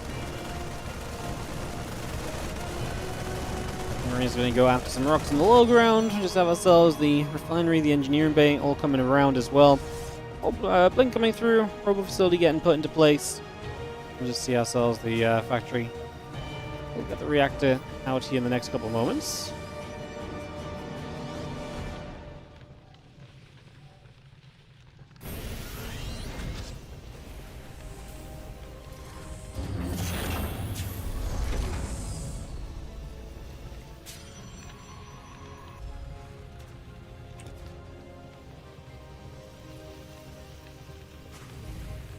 And +1 that's dim, continue to come about. Just seeing the Prism and the Charge continue to come through as well.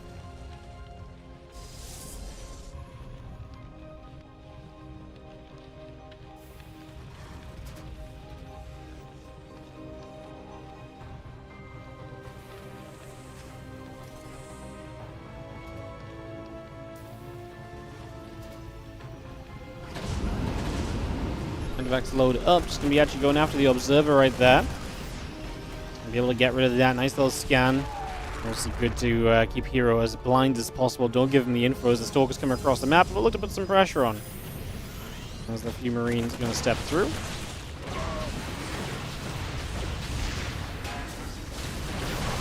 All the Marines going to get hit. The Stalker's going to continue to deal some damage. The SCVs are going to pull to the front as well.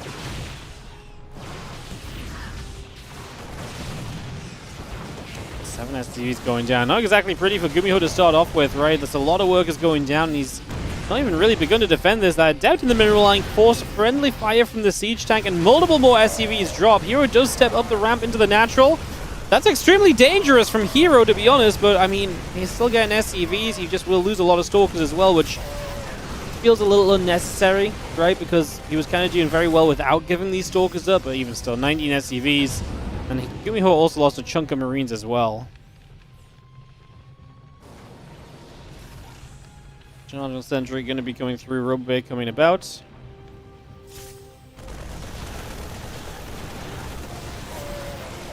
Marines unloading over the side. Prism loads up a few more Stalkers. Gonna combat shield coming through for the moment, bringing that in. Armor upgrade coming about as well. And the Nexus still building on the third base.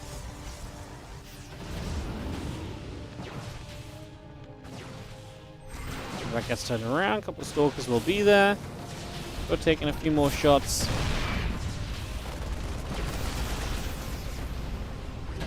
And Hero doing a great job of just kind of keeping Gumiho contained, not letting Gumiho even have a chance to look at the other side of the map just yet. Making life difficult.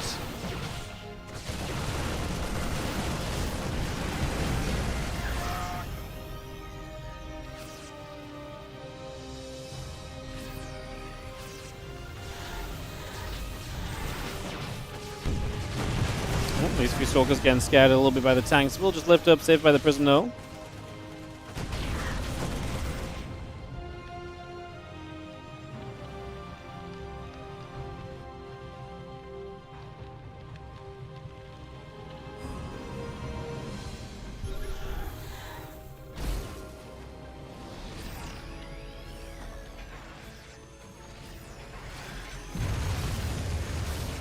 The rock's expiring, just going to be seeing the +1. The thermal lines continue to come through.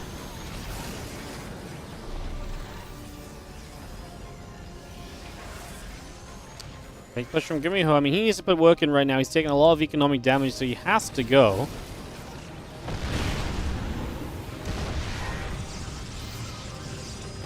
And +1 extended tunnel lands. Continue to come around here for the moment. Just gonna have ourselves the Marine's gonna get into the medevac.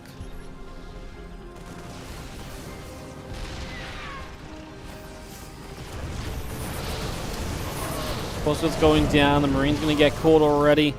I mean, Gumiho is obviously being put onto a little bit of pressure right here.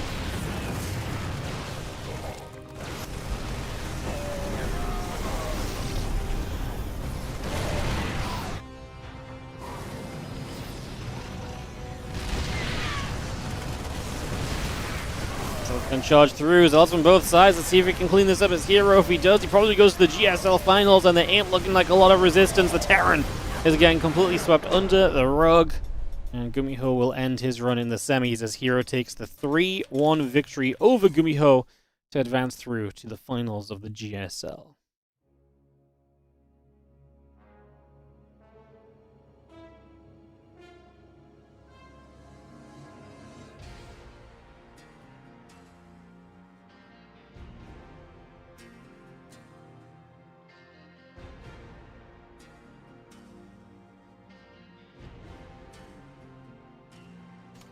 All right, there we go.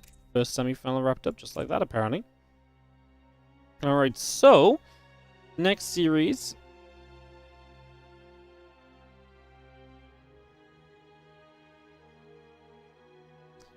is going to be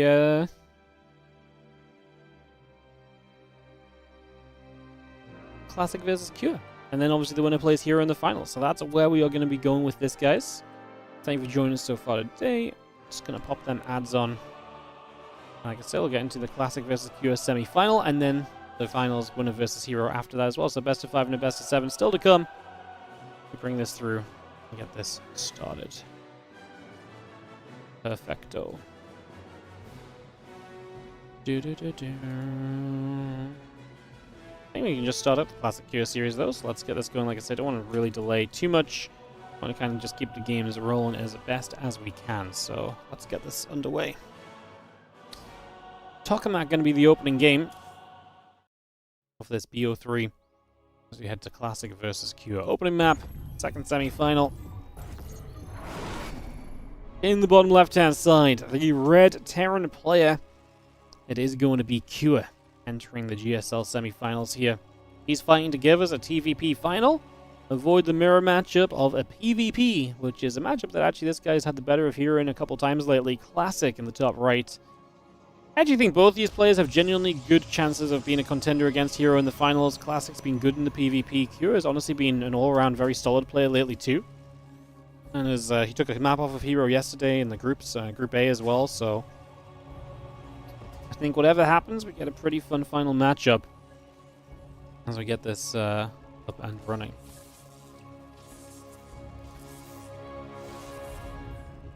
What's up, Felipe? Thanks for the kind words, mate.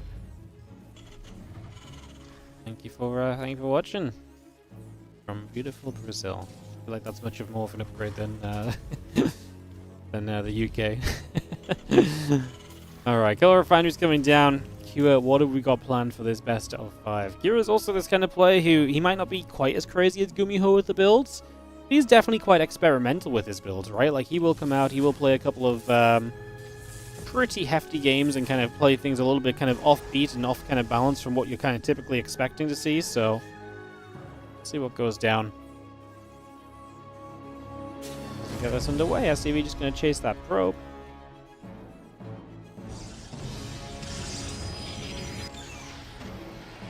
Cervical going through, Reaper coming about.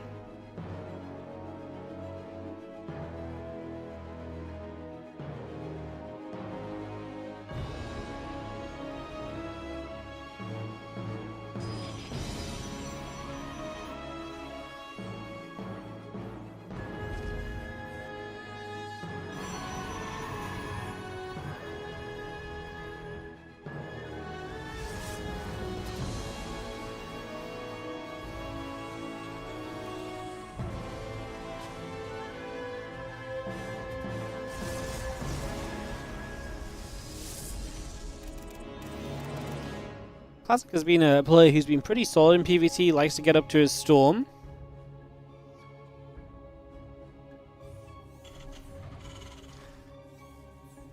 Likes to get up into the Storm. We'll see what the plan shall be before the council comes through. It's going to be seeing the command center coming about.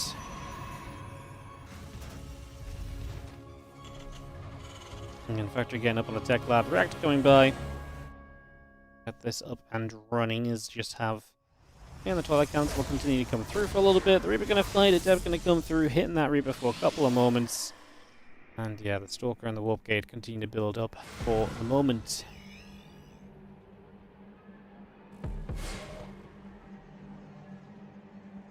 And Cyclone, a couple of Marines, both building straight into play here.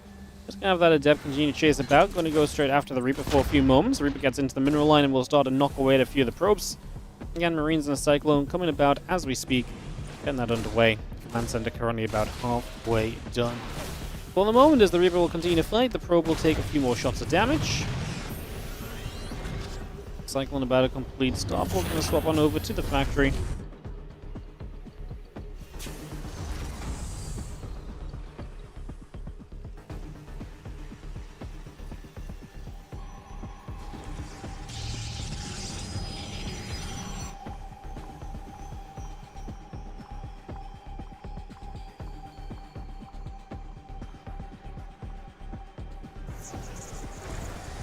Okay, we're just going to be popping on through again. The blink coming about. Just going to be seeing the gates coming online.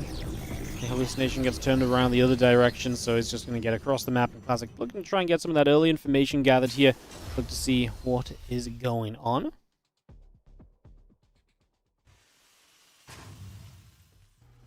Hallucination going to be arriving in the next couple of moments as the Marines and the Cyclone will try and obviously deny the hallucination info as best as you can, and he does that pretty well.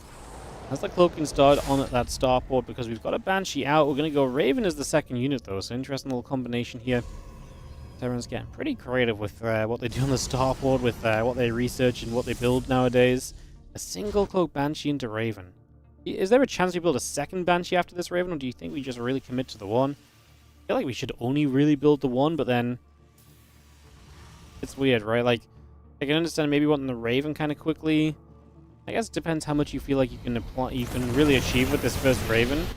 So if you feel like you can get, with this first Banshee, I mean, the Stalker's going to see it straight away. If you can force Observers and still get some damage done, for example, it's pretty nice, right? Just going to see nothing done here, but it's getting an Observer out. There's no battery on the natural, so it's going to force a battery as well. So it does actually force a pretty solid respawns, and it keeps some units at home. So even if it's just one Banshee, there's actually quite a lot of... even if there's just one Banshee, it ain't so bad. Stimming combat shield still coming up. Marine Marauder coming through. The reactor and the refinery coming online as well.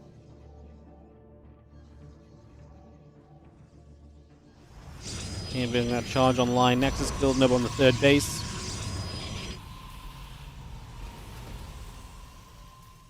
And Stimpack, combat shield, and +1 continue to come through just for the moment. Marine Marauder coming about. Bringing that up as well. And yeah, Temple Archives continue to come about.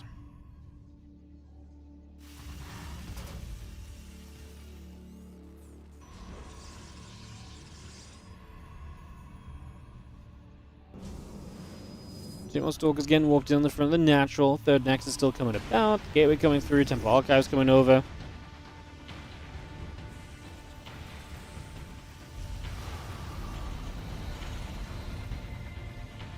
I will just gather. Raven going to be there. Just going to see the Stalker still join up as well. And that Storm coming online as well. So we can bring that Storm up and running. Marine's going to get there. A couple of probes going down.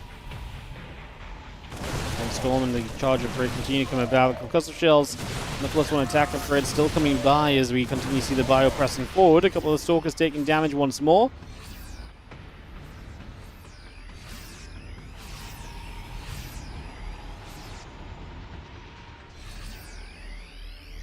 The Storm's still about halfway done just currently.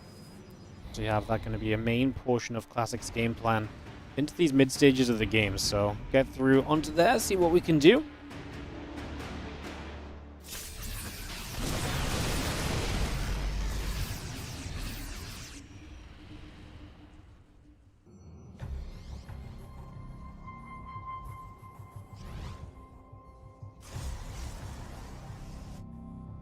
Storm about to finish, +1 attack finishing. Saw the +1 armor straight away here on the side of Kua, so his upgrades just continue on that single engineering bay as he looks to pressure across the map and maybe try and get something done in the near future. Try and get something done there.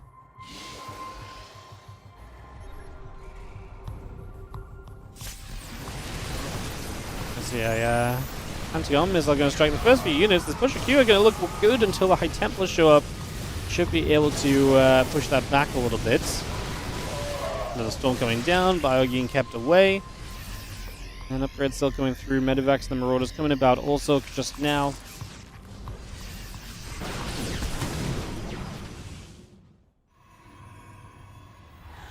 And we'll load a couple of units up and bring those back across. Oh, it's going to be coming back through. A couple of barracks coming up. Did REYNOR and Maru already play? Yep, they played in the Group B games a bit earlier on. Sorry, I didn't see the YouTube comment, but yes, they played earlier on. If you want to rewind the VOD, you'll be able to catch their games. Avoid any spoilers. Well, Zealots and Stalkers will come around down to the bottom side. Still got the Ghost Academy coming up. The Vikings on the way through. The army continues to come around as well, as we just have a little bit of bio spreading out and looking for the opportunity to maybe trade against this army. And Archon getting set, and looks as though Classic is going to try and go for that hero-esque kind of thing, which is like, hey, I've got storms, I can attack into this, right? Well, let's see if that's genuinely true or not. Pushing straight up, storms coming down, bio unit's going to get caught. Honestly, good storms across the board so far. We've still got storms remaining. We're kind of running out of other units, though. There's a few Zealots on the left side, but yeah, just not enough real kind of buffering units here. A lot of those storms in the end are just hitting a couple more orders. These last couple of storms have been a bit better, but we're going to lose the Prism and all the High Templar go down. What a disaster for Classic. Oh no, just when it was looking so good, it goes oh so wrong. Just like that. I mean, I was saying where it looks so good. I don't know if it looked so good. I guess that may be a bit of an overstatement, but it was looking pretty good for Classic. Like, it was not bad for him if he got away with those High Templar. It was a trade out that he made. But yeah, losing those High Templar is definitely going to give Q a little bit of momentum in the game. Q going to begin to step out onto the map. A couple ghosts coming through for him. Already has a few gathering up. The Widowmines and the Medivacs coming in as well. So we grab ourselves a probe already. EMPs onto the Stalkers. The Zealots are going to come charging down this ramp as well. And the Bioforce continues to go, pushing over to the other side. Nice storm hitting a few of the bio units once again.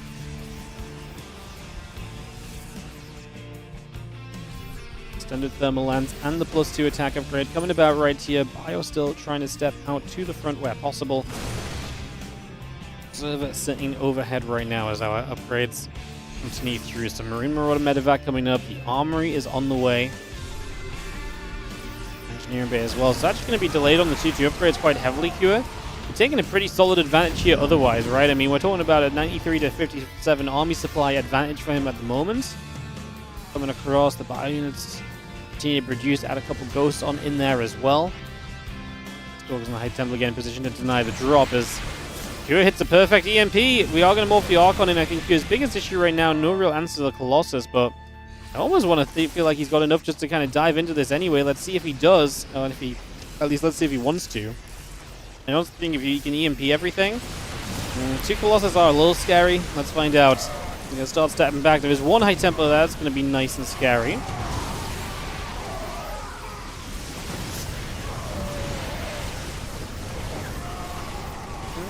Yeah, the Colossus actually going to be able to hold their own. You need enough to be able to kind of survive through the Colossus fire or chase the Colossus down and get them to stop firing, right? And actually doesn't seem as though Q is going to have quite that available, so this is going to be okay. However, 10 probes go down. So we are going to lose workers here. So Classic's still going to not have the best of times, but he pushes the army back. And that's probably why Q was being so kind of cautious at first. The thing is, if you're going to go for something like this, I think the sooner you go for it, the better. In this case, Q kind of like pandered around, set up the drop, pulled it back. Then he decided, you know what, let's just go for it anyway. By then, there was a second Colossus out. By then, there was a new High Templar wandering in from the left-hand side, full of energy. These are things which, if he'd just kind of been like, wow, I've got a good position right here, let's go, straight away, he would have had a much better time. 2-2 upgrades, +1 ship weapons coming about. The Ghosts continue to build. We have our armor upgrade. The Colossus continue to build up here for the moment. The Zealots will come around that left-hand side. And again, the Stalkers coming around as well. Just going to gather up with the Colossus nearby.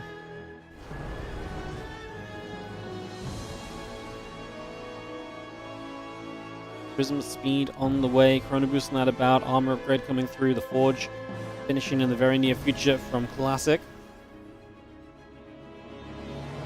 Again, a few barracks coming about. Stalker's blinking away from that Widow Mine. The Colossus and the High Templar moving back around as well. Gotta be careful here about where you move that army to and what we do with it. These elves are going to start attacking on the left. I love the Widow Mines though. Softening up a lot of those zealots, and it means that once those zealots are softened up, you can just do so much with so little, right? Like, a little bit of bio actually goes a long way then compared to what it would do otherwise. So I like that a lot from Q. It's a nice defense. It's a good pre-warning as well, so you know those units are coming. You can get your other units in position. Like I say, I like that quite a lot for him. It's nicely done. And the bio on the Vikings coming back across then for a couple of moments, so back over we head. 6 gateways in production, +3/+1 on the way in as well. Still got those 2 upgrades not far from finishing up right here. Chip weapons also in production right now. And yeah, Marine Marauder Ghost just pouring on out. The Colossus is going to pull back up toward the top side. Bio coming across as well.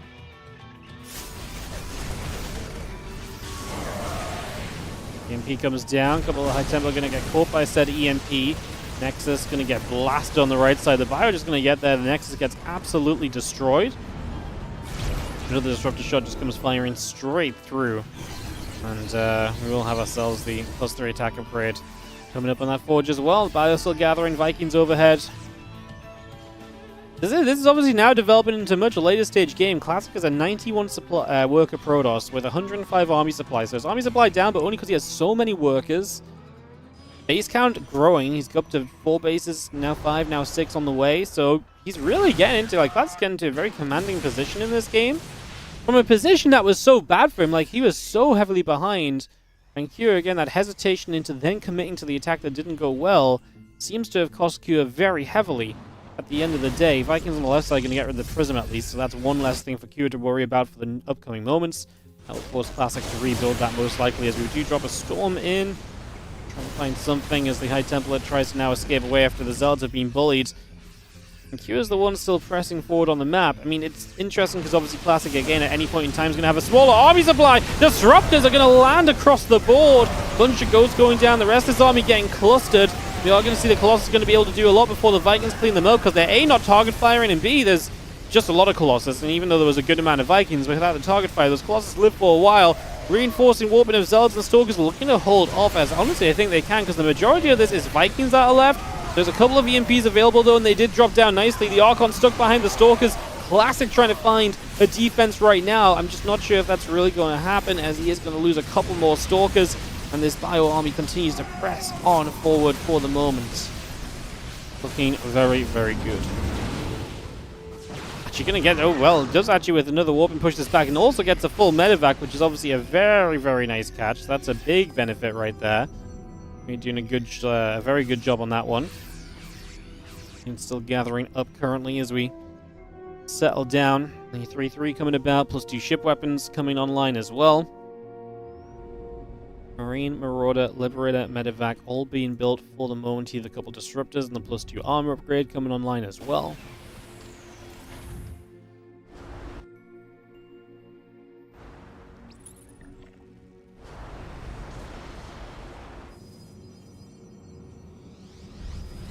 Another few Zealots and Stalkers continue to come about. Just going to have ourselves the 3-3 coming online as well next couple of moments, and that's going to be another bonus for the Terran player, who's going to take the upgrade lead in the game. Only 3-2 currently from Classic, who will then be ahead for that momentarily, but then it disappears. Disruptor Shot's going to try and land as they zone the Terran army out. Classic trying to get the connection onto this planetary fortress. Q's supply. Here's the thing, right? Because Classic turned that army around, he had the higher worker count, right? So he's been able to rebuild off the back of this much more easily because he's mining so much more.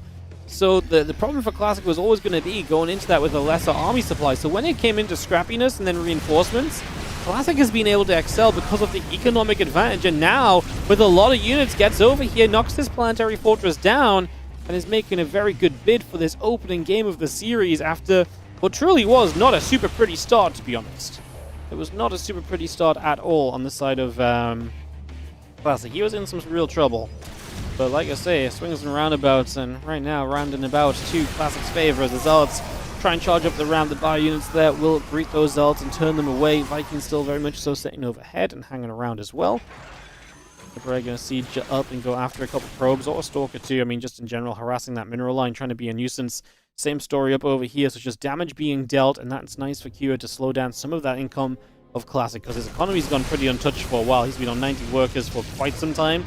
It's the first worker damage we've seen in a hot seconds, and yeah, in a game like this, it's kind of nice to slow the economy down a little bit. The thing that is true here as well is that Classic's army is definitely a worse version of itself than it was before.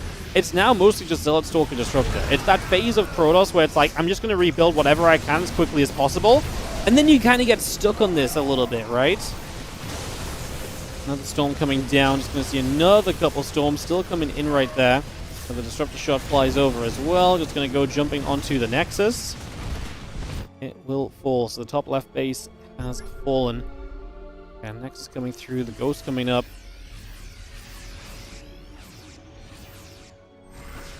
We're going to go after the Medivacs. Going to knock the rocks down, so the rock tower falls. The rock tower falls, collapses, and destroys those minerals, so those minerals will just be taken out immediately. No surprises there. No reason to let your opponent have the blue minerals available on that base. It's so easy to knock the rock tower down. That's going to make another dive down over here. This base has fallen once before in the game, and we're going to try and find it again here. As we get into position again, Disruptors will try and zone. If they can get around the top corner, they could maybe move into that bioarm and really stop it coming down the ramp. Doesn't happen, though.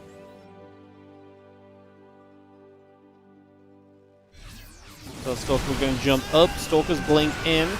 Disruptor's going to be there to fight as well. Plus 3 ship weapons. Still coming about 2.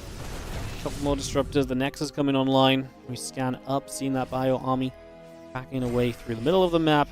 And the rest of the Zealot, Stalker, Disruptor force gathering up once again. Plus 3 ship weapons coming about. Ghosts and Marauders on the way in.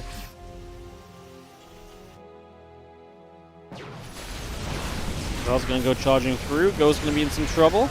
Another Disruptor shot firing straight about right here. And we are going to see another Disruptor shot going into the bio force as well. Disruptors keep on firing. Shot after shot. Aiming for that bio army. Storm coming down. Zoning a lot of the bio from chasing at the moment as well. Nicely done. And you got a lot of the tools available here as Classic, but he loses the High Templar. That's the only High Templar he had. I was going to say it was nice to see some Stormers back in play because you were kind of very Disruptor heavy before now. Still is. And obviously it's once again on no Storms otherwise, so maxed out here. Almost 20 minutes in game. Banger of an opening game for this best of 5. A little bit of the bio jumping onto the Nexus, and we'll deny that gold base. Classic is still in position to go deny a Terran base as well. Once again, this location seems to be the hot target. Easy to just get down here and just kind of catch Kira out on the map. Kira naturally trends toward the upper left where the newer Protoss bases are. And so he's really weak down to the south. So, yeah, able to do well there in a big way. Forces, well, we're going to lose a couple of bases versus 1 base. I think Classic is okay for that, though, because he does have more bases up in general and mining comfortably at the moment. Nexus going down. Still got the fusion core coming about. A couple of refineries coming through. Command Center going to try and float toward the upper left-hand side as the Nexus. When they get jumped on by, it's going to go straight in there. The Ghost's going to be firing. So it's charging through, and a couple of Marines going down. Probes taking some damage. Rest of the bio coming across. And plus 3 ship weapons coming through for the moment as the Stalkers and Disruptors are going to get back onto this set of rocks right here.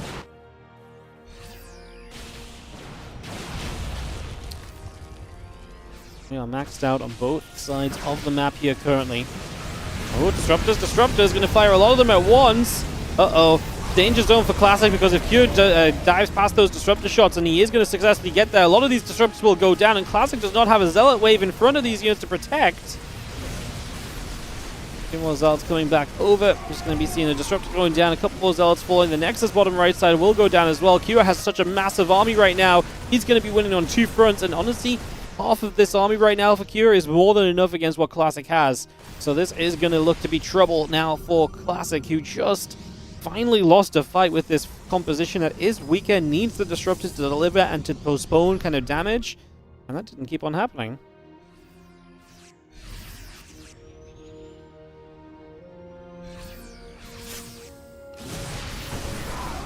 Zealots showing up. Stalker's coming through. The other Zealot's coming around the right side. And we go right there as we continue to chase. Bio Army getting pushed back a little bit. We're going to have ourselves a... okay, nice catch. I mean, Q going to lose a chunk of units again. Classic is rebuilding, but this is going to be the last of Classic's bank. And with the bases going down, he kind of needs to win it with the army he's got. I just don't know if Classic's army is really built around kind of taking fights like that. Let's see, though, as he's going to come charging in, looking to hunt down a bunch of the Terran. To be fair, it's not like Kira has a ton of bases left either. We are going to get underneath here. The Medevac's taking damage. The Probes are going to attempt to play the saving game as they try to be Zealots in this moment and tank some damage for the Stalkers to play cleanup. Here are some real-life Zealots, though, showing up from the other side. We are target firing down Stalkers as we try to get value with the final units here as Kira. Stalkers showing up, chasing after, and we will get one empty Medevac at the end of this as well. Another Medevac with a few units inside. That is going to be Classic chasing Kira away, but he's down in army supply at the moment. Who is in the better position than mine? Kira is 46 works to the 21, and both players have bases to at least mine from, so it should really just come down to work count, army count, and everything just being in Kira's favor at the moment. Classic's going to give it a go, dives into the left-hand side. Disruptor's going to try and hang back. They don't want to reveal themselves too soon, but as soon as he does, they're going to dive on them and both go down. Kira wastes no time at all in removing those from the equation. And that is going to be Kua pushing through to remove Stalkers from this game and to remove Classic from this game one. Arguably, Kua maybe should have won 10 to 15 minutes ago. But, yeah, it became a whole different thing, didn't it? This was a Classic turnaround, a Classic bounce back. In the end, Kua is going to get the victory. But my goodness, he had to work for it compared to kind of where he was at. This really became a much larger challenge than I think he was initially expecting to come up against. So, good fight back right there. Good fight back. Guys, a long game. We're going to have to run ads after that one. I think I'm just going to nip to the bathroom real quick as well. So, you guys stay tuned. I'm just going to run some ads quickly. We'll come back for game 2 in just a sec. I'll see you guys straight after this. BRB.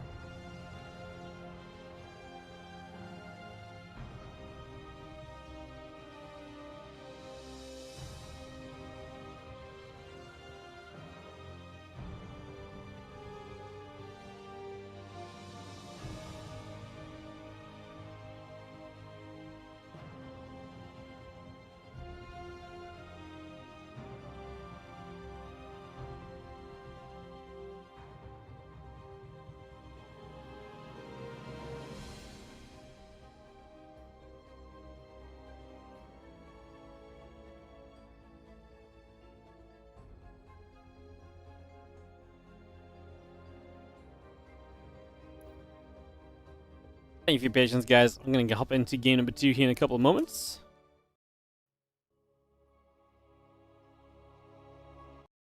Welcome back. Let's go into the second game of this best of 5. As we have in the bottom right side the Terran, who ended up having to play a much longer and more grueling game than it initially seemed like he was going to have to play.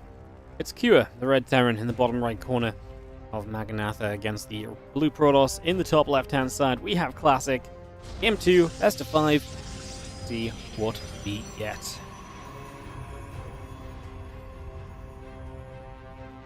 Yeah, no, but everyone's having a great day. Thanks for joining us for some GSL games. It's been fun covering the games from replays this season. We will probably do it again for Season 2 over the next 3 or 4 weeks, however long that is. So, yeah, if you've enjoyed, let me know. But, like I say, I'm probably going to be continuing to do it either way. So, yeah, glad you guys have enjoyed them with me. We've had, honestly, better viewership for these things than I thought we would. So, it's really nice. I was really expecting like 200-300 viewers. And then we have like 200 viewers on YouTube alone, so it's yeah, very pleasant surprise, to be honest. So thanks so much for watching, guys. I appreciate it. Alright, well, we are going to see double gas opening here from Kua as the probe comes across early from Classic to try and find some info. With double gas, we're probably going to have a second depot up to stop that probe getting in and finding too much information. Well, maybe not actually. It's not going to be there in time, so we are not going to block that from happening. And the probe will get into play some nibbles on the SCV, so a little bit of damage beginning to be done. As yeah, Cybercorn, the Zealot coming about right here. Get that underway. The probe is going to go and make its way around for a couple of moments as well. As we just have Reaper, Orbital, Factory, all continuing about just for now. Next is coming down over on the other side too. Drop a cheeky little pylon in as well.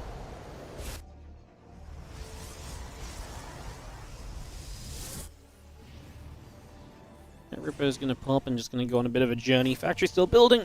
It's going to see the depot coming about. Reaper coming online. Let's set up here for the moment.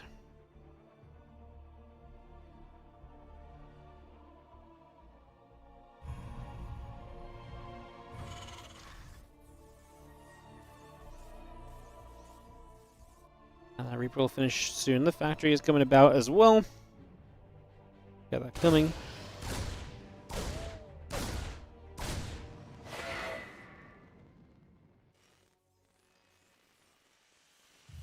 You're seeing our starport coming about. Twilight Council on the way in. And the Nexus finishing up very shortly. Reaper on the move. Adept building. Okay, building. Zealot is going to step forward. Hellion is going to be there going after the Zealot.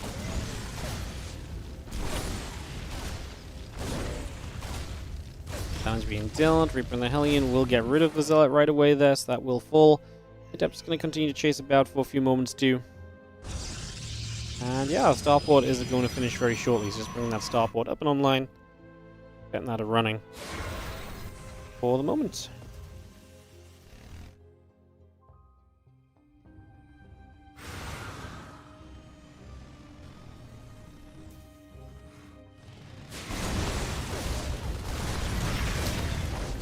Yeah, a little bit awkward because these adepts are going to get caught. The units are going to be able to chase those down, and Classic getting pushed away. It's down a game in this series. Best of 5 is not over if you fall down 0-2, but man, does it feel like an uphill battle at that point. Momentum is against you. No room for mistakes anymore. Puts a lot of pressure on this second game already. If I'm Classic, the one thing I am thinking is like, hey, I brought myself back in that last game at least. Obviously, it's still a bit of a shame it didn't quite go your way, because he does definitely right back in it at certain points, so... Let's see what we get. Just going to be seeing our Blink coming over. Getting settled for the moment.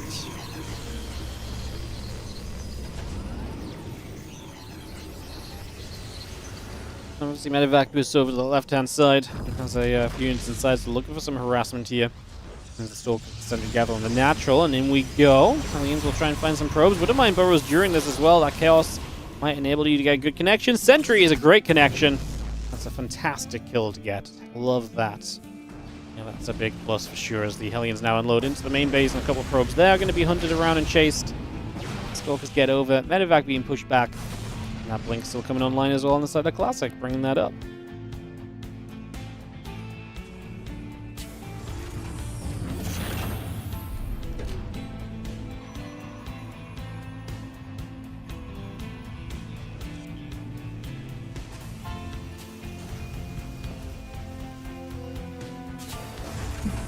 Hellions still gathering together. Siege Tank going to be popping down.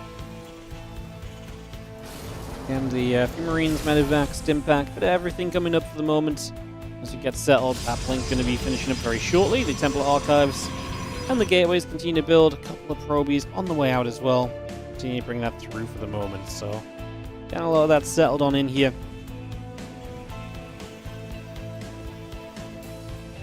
Just a little bit of an army from Kira.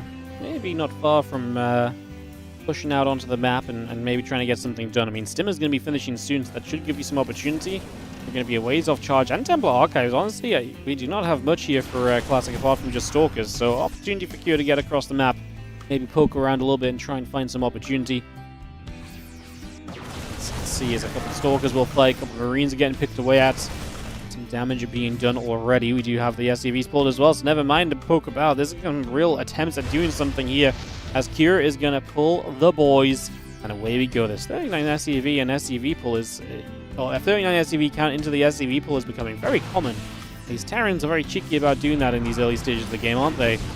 really enjoying kind of doing that repeatedly lately. As a couple of SCVs going down, Marines and tanks continue to set up. Tanks will be sieging.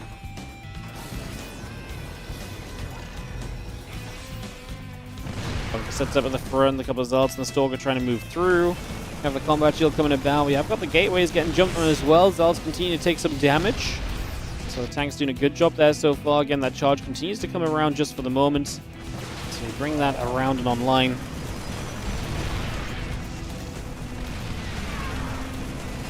Gateway is under fire. I mean, Classic is trying to be patient about this, but he can't be too patient because the Robo is going to be under fire too. So you're going to lose your second Immortal if you don't go, well, I mean, obviously you kind of want to wait for the second Immortal to go, but I don't think it's ever going to pop out because there it is, depowered in a second. And now no second Immortal, so Classic's in trouble. He's got to come through into this siege point. He has no real good way to do this apart from just hoping the Immortal and Archon can tank enough. Oh no, I don't love it at all. Stalker's from the other side. The Archon was so far in the back, it's only just now firing its first shot. It's so late compared to everything else, and Cure is going to absolutely shred this army. And Cure is going to be looking for a 2-0 lead here in this best of 5. As the Marines continue through, Twilight Council and the Probes obviously in a whole lot of trouble. And GG gets called. Not really anything else to say about this one, guys. Cure takes the 2-0 lead and is a map away from joining Hero in that GSL finals. Oof. Oof, oof, oof. Alright guys, I'm just going to run one more round of ads just to try and make sure that we don't kind of clip into the next game, just because with that previous long series I used all my snoozes. So we're kind of safe on ads, but just in case the next game ends up being like lengthy, I'd rather just play it safe than sorry. It would have to be like 20 plus minutes or something to really be an issue, but hey, they played one 20-minute game already, so just going to play on the safer side of things and throw that down. Is there any bracket? No, because the bracket would be a spoiler, because it's filled in. But basically, Hero played Gumiho in the top semi, and in the bottom semi, it's Cure versus Classic, and then the winners play in the final. We've already seen the Hero matchup, so Hero is in the finals, waiting for the winner of this series. It's as simple as that. There are brackets out there if you want to go find them, but they will be spoilers, obviously, because these are replays. That's what's going on. Why not a large audience? Great, good games, great caster. I appreciate it, but I just being realistic. Like, people watch GSL for GSL, right? And like, you know, people watch it on the mainstream, and you know, I think again, you know, 1,000+ viewers for a recast of something that like is mainstream watched by a lot of people is pretty wild, personally. I don't hold myself in that high esteem, you know. I think that's pretty wild. Appreciate it, obviously, but yeah. I do think it's pretty wild. Hey, what's up, Lanchan? Thank you so much for the 38-month resub on the Prime. How you doing? Thank you so much for priming us up.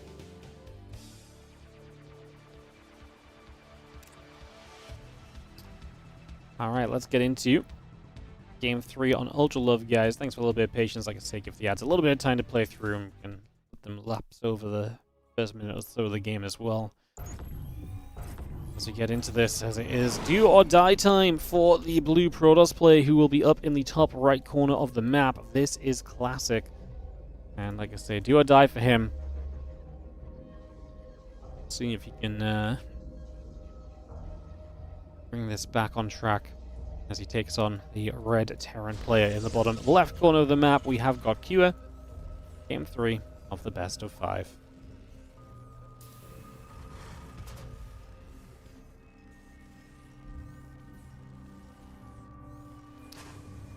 Alright, like I said, Kira's about to move into the GSL finals. If you can win one more game, let's see if you can find it on Ultra Love. As Classic will look to stop him.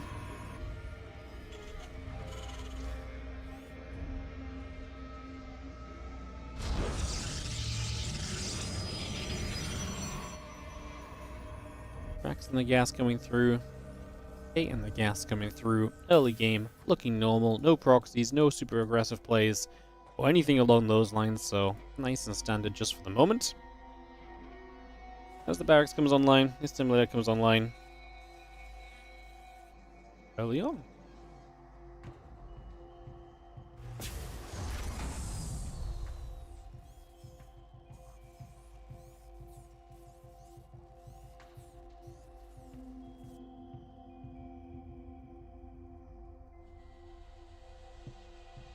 A little bit of peace in what's been a pretty hectic series again.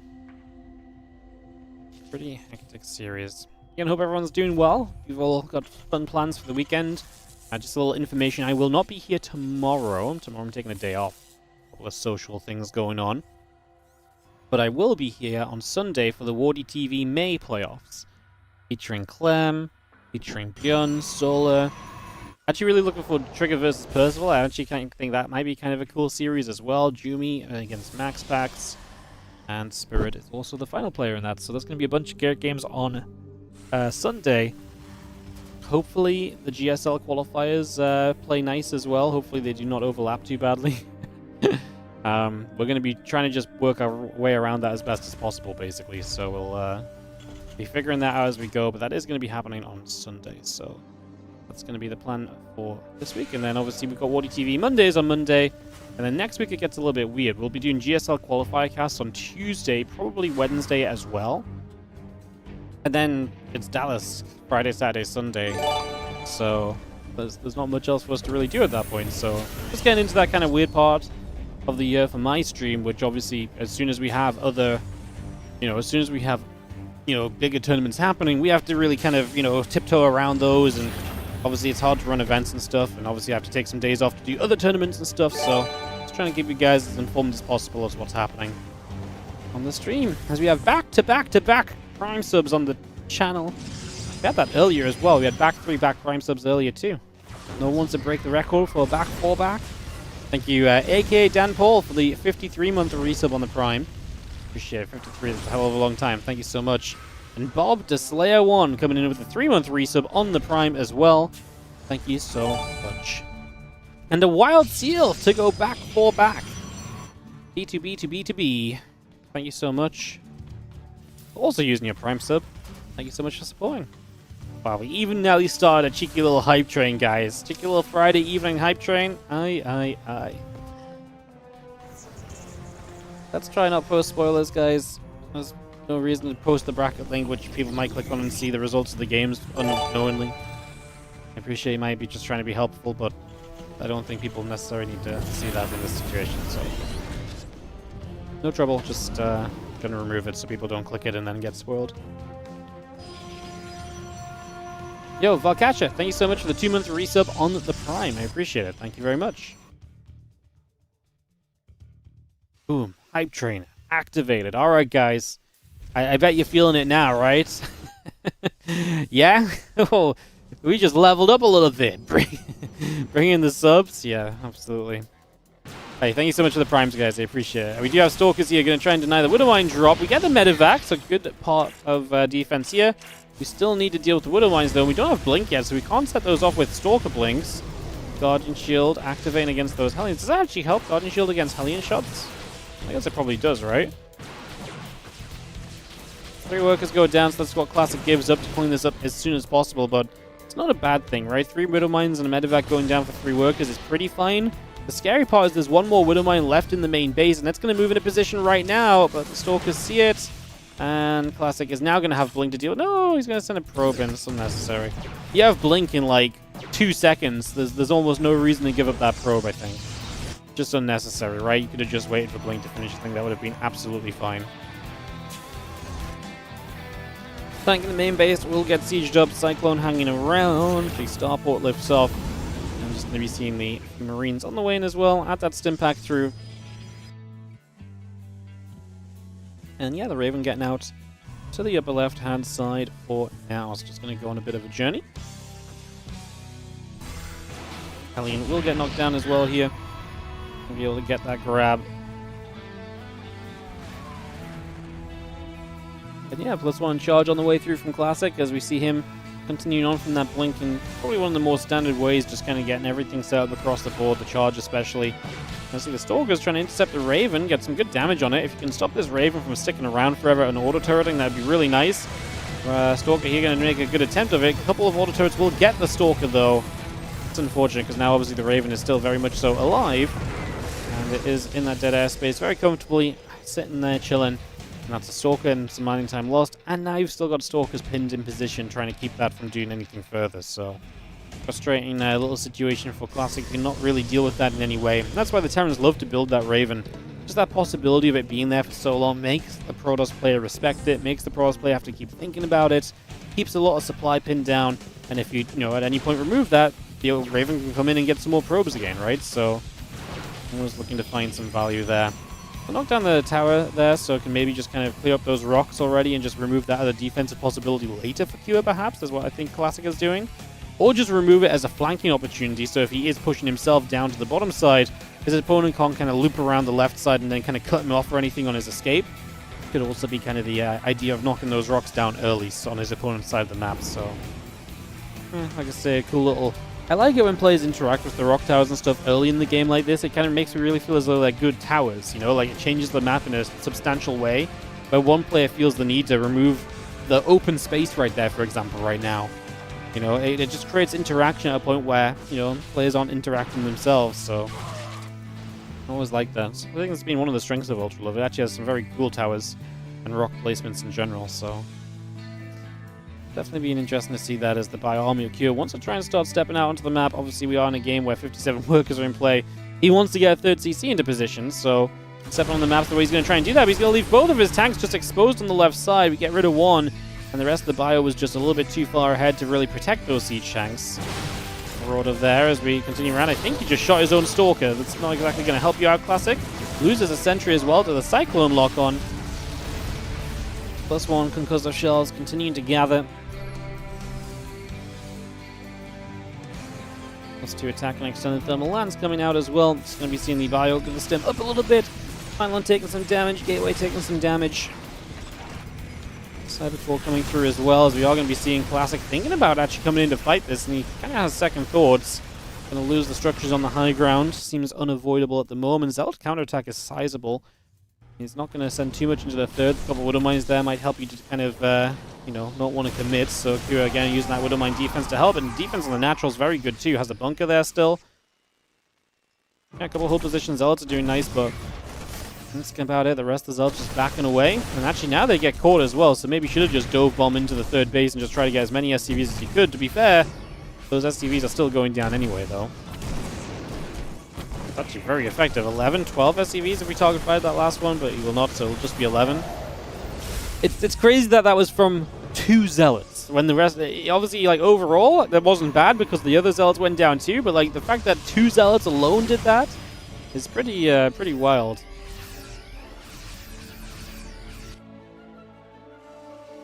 Thermal Lance finishing shortly, +2 attack coming up on the Forge. Widow Mine's going to go bang, bang, both those Zealots getting killed. Now some more Zealots going down through the center. The Bio-Army still moving about here as we have got a couple Zealots on the left. Just going to get clipped, chased away. That Armory is about to finish.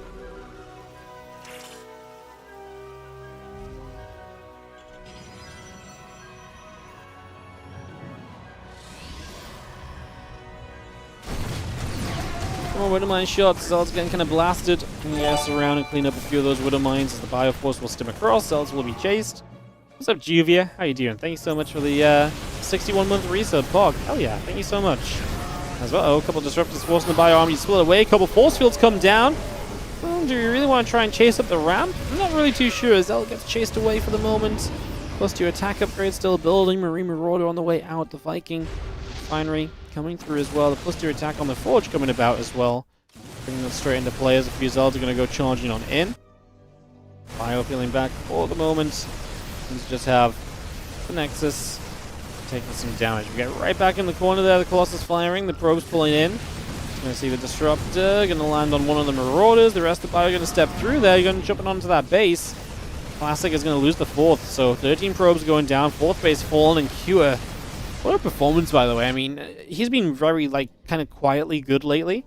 And really kind of stepping up a little bit as this GSL season kind of came around. Classic also has been kind of a bit more kind of loud good, He's been winning the online cups and stuff and really stepping up and showing he really means business. And this series has just been all about Kua. I mean, that game 1 was a bit more competitive, but it was still Kua taking a big lead early, kind of like in this situation. And Classic turned it around and brought it back a little bit, but wasn't good enough in the end. We are somewhat en route to a 3-0 at the moment because Kua has once again put himself in a very good position early in this game 3. And it's going to be down to Classic to try and twist and turn his way out of this. I do think that's going to be quite the challenge, though.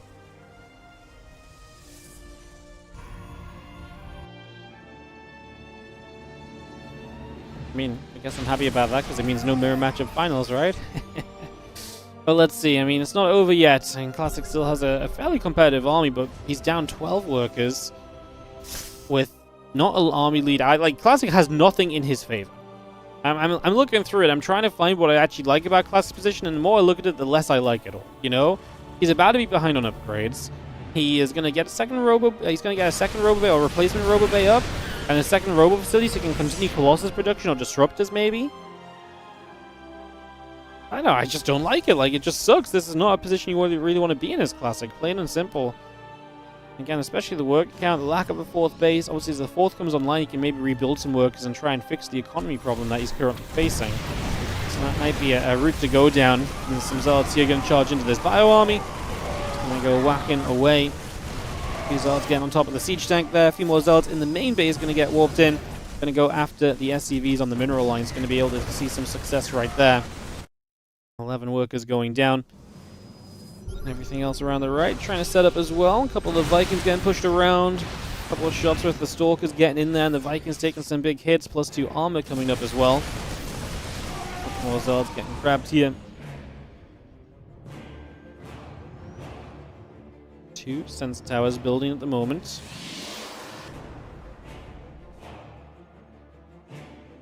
One ship weapons. 3 through upgrades. The Vikings. And that medevac also, or 2 medevacs actually both on the way. Fire's still going to come across and hit those Zealots for a little bit. And the ship weapon upgrade continues through as well. Stalkers, Sentries, Zealots making their way across. Just going to see the Stalkers blinking down the bottom. And we are going to try and take some position here as we have the 9 SCVs going down.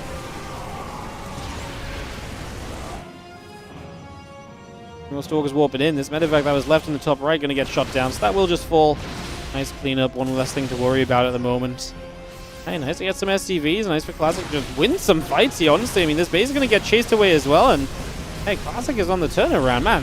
Classic is almost playing better when he's behind than when he's ahead. Like, the moment he falls behind, he just turns around. He's like, you know what? I actually feel like winning this game. Actually making this a lot more competitive than I think, well, definitely more competitive than I initially thought it was looking.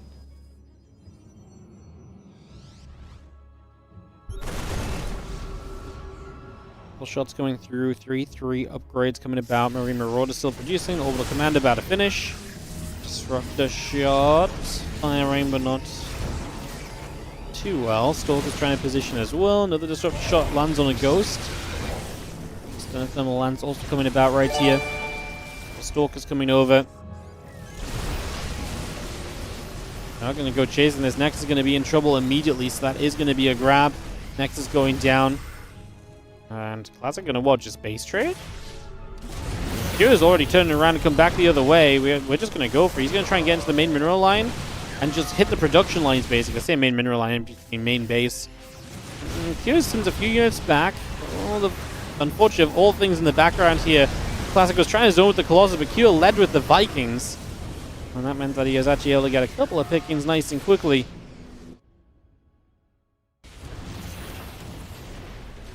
Kind of an odd position here, actually, for Classic. I think he can continue to come through and continue to kind of push up. That's what he's going to try and do right now. A bit of bio on the top side from Kira, going to move in as well, trying to push along for the moment. In we go. Nexus in some trouble. Probe's going to get pushed around. Nexus will fall. Those Zealots are getting picked away at the Orbital Command. Going to get shot down as well. +3, +3 going to be done from Kira. So he's going to have great upgrades for this base trade scenario. He's on equal-ish army supply. I mean, Kira's in the kind of position where he kind of just wants to force a fight, I think. 1 Colossus, so not a lot of splash, just those Disruptors. Only 10 Zealots as well. I actually do not love this at all for Classic. Although he is going to get on supply blocked and potentially give himself the chance to warp in. I love this for Classic. The fact that he can catch half the army. I mean, this is what you kind of want to avoid as Kira. If he could fight with everything, then brilliant. But he has not been able to join up. He dives for Disruptors, but he's going to lose so much in the top. Remember, we went into this equal army supplies. Now a 10 army supply lead for Classic, who freeing up supply still has his production online, and 2 Colossus start up immediately. But his production starts from Kira's. He comes out of a supply block there, losing some supply. This is 100% swung into Classic's favor. Man, pretty crazy.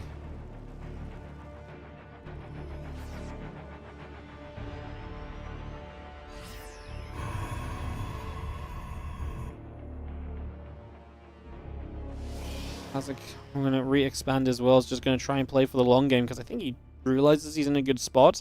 And running around silly right now against a Terran is one way to lose it, right? If you're getting caught in a bad spot or like out of position. So he's like, I actually think I'm okay. I know how much damage I've done. I've knocked down so many of your workers and so much of your economy. If I just rebuild a bit of my own economy and secure myself in a longer game, I think Classic knows that that's a kind of a direct fire way to put himself in a good position here. So, yeah, getting set up nicely. As you have, Loss is still coming about. It's going to be seeing a couple Nexus coming through. The Stalker's coming over.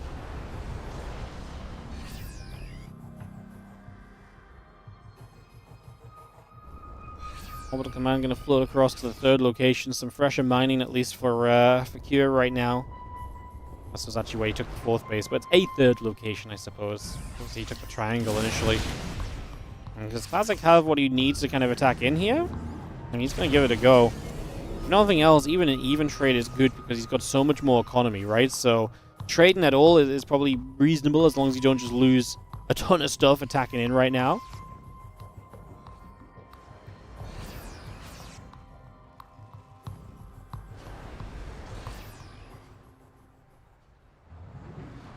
More Zards warping in, the Observer going to be popping out. Ghost, Medevac, Marine continue to be added on as well. It's just a little bit of everything, but I mean, Classic is maxed, and like I say, should not really have any reason not to at least try and force something of a fight here. He knows where this opposing army is. He's going to try and zone the Disruptor leading. He's going to get up to the high ground. Kill off these rocks would be really nice. It opens the space. Kira's actually going to go out onto the map. Maybe looking to kind of come in from the upper left-hand side as the wraparound. So here we go. EMPs come down. Disruptor shots are flying and actually hitting pretty well so far. Disruptor shots on the top side of this army are absolutely disgusting. And so far, absolutely what we need. As we are going to be seeing Classic taking a fight to secure a game in this best of 5. And he will not go down without the fight. He will take this game and he will go and force a map 4. He will not let Cure just waltz into the finals against Hero. And again, a game where Cure definitely looked good early and got into a good spot, but Classic finding the turnarounds from these tough positions. Boy, oh boy. All right, let's go Classic Cure. Game number 4, guys. Like I say, I want to keep these games rolling. We've got plenty to get through today. We've had plenty to get through, so let's get into a 4th map here, as we have the beauty of not having to wait around for the ads. So let's take advantage. Top left-hand side still has the advantage, obviously, still has the 2-1 lead in this series and the chance to move through to the finals with one more map win. This is going to be our Red Terran player in the top left, Cure. While in the bottom right, our blue Protoss player is Classic. We get into game number 4.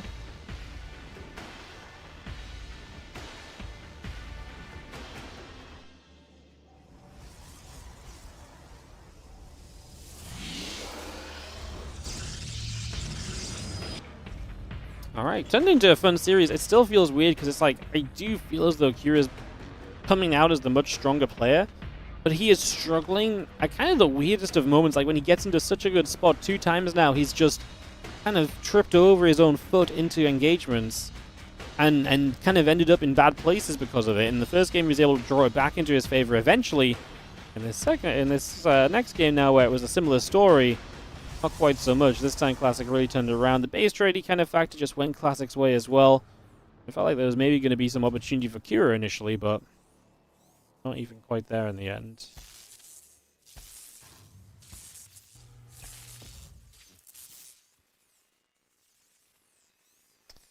STV and the Pro going to nibble at each other.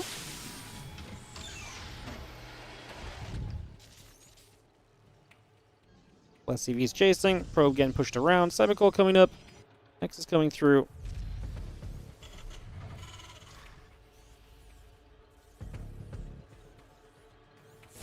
And the Tech Lab coming down on the barracks. Using the Tech Lab place, Cybercore coming around, Nexus coming in, and Probe building as well. So again, we get set up nicely. Similar comes in over on the side.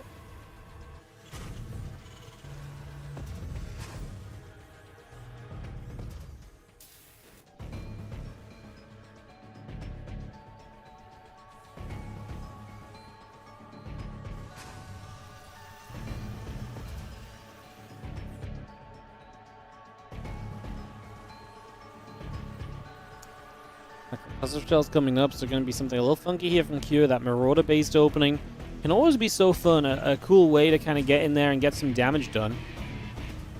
It's going to be kind of setting up. If you kind of send an Adept or so across the map blindly here as Classic, they can very often just die because the Marauders catch it. If you don't have a battery at home, you can be in some trouble as well.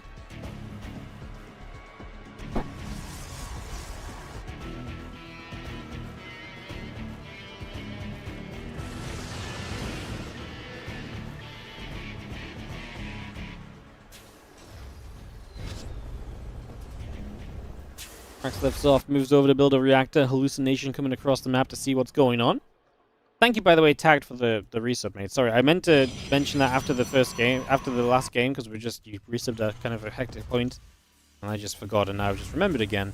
Thank you so much for the 59-month resub. It's a 17th Prime, and hence a Super Prime. I love it when it's a Super Prime, because 17 is a Prime. Wow, love that. The Super Singular Prime is divides into the order of the friendly giant. It's a safe Prime as it can be written as 2 times 29 plus 1, and 29 is a Sophie German Prime. It's a twin Prime since 61 is the next Prime. Finally, there are 59 stellations of the regular Icosahedron. Wow. Always love hearing about the Primes. You know when the sub-message has the word Prime in it like 8 times at least, it's going to be a good number, you know? Always good.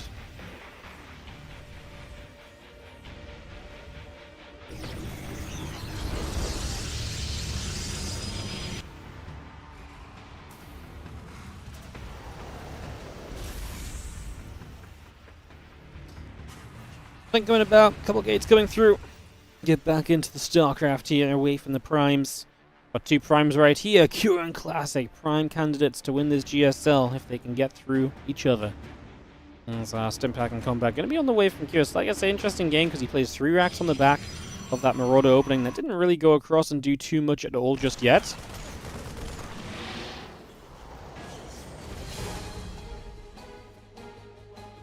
Stalker's going to set up, they're going to take their steps over. I'm just going to be having a few extra gateways building in. And Classic as well, so getting those gates up and running.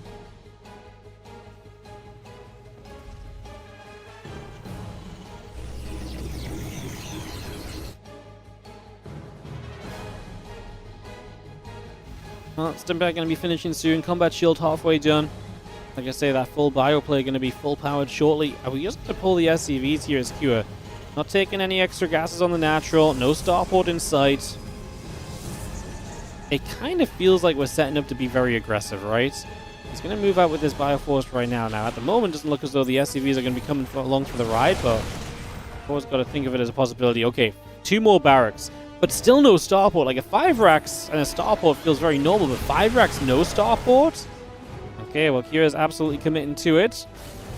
Let's just have Charge on the way. Classic will very heavily want to rely on that upgrade. Charge so good at just getting in there, getting those Zealots involved, and being a big blockade in the game. So, expecting that to be a huge factor. As again, a couple of Zealots popping out. Islands on the way through. The unit's going to go rallying out to the low ground. I mean, we actually had another barracks. They're going to go 6 racks. Wow. Kind of crazy. I don't even think 2 base 6 racks is kind of like a what the hell are we doing kind of moment. But you know, this is the kind of build Cure cracks out sometimes. You're like, wait, Cure, are you a genius? Putting those on the back of the natural, trying to make it difficult to spot. There's the SCV pull.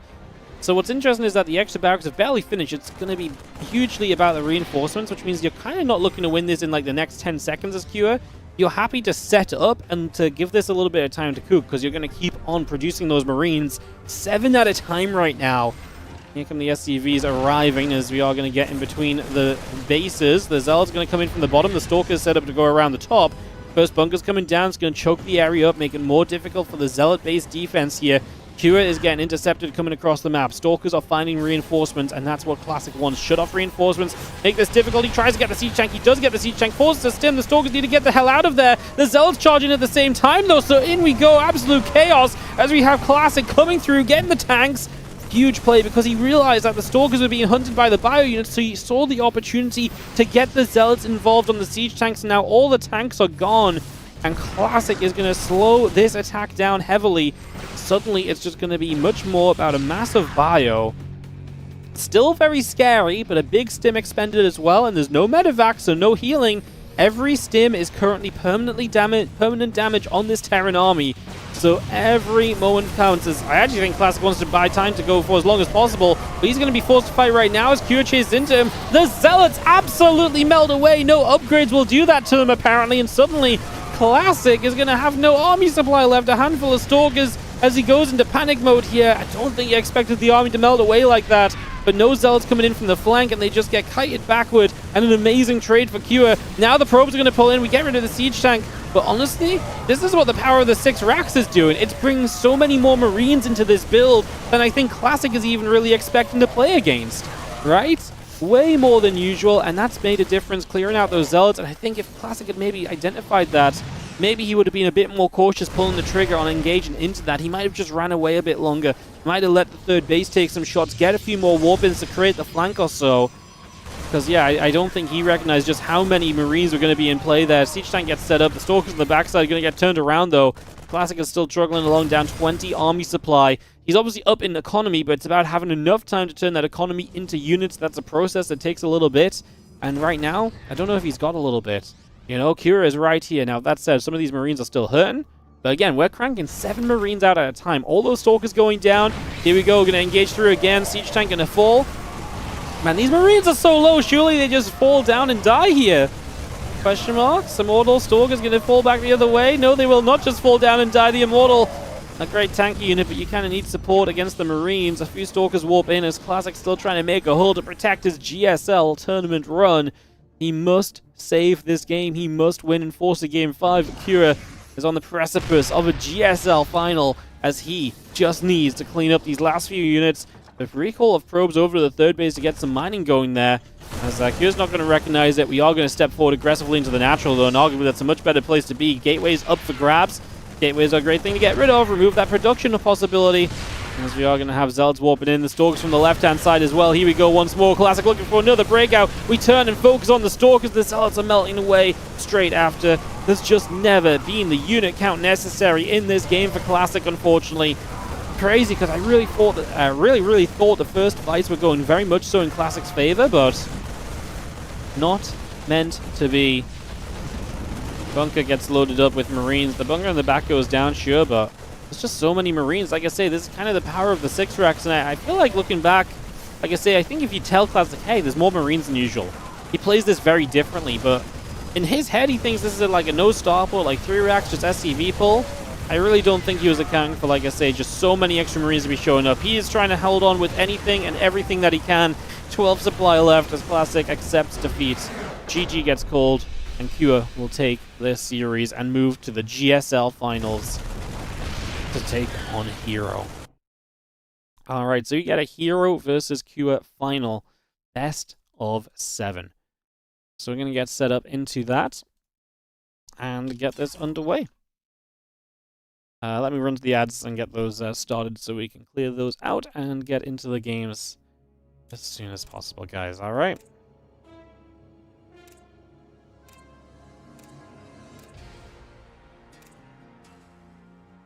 All right, all right.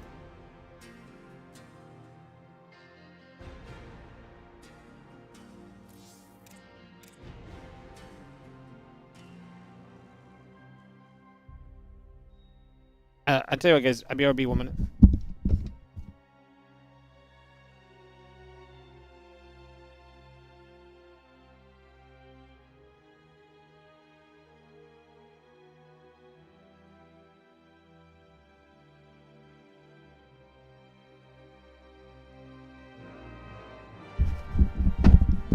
I will not be RB 1 minute. I'm back already. Crazy.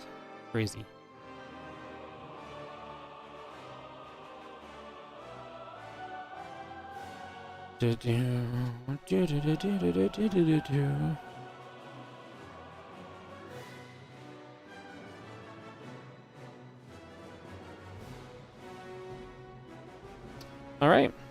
I'm kind of ready to go. Where are the ads at? 1 minute and 50 seconds away from being done. Okay. We'll give it 10 more seconds. We'll give it a few more moments then. Again, thank you for tuning in, guys. We've got 1 best of 7 left. Kua versus Hero. Get this ready to go, go, go. A lot of people saying the final games were insane. Alright, well, I'm excited for it. Excited to see what we get here in this best of 7. We're going to be starting up on Persephone, I believe, for game 1.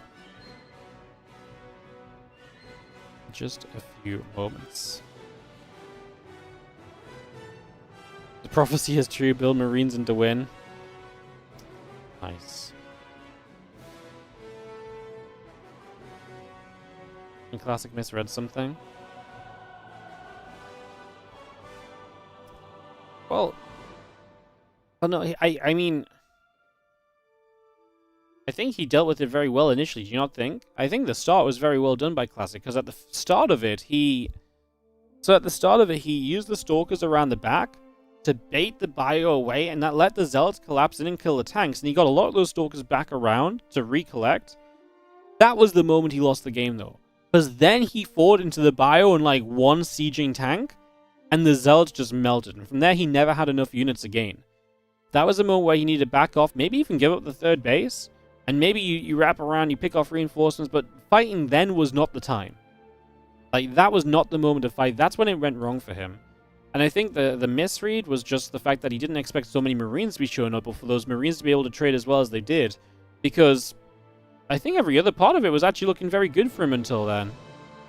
I actually think that's a bit of a frustrating game, because I honestly think the first breakdown of like the siege tank count is huge, and when you've taken down the siege tank count, that's usually a very good sign that you're on the right track to defending these things. Especially when you break down the tank line and you have a good amount of units left, right? It's not like he broke the tanks down and he had, 4 army supply. So yeah. Alright, let's go into game, guys. Let's get this ready. No AoE, no win. I mean, yes, obviously AoE would help. I don't think you need AoE to deal with that attack either. Like, a Colossus would go a long way, especially once the tank's gone down, but you invest in a lot to get there. I think Zealot Stalker should have been able to do it. He just had to approach it a bit differently and buy a bit more time. I mean, if you try and build a Colossus in the situation he was in, I think he dies building the Colossus, because he doesn't have enough units otherwise, so... And it was the way he was setting up as well. It was a pretty quick attack from Cure, that's the thing, right? Because you're not waiting on, like, starboards or medevacs or anything. So yeah, makes a big difference. Alright, guys.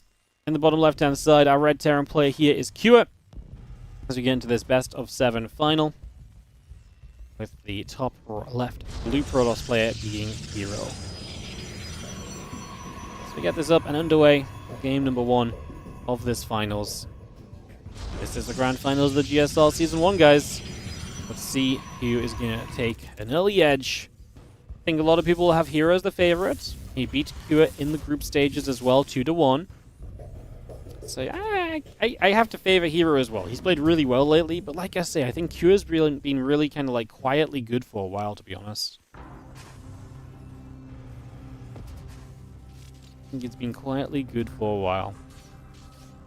Alright, SCV going to come chasing around, letting the probe, so just being annoying in the first few moments here on Persephone as we get set up and rolling. Why does it say Group B? Because I believe the title is Group B, Round of 4, and Finals. So it was Round of 8, Group B, and then Round of 4, and then the Finals. So we've done all of that in one stream today. Basically, Group B was played yesterday, so because the rest of the playoffs got played today, by the time we finished casting Group B, we were able to cast the rest of the playoffs. So... And I don't have any other time to cast the games, so instead of doing like a different broadcast day for this, just figured we may as well get it all done in one stream.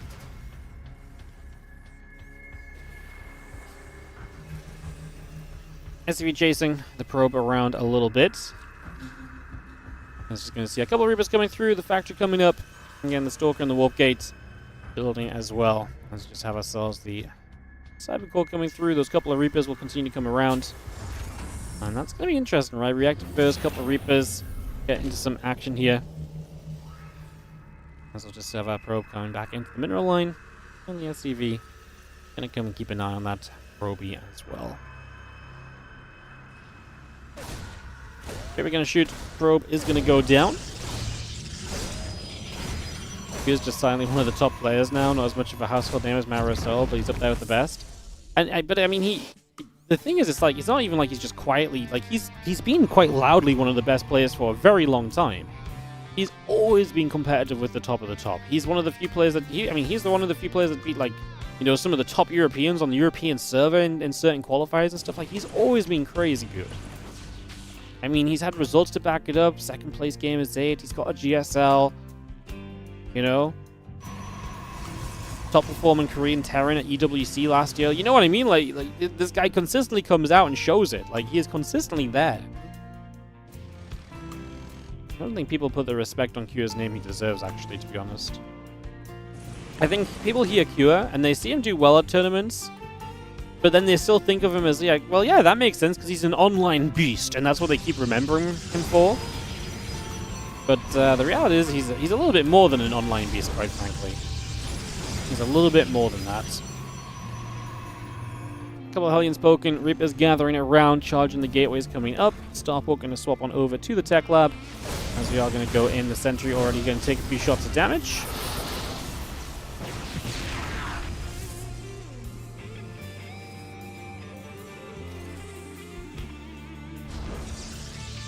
And charge, probes, gates coming up, robo facility coming about. Stalkers and the sentry coming around as well. It's going to continue to come through.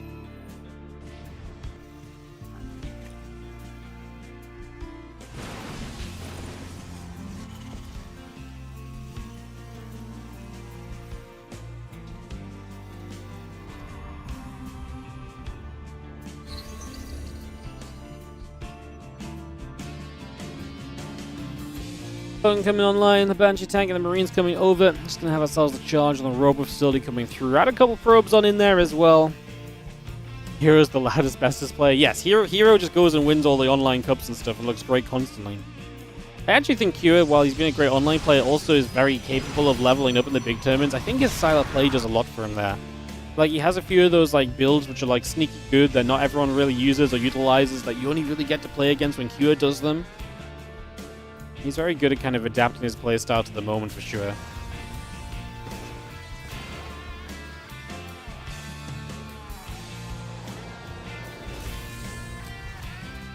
Destination just going to step on through and is just going to go for a little bit of info gathering into the main, as the Banshee's still stacking around. A few Marines coming up. Just going to be seeing our starports, and so continue to come over. Siege tank on the way up. And obviously Blink finishing very shortly from... Charge finishing now and Blink just starting here from Hero. And so we're going to have these charge shots on the map. And so Hero going for a little bit of an odd kind of direction at first, going charge. What's funky here is obviously it means you're not going to have as many Stalkers to deal with the Banshees that Kyo brings across the map, sending those up the right-hand side of the map currently. And these Zealots, will they try and dive into the natural at all? There's a few Marines there, a single Siege tank. I actually think these Zealots can do half decently right now. Let's see. There's a second tank on the high ground. Tank on the high ground is doing a lot. We got a tank on the low ground. Honestly, if we just walk away from this, we just lost like 1 Zealot. Okay, we lost 3 Zealots. Apparently, I can't count. I was going to say, it didn't feel like 1 Zealot, but I really felt like it was for some reason. I don't know what that's about at all. Alright, Banshee's up to the top side. The Zealots have turned away. And this is going to be the issue. The Banshee's showing up. Detection not available just yet. Instantly, 4 probes go down. So Kira is able to start getting some good damage done here initially. As the +1 and the stim coming through, the couple Banshees get turned back around the other direction. A few more probes. I mean, this is great because these Banshees are still very much so alive. No blinks, you can't blink after them or anything, and they're just going to sit and chill in the dead airspace, keep themselves alive for the future, where they will once again be put to use, most likely, to deal some damage a bit further down the line, although we're not there yet. As the Reapers and the Marines, the Marauders, all gathering up together. And Marine Marauder medevac coming through for now. Just getting set up and online. The blink going to be done in just a few moments as well.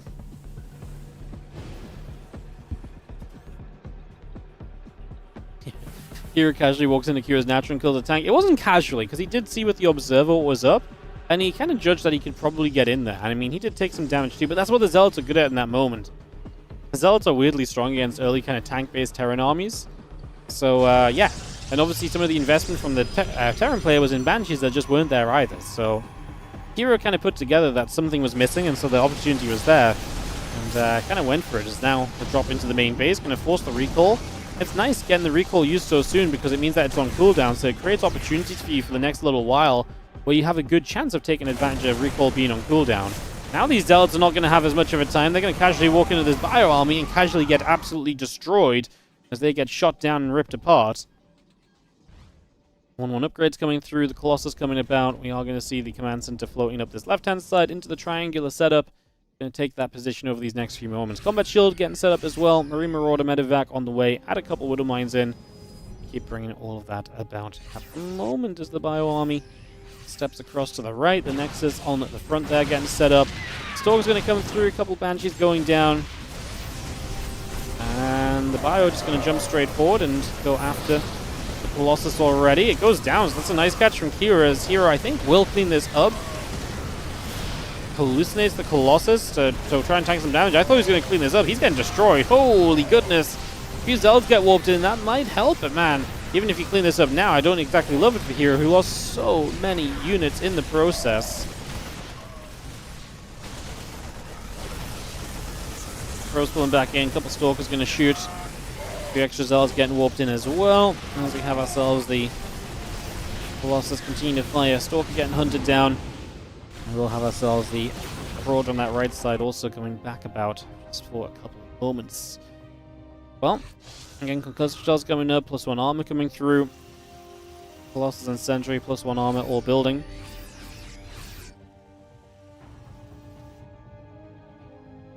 And the Colossus and the Stalker coming around for now.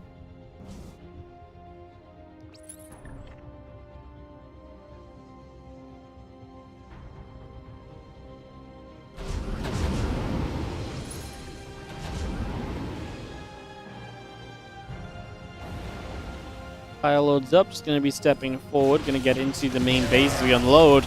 Stalker's going to go after that bio army. Just going to see the rest of the bio actually getting off those. The Stalker's unable to actually shoot the medevacs down. Hero has to keep scrambling to the defense in these games so far. Continue to come back over for the moment. Fire around the back, Zealot going down, couple probes getting jumped on. I still see the medevac coming through the top. A couple of Zealots getting warped in. The Stalker trying to blink underneath is going to get the medevac. So hey, a silver lining from Hero as, again, he had to scramble the defense, but at least the defense comes out as good as it can. Everything gets shot down. Nothing escapes. So yeah, that's kind of as good as it gets in that scenario. We'll have the TT upgrade still coming about. The armor upgrade coming up on the engineering bay. There's the attack on the other. Continue to get this going. Widow Mine shot going through. Getting a decent connection as well. Another Widow Mine shot going in toward the Zealots. Now the Stalkers and Zealots together going to try and step through. Colossus and the other units going to step away and back away from this. We're going to actually chase in with the bio and jump onto that Colossus. Jump onto the other man. Hero has not had a good time keeping Colossus alive. Just way too close to the front. And Cure honestly having no chill. Absolutely happy to chase and grab Colossus when given the opportunity. And to be fair, I think he is making those opportunities as well. I think he's doing a great job of kind of jumping where Hero's not really expecting him to be so confident. And so Hero, who's so used to kind of stepping onto the map and being like, yeah, I'm going to be scary. Look at me, I've got Colossus. And the Terran player's like, oh no, Hero's got Colossus, no. You know, shut the doors, shut the windows, hide in my base and hope he doesn't actually come in. And Hero's just like, you got Colossus, I don't care, buddy. They are in the front of your army, I will kill them.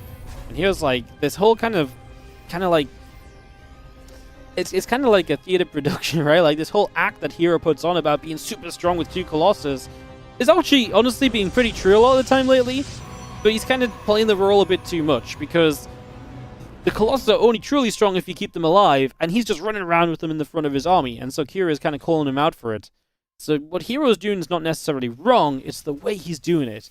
And this is where Hero loves to play this kind of game, because when Hero sets up in these games, what he starts to do is he starts to throw bases all over the map. He has map control. The Terran is afraid of him, as they should be, because Colossus are scary. So he just starts to expand on mass. But if you can jump in there as Cure and interrupt him from feeling good, clearly right now it's not stopping Hero, but it might give you a genuine shot at going around and denying some of those bases instead of having to play scared against the Protoss army, which is where so much of the strength in PvT has come from lately. T2 going to finish shortly. Let's just have Gumiho going to push the Zealots back. It's just going to chase those away. 3-3 coming up on the side of Hero. Robo Facility, Zealots all coming through. Cannon and the battery coming online as well. Continue to get this going at the moment. I'm going to step forward and see if there's anything to be done there. Does he not have an armory, or is Widowmine Cloak an upgrade again? Yeah, Widowmine Cloaking is an upgrade. You have to have Drilling Claws for it. They changed that in the recent patch. So yeah, it's not armory related anymore. It is Drilling Claw related.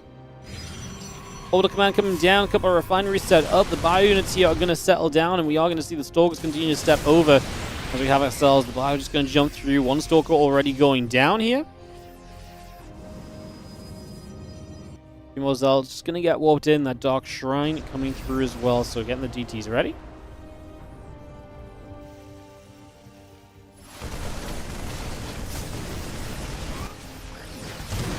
The Stalker's going to come across. Bio going to be shooting. Zealot's going around.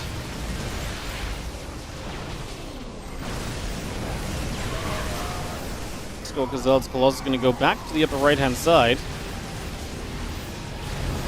Shot firing. The Viking's going to come across. Colossus and Zealots and the Stalker's going to go back around the other direction. Still got Marine Marauder coming up. Vikings on the way.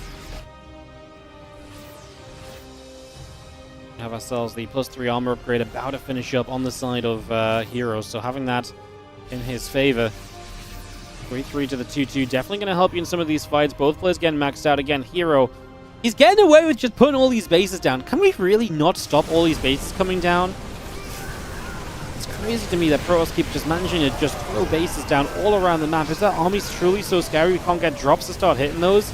It seemed to be such a problem lately for the Terrans, as this fight kind of fine for Hero. He steps away, keeps the Colossus alive so his main units do not fall. Just the kind of buffer at the front, which is much more easily kind of rebuilt and brought back into play. Massive Zealot warping from that gold base as well. Doesn't even need the prison because he's just got the bases so far across the map. He's taking the bottom right base. When Hero starts running in these games, he is never going to stop, man. Like, it's so rough. Knocks down those rocks, stops a bit of the flanking opportunity. Goes to Nion out of energy. There's not many EMPs remaining. Disruptor shot down the ramp is not going to do much either.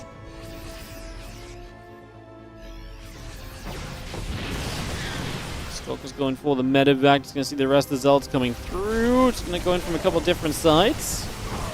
Vikings going to shoot. The Bio Army continuing around as well. Just going to see the Colossus taking a few more hits as we continue to target them. We're just going to go chasing down those ghosts. Colossus is going to step forward aggressively. Missile turret is going to come to the defensive cure, but not soon enough or powerfully enough or anything. I mean, I was hanging on to shreds of hope for Kua as he is going to have to tap out of this. Game number 1, Hero takes the opening game of this best of 7 grand finals and is going to be one map up in the series. Game 2 in a couple moments as we'll get that up and rolling here in a second. Our second map here is Tokamak. So Tokamak coming through. We'll get that going in just a moment, guys. Just got some ads playing, and we'll get right back at it. Cool, cool, cool.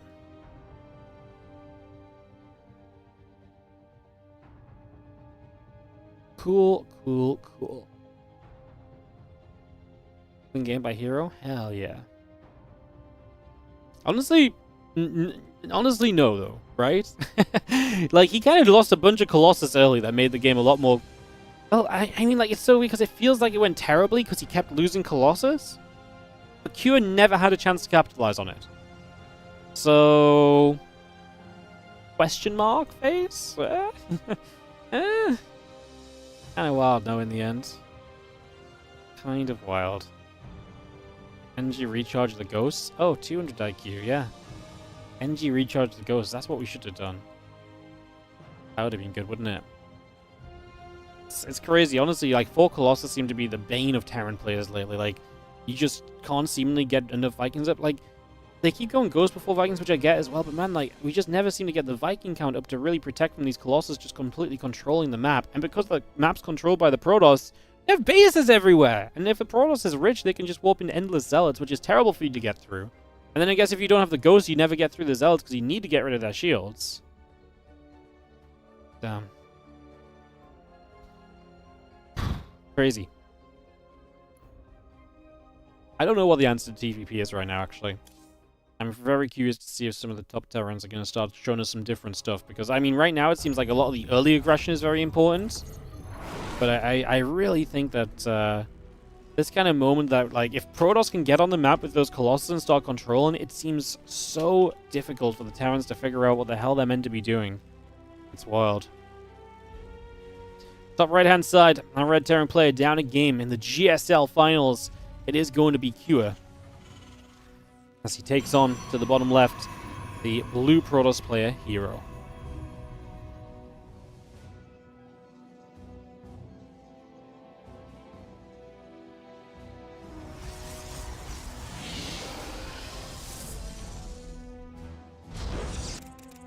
Probably going across the map. SCV coming around. Gate coming about. Barracks coming through. Mine rate coming up as well.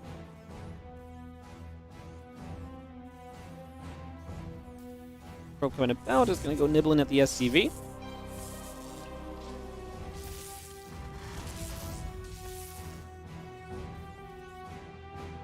And Gateway and the Assimilator coming around right here. Just going to get that started. And drop ourselves a barracks across the map. Secure is going to get aggressive with a proxy barracks, but just one. One rack's at home, one rack's proxied. That's going to be his opening game plan here. That's going to be the initial startup in this game 2, as he looks to try and get a little bit of an edge. A couple of barracks continue to come through. Just going to have that probe moving about. It's going to be popping around. Cybernetics core on the way in as well. Just going to get that started as the SCV continues to chase the probe here for just a few moments. And see where we can go. Marine building up on the barracks as well.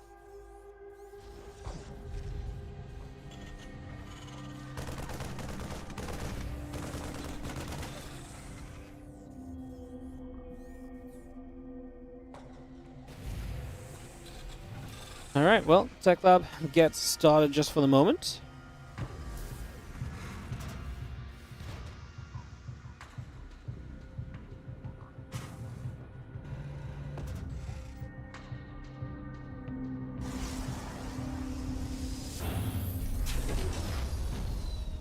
Marauder and Concussor shells coming about.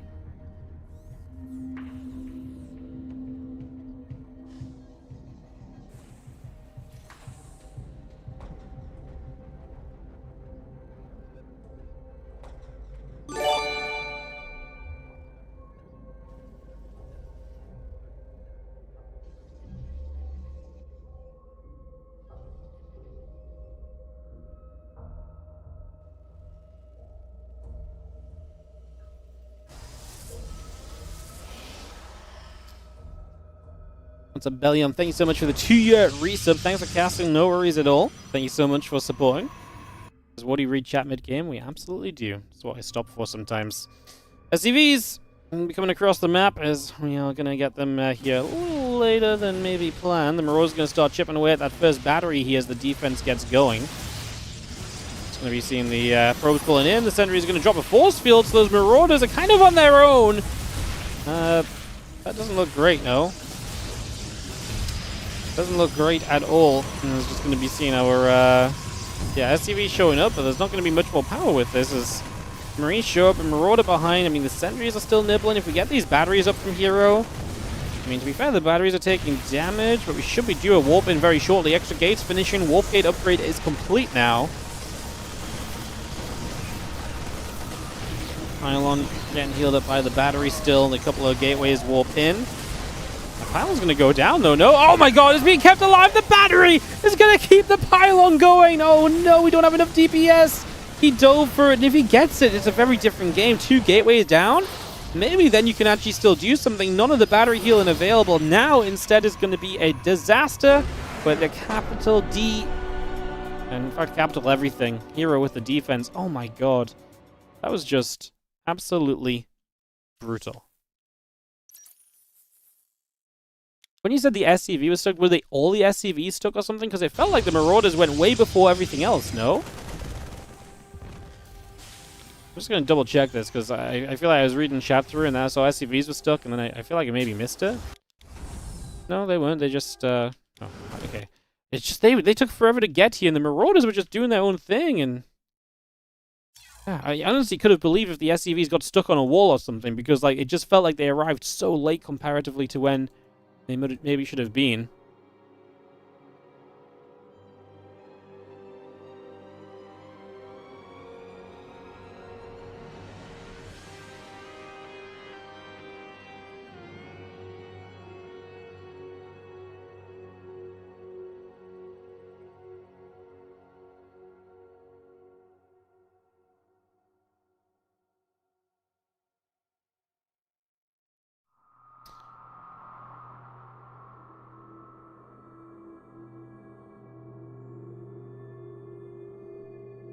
Alright, guys, let's go into game number 3. Keep it going. We're going to go to ley lines. We're going to keep this going. Sorry, just replying to a Discord message. Hey, what's up? Fermia Resale. Oh, Fermi Resale. Thank you so much for the gifted sub. Going out to Dude215p. What a defense from Hero. Let's get into game number 3, as all of a sudden it's a 2-0 lead and Hero starts running with the series. Can he keep it up? As he is in the top right-hand side, the 2-0 advantage belongs to the Protoss player here in this GSL final. It is going to be Hero. In the bottom left, our red Terran is going to be Cure.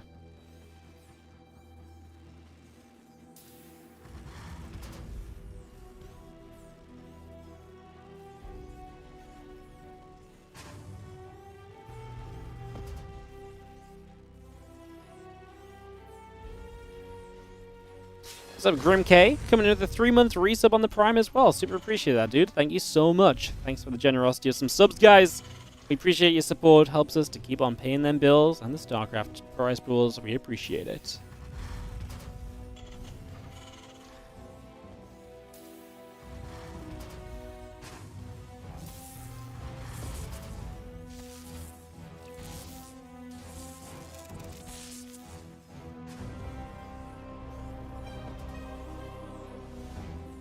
Alright, SCV coming about, chasing the probe down.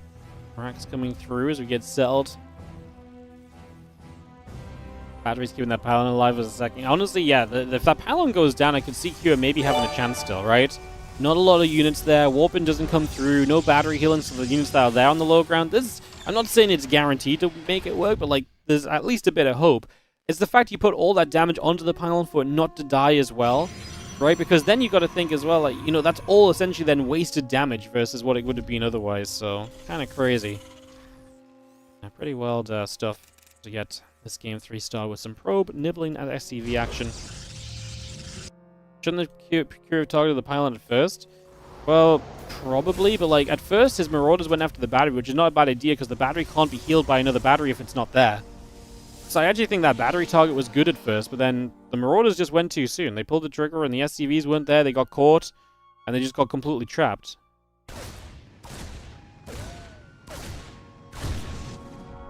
Here we're gonna get the probe.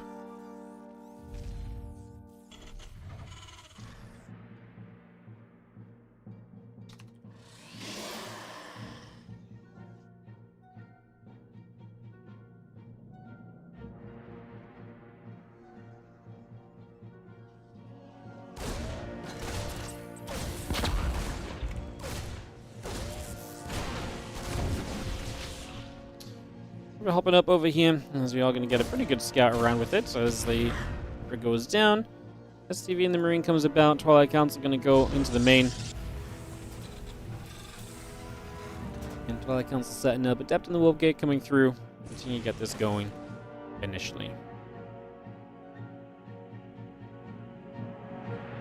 Starport building.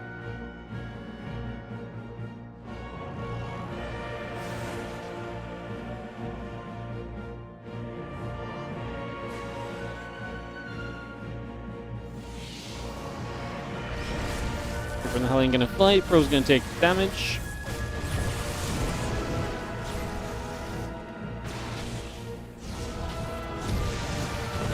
And we're gonna see 3 workers going down. Cyclone the Marines coming about. It's gonna see the Blink and the Wolf Gate continue to come up. The Stalker coming through as well. It's gonna be nice. So 3 probes going down, but then the Stalker's delaying the command center. However, the Cyclone gets the lock on, and that's gonna be a pretty good chance that the Stalker goes down. I love that Hero just recognizes and he's like, okay, cool, if the Stalker's going to die, the best thing I can do is put some more damage onto that Cyclone, right? And that's exactly what he does. He just turns onto it, puts some damage onto it, gives that Cyclone a little bit of a beating, and just says, ha, well, there you go. What do you think of that, Cyclone? And the Cyclone's like, well, you know, I'm kind of built to take a beating. Obviously, he's near home. He can get repaired kind of easily. So the Stalker doesn't look very clever, but he didn't really have a much better choice anyways. As the Stalker's going to continue over, looking for the medevac. Couple Marines in the Cyclone. Will be there, and we are going to actually get a lock on as well. Onto a fresh Stalker. Do we keep the Cyclone forward? And with the Cyclone being low HP, it's difficult to continue justifying the chase, because if the Stalker's tournament is very easily lost. Siege Tank gets there, though. We lose a couple of SCVs here, trying to find as much as he can. Isn't that just the kind of the be-all and end-all of Hero's kind of playstyle? That he's just always trying to find as much as physically possible with each and every one of his units? Blink still chrono boosting up. The gateways are still coming about. Robo facility building through. As the gateways are going to finish, and that's going to give Hero some Blink Stalkers onto the map, and he will look to try and capitalize here in this game 3 of the series and try to push himself up onto match point again. 3-0, it's such a difficult hill to climb back from as the Terran player. If you're Kira right now, this really is already the game you kind of want to be winning, because, yeah, winning 3 in a row against Hero, 4 in a row against Hero, it seems extremely difficult, especially when you've already lost 3 and some of your kind of specialist builds clearly aren't quite hitting, right? So see what Kyo wants to do as he adds on an additional barracks. He does have the starport this game. No reactor for that starport anywhere just yet, so see if he wants to build anything with it, or build a reactor with something else for it, or if he's just going to build medevacs off of it. That suggests that we're obviously going to go sooner rather than later, right? If you're going to build a medevac and no reactor, that's not an investment into the future, that's an investment into the here and the now. So this looks as though we want to get across the map somewhat soon as Kira start pushing and putting that pressure on and trying to hit Hero where it hurts ASAP. And there's the Unsiege. And maybe time to go. Cyclone gets the Observer, which just sieged up, so that will be a quick, easy pick. And are we going to bring any SCVs? Has been the question of the day in TVP, apparently. Looks like we're just going to step forward for the moment and siege up. The Stalkers are right there, so you got to be a little careful. This is 4-gate from Hero, which is a bit more aggressive than usual too, so it's going to be more difficult to be aggressive into this as the Terran player. Hero says, okay, your army's out over here. Let me just blink into the main base, deny the stim pack. So the stim upgrade goes down. Starport loses its building reactor. Now we blink onto the tank. A little bit messy. The Stalkers are quite disjointed, and they're going to get a little bit stuck here as well. SCVs surround, units coming up from the natural, and then units are camping the kind of position that you'd blink out into. So now Hero's going to try and turn this into a fully fledged fight in the main base. SCV still pulling into this. The Marine tank coming back the other way. And we are going to see 18 SCVs going down at the moment.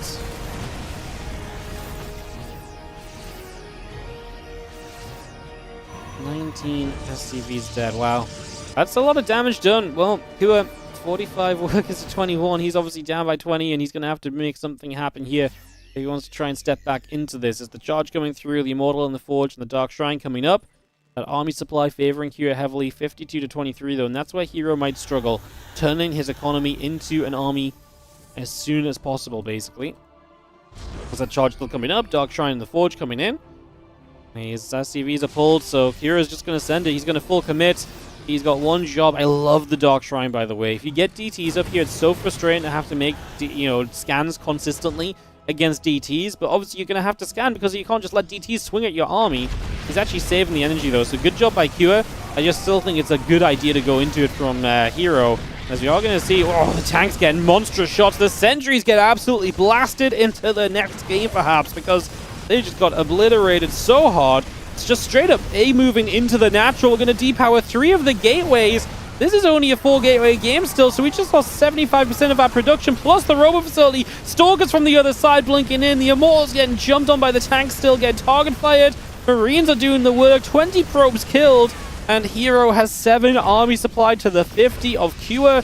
The Immortal in the corner will go down, and Kua waltzes into the main base. The DT is going to try and be annoying. We've got scans available, remember. He's going to go after that final, there's a couple pylons here, I guess, at the moment, that will try and keep producing with the gateways, as we are going to see a DT showing up. Scanned, killed.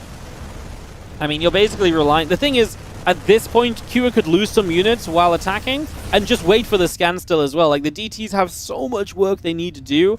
There's so many scans available as well, so it's just not going to do anything. GG says Hero. Kua brings it back a game here on Ley Lines. We are going to go into a game number 4 with everything still to play for. Kua brings it back by a map. As he gets the defense, he gets the counterattack. And that's after he lost his stim as well, which is obviously particularly crazy. So, yeah, Kura is able to bring it back by a map. And we will get to go into game 4 here in a few moments' time. So, again, this set up. We're going to be heading into Maganatha, the 4th map. Can we get this going? Let's give it like half a minute or so for some ads, and then we will kick off into the next one.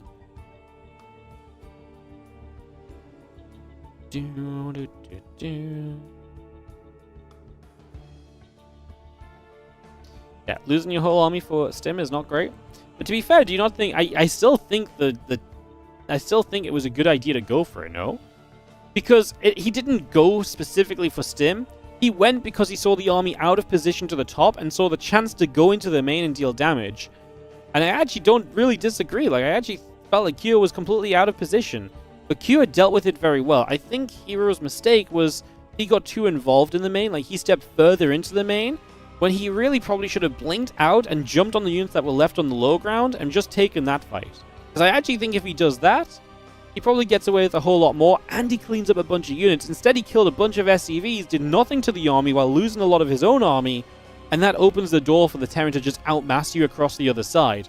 Whereas if you kind of, you know, lose a bunch of Stalkers, but you clean up a bunch of the Terran, and then the Terran has no Stim, then the counterattack is less powerful. He has no Stim, so it's not just numbers less powerful, he has no Stim to counterattack with still. I think, and yes, he has more SCVs, but he's not really in a position to make much use of having an economy anyway, right? Because you're the one to... I think that might have been the better approach as we get into Magnatha here for Game 4 of this series. So let's keep this going. Let's keep this rolling.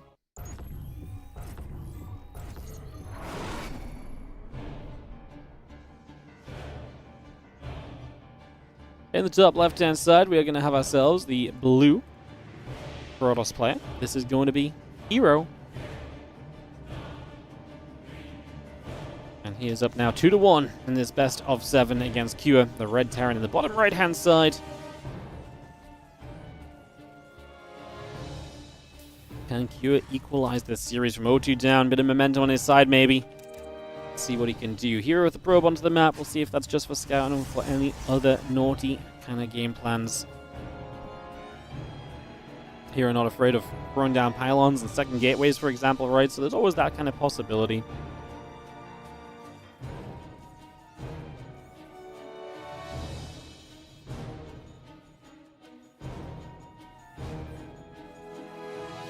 Probe comes up. SCV gonna settle. It's gonna be seeing the probe nibbling at the SCV.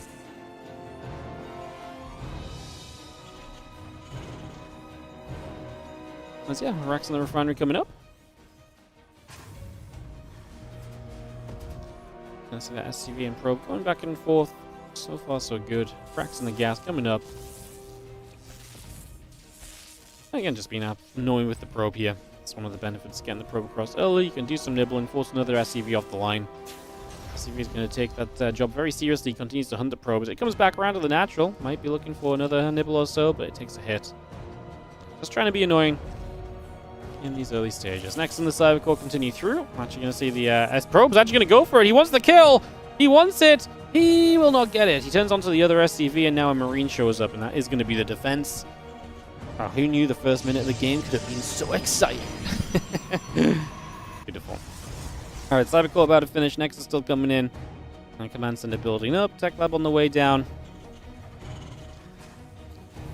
Let's just continue through with that. Yeah, Conquistor Shell's going, so looking for the Marauder opening here.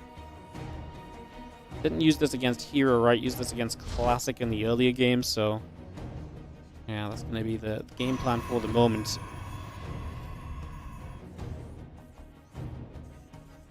Yeah, Conquistor Shell's coming through. Sentry and the Warp Gate coming about. Marine going to find the probe, which comes back in, trying to get more info.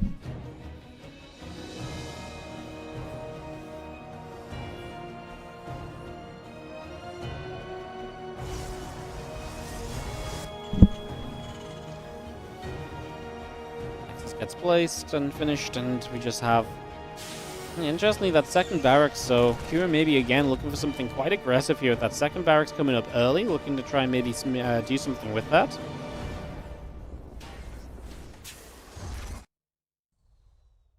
Hallucination heading down to the south. Again, the orbital command coming about, factory and the barracks coming online also.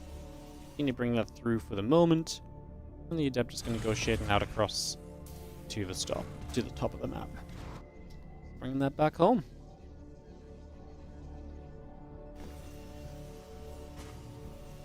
And there's the hallucination just scouting straight in. Again, trying to see a little bit of what's going on. Nibble at the factory that lifts off. And you just have again the blink coming about, the cyclone on the way by. And that's stim pack coming up as we speak as well. So again, just getting that all set up.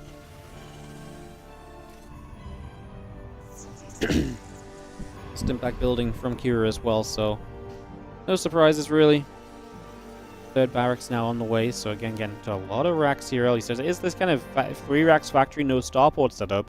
Remember, he did get very aggressive against Classic with this, right? He went into 6 racks eventually, so I wonder if that's maybe a possibility he's thinking of here as well, as the Marine Marauder will settle down. Thanks for casting these matches, no worries. Thank you so much for watching them. I've already expressed a couple times how awesome it is that so many people seem to want to tune in and watch these with me, so I appreciate y'all. Thanks so much for the support. Thank you. Blink halfway done, +1 attack starting. Combat shield beginning with the stim pack halfway as well. Let's see if he's just continuing out and about. Temple Archives building on the side of Hero 2. So just going to continue to bring that up as the hallucination goes out down to the bottom right side for the moment. Watched the matches earlier today, but it's fun to watch them again. Hell yeah. Love that. That's some real StarCraft passion. The match is so good you watch them twice. Had a fantastic last day again. Honestly, yeah, it's been great so far. These games have been awesome. A lot of TVP, obviously, but some really entertaining ones. I think Classic... what I really liked was the difference between, like, Hero Gumiho and then Classic Cure. Like, those are such different TVPs. And then Hero Cure feels like such a different TVP as well. Like, Hero playing against these kind of aggressive builds of the Terran Cure. And this is Cure. 40 SCVs, 3 racks factory, no starport in sight. And it's go time. But not with additional barracks. He is actually going to keep building SCVs here, so we'll see what he does with this push. That Storm is on the way from here. If you get to Storm against this kind of thing, then that's great. Oh, there's the SCVs. It's this 40 SCV, 39, 40 SCV pull. Just love doing it. And again, doing it without the starport is so interesting. Again, no additional barracks this time around.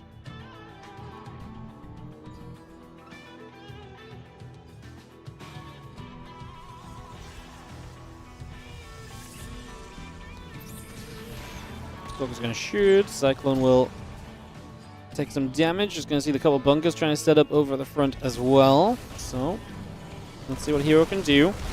Building up into the third nexus. It's not a fast third nexus for Hero.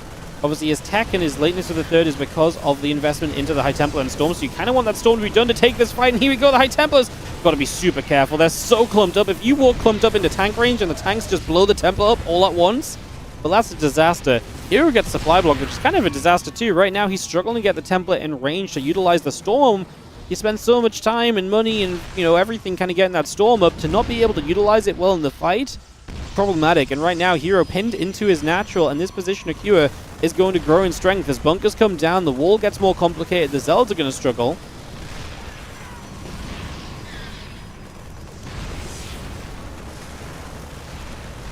He's going to fire next on the left side, will go down. Maybe Hero should have just cancelled that when he saw how much pressure was coming in. I think trying to keep that alive was hopeful, and 400 more minerals is 400 more minerals. Well, 300 more minerals, I guess, obviously, on cancel.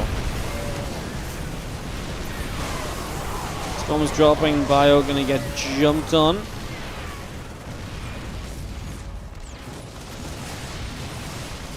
I mean, that was a little bit better, but it still doesn't really feel as though we've got enough here from Hero down to 8 army supply right there. The next result's going through. Marine Marauder tank coming about also. Just going to be seeing the Forge getting jumped.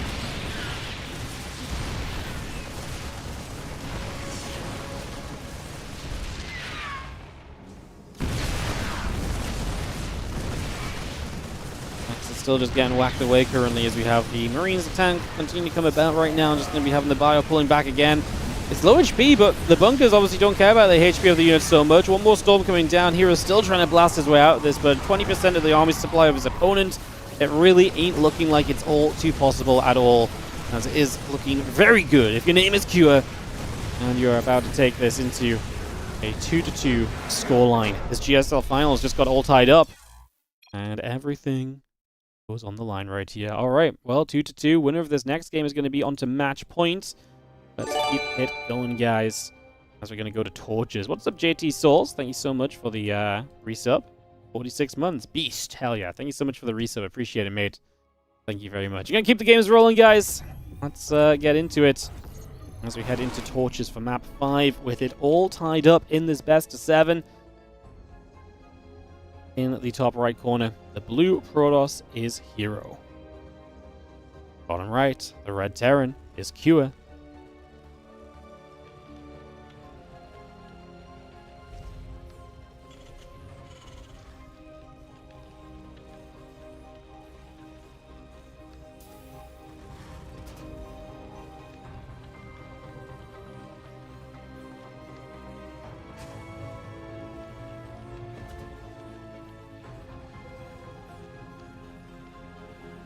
Okay, we're coming about. Probe on the way.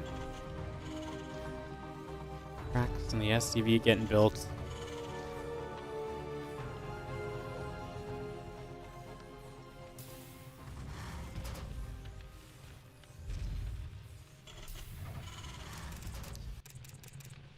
Torches is this weird map. It's actually fun because it's been kind of weird, but it's actually given pretty good games, and people are playing it in the longer series.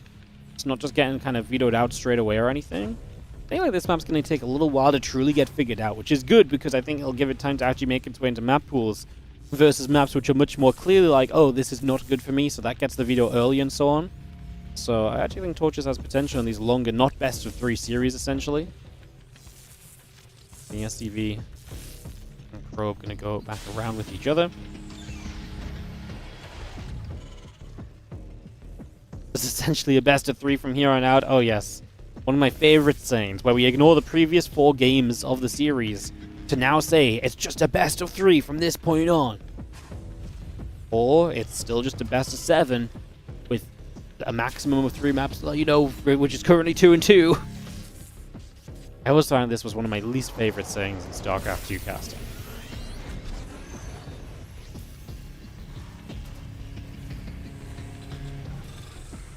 Especially when people are like, oh, it's just a best of 1 to decide this series. It's not a best of 1. It's a map. A best of 1 indicates that you've not really played. Like, it takes away all the other aspects of the game. Like, you know, you're not. If you're a best of 1, you probably wouldn't be playing this map in the first place. You know what I mean? Like, there's just so much more to it. You know. Oh, I really hated this phrasing. I probably used it a lot myself earlier on, but I really realized how dumb it was the more I got in. Some people probably don't care. I really hate it.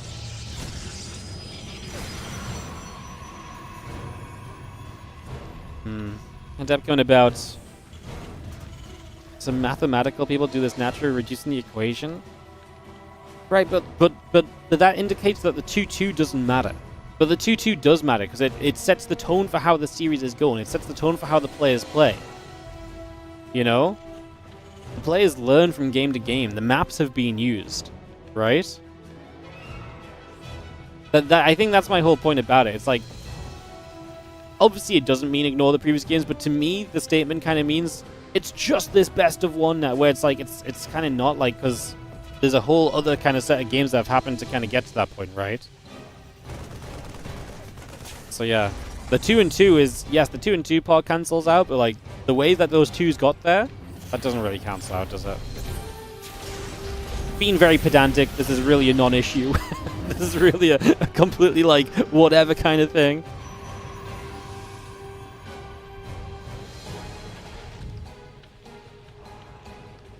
I guess if it comes to 3-3, I'd argue that I would actually say that saying it all comes down to this precisely means that the 3-3 matters. Yeah, but I'm not saying that. I'm saying that when people, if it goes to 3-3, being like, it comes down to a best of 1. It's not a best of 1, right? It's a map. It's the final map. It's not a best of 1. They aren't playing a best of 1. They're playing Game 7 of a best of 7. Like I say, this is a I don't know why this bothers me so much. This is like a real little nerve of casting that really has absolutely no impact on the world. Anyway, charge coming up, cloaking on the way through, banishing the Marines, barracks coming over.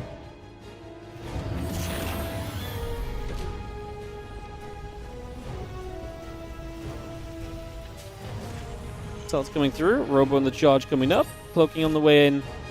As the charge continues to get underway for now, Cyclone locks onto the hallucination.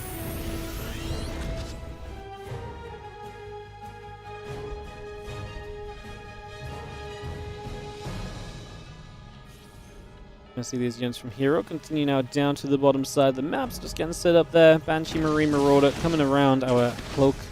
Banshee's setting up and trying to put some pain in, some work in for the early stages. Gonna see these units actually diving in from Hero, so he's gonna try and fight.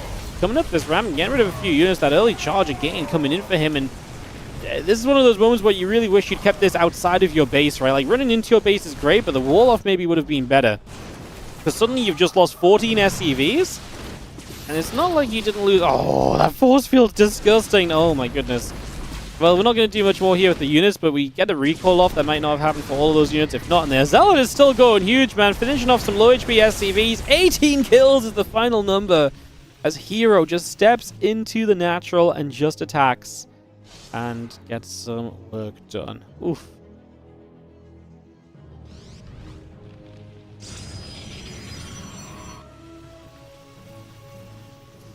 Blink on the way up, Stim, Combat +1 coming about. Just going to be seeing the battery coming through, the Blink on the way, a couple of gates coming online as well.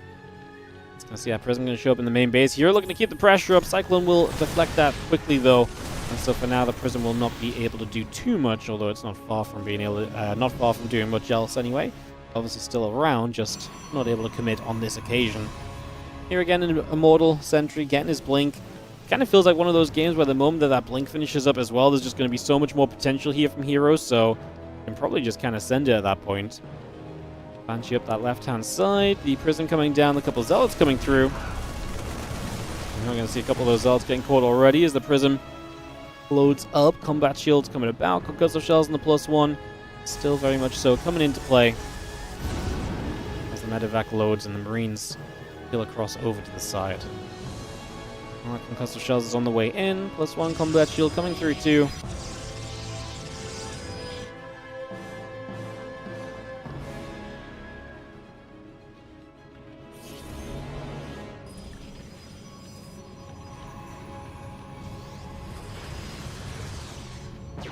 Banshee gonna get deflected by the few Stalkers. It's an easy turnaround. Medevac gonna unload a few Marines into the corner of this base. Just going to step through. Marine's going to fire. Pylon going to take some damage already. Do have ourselves the +1 and Blink continue to come by. And Marine, Marauder, and Medevac building up for the moment here.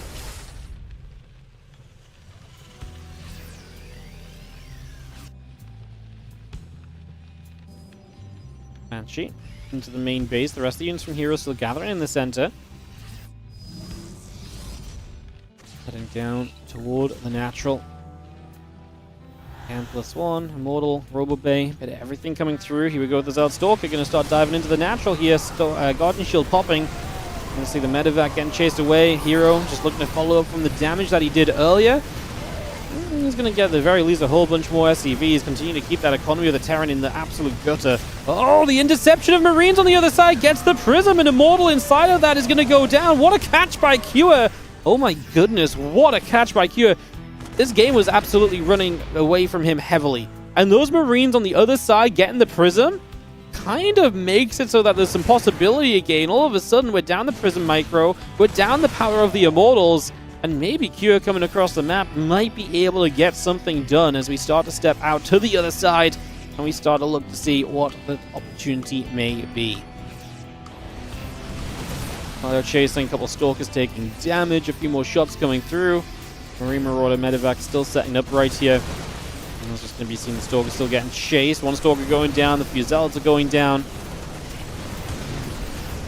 Mortal on the right-hand side showing up. Widowmine's blasting where possible. Going to try and chase the Colossus. The Cure is going to dive heavily for the Colossus. Needs to kill this. Does get rid of it. Colossus falls. Stalkers blink in underneath though. I actually think the Zealots are going to be good enough to keep those Stalkers alive as we target down units. The Medevacs will be chased if given the opportunity. Stalkers can blink underneath. Oh my god, they're not targeting the Medevacs though. They targeted something on the ramp. Well, the Zealots just come to this low ground instead. Cure's supply is not looking like it's going to be good enough. And it looks as though Hero is going to take us to a 3-2 advantage and be a map away here in this best of 7. So Hero going to go to 1 map from victory. And it will be Cure to try and keep this series alive going into Ultra Love in just a couple of moments. So, Ultra Love coming up. Maybe the last map of this GSL season. Turning into quite the finals, isn't it? Hero back on top. Let's see what Ultra Love will bring us as we head straight in. I say keep the games rolling, guys. Let's go in the bottom left-hand side. The blue Protoss, who is up a game and one map from being a GSL champion today. This is Hero taking on the red Terran. In the top right corner of the map, we have Cure.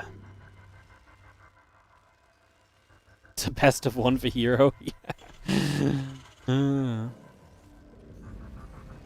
It's a best of two. But if Hero wins one map, he's the champ. Yeah, okay. So, in we go. Off we head. Game number 6 here. Coming up right now. And get this on the way. Get this under action.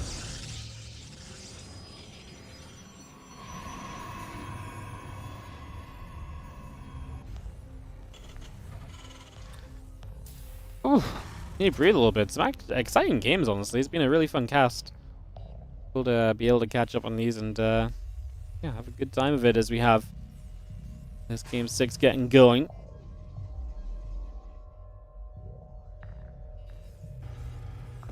Who has been so good with the aggression, so good with some of those aggressive build orders.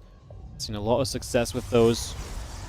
Really enjoyed it today as well, by the way, just doing the group into the playoffs as well, like doing the full like whammy. It'd be a good 6-hour stream, you know. It's so much nicer than the like, you know, 3 hours for a group and then doing another 3 hours another. I like this. This is my kind of stream length, you know. I always like the I always like 4, 5, 6-ish hour streams. Always feels good. 7 starts pushing it a little bit, start getting a bit tired and so on, but like 4, 5, 6, good amount of time to get into it, good amount of time to feel out the games. Always a ton of fun. Cybercore coming through. It's been a great series. Yeah, it's been a great series as well. This series has had not quite everything. I wouldn't say we've had like that epic macro game, but it's had a lot of very cool curiosity, kind of early game kind of plays, right? Hero definitely being deadly with the SCV pulls. Hero showing up and just wandering into bases and doing damage at times. It's been absolutely fascinating. Reaper is halfway done. The factory is about to finish. And it's just going to be having ourselves the Reaper showing up and stepping through.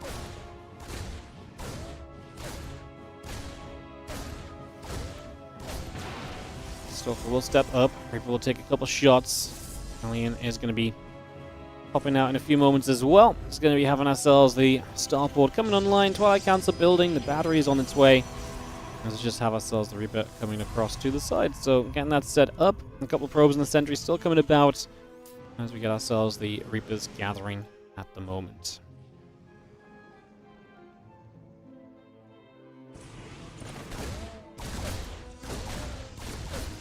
So yeah, a couple of those Reapers just going to step up, try and be a little bit of a nuisance right here. Pylon takes a few shots of damage. Destination up to the top side, just going to be hanging around a little bit as well. As you see the Reapers continue to kick away. Actually getting good damage on this Pylon until the Stalkers and Sentries show up. Going to be able to turn those Reapers around. Hellion showing up too, but yeah, not really much to do up there. Pylon should never really die. Wouldn't mind got to grab the Hallucination, so Hallucination down. And charge from Hero again. So he continues to go into these charge first openers. Trying to utilize those to his advantage. Trying to leverage some kind of power early in the game, right? Being able to kind of set up with that charge and being able to kind of power through with it really does a lot for you. So yeah, setting up for that right now. The Robo Facility coming up as well as we get that underway. And this Hallucination still keeping a bit of an eye on the medevac for a few moments. Stalkers coming around, charge going through. The Reapers and the Hellion just going to step around as well for a couple of moments. Just down around the bottom side. Medevac still on the move. Again, charge. Robo Facility coming up. Stim back on the way. Extra Marines coming about. And going down the few Stalkers. Still stepping by as we continue to chase. So it'll be interesting to see what this charge allows you to do as Hero. Is he going to try and just waltz up the ramp on Ultra Love? Sounds like a very daring maneuver.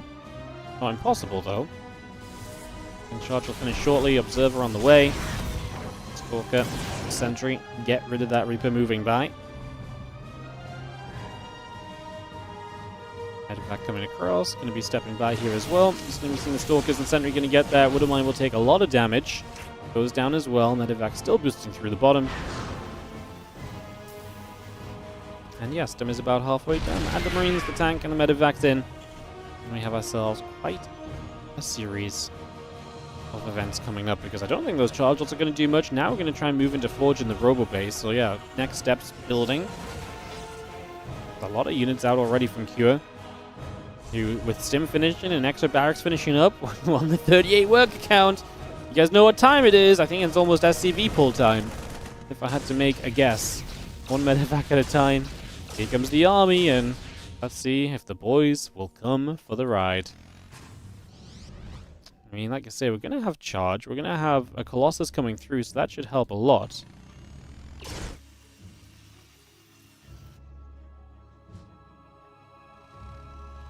Stepping back around. Just going to be seeing the army still in the center. The SCVs are indeed on the way, guys. They are about to arrive. Here are the boys! This GSL final is sponsored by the SCV pools, apparently. Kira has not been slacking on these, has he? Pulling the boys off the natural. Here we go. Fight starts out. Zeld's getting in front. Colossus Hallucination eats a lot of the damage, actually, as the tanks try and target fire. Zeld's just melt, though, and that's the thing that the SCVs are meant to do. Tank long enough so that the bio can get through the front line, and then they can capitalize. The Marines against the Colossus is not pretty, though, and the Colossus does a lot of major damage right there, so that's huge. Colossus helping massively. And what looked like a very good start from Kira went wrong, chasing the Colossus into a battery. Now a couple of tanks getting set up.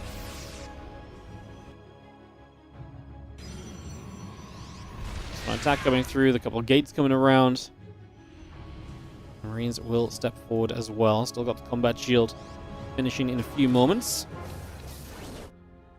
Secure is up 10 army supply. I mean, those tanks have got their weight to pull right now. They are going to have to carry against the Colossus. They need to target fire that down quickly, or both of those down quickly, as Hero just going to push down the ramp into this position before Kira gets to put more of a chokehold on this.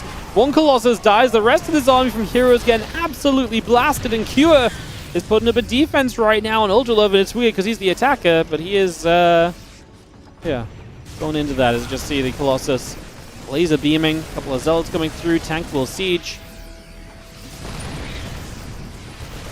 Marine's going to fire up, hit that battery, and we are going to have ourselves damage continuing for the moment as the gateways will take some shots. The tank is going to try and step a bit further forward as well. Those Zealots are going to go stepping up, and well, that Colossus goes down. The rest of these units coming about. Force field's going down as well. The bio pushing straight in. Pylon on the natural going down. There's just not enough units here available at all. I think it's fair to say that this is going to come to a close in favor of Kua, which means that we are going to get to go to a Game 7 of this best-of-7 finals. My goodness. All right. We are going to go the full distance as the bio army comes across into the main base. Hero is hanging on for dear life, but nope, Hero, you're going to have to play at least one more game.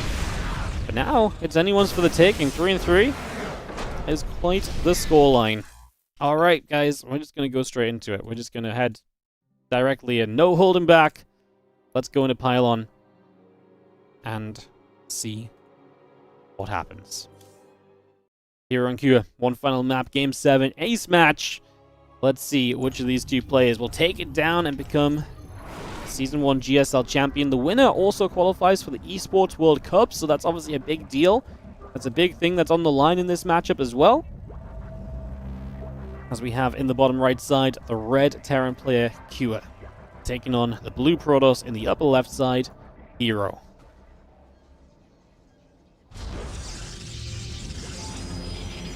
Game 7, final map. Who has it in them to close this one out and to become the GSL champion? Hero was a lot of people's favorites. Like I say, I think Kua was like a quiet dark horse. Has definitely played at great finals as well. Not a lot of people, I think, could actually really take Hero to 7-game finals. Or even beat Hero in a best of 7. You know, the longer those series get, the more difficult it gets. But like, here we are. It's Game 7 right now. What do you do as Hero? It's Game 7. You've been playing a lot of games where you've been playing charge early and stuff and just trying to find different ways to make things work. Because you've been doing a lot of stuff like that. Do you continue to try and do that? Or are you going to try and just go back into Blink as an opening? Because it feels as though Kira is starting to find some better answers to playing against the charge stuff. He's not being as kind of out on the map. He's not giving his units up early or anything.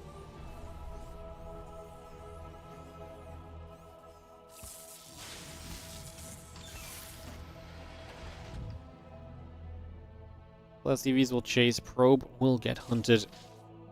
Nexus and the Cybercore coming up at the moment.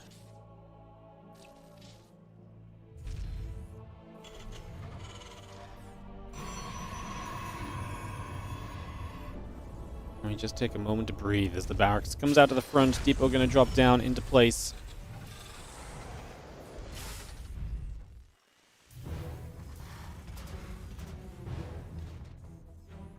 And the Marine coming up that right-hand side. It's just going to come across as well. Stalker coming about. Command Center on the way in. Tech Lab building. Refinery building.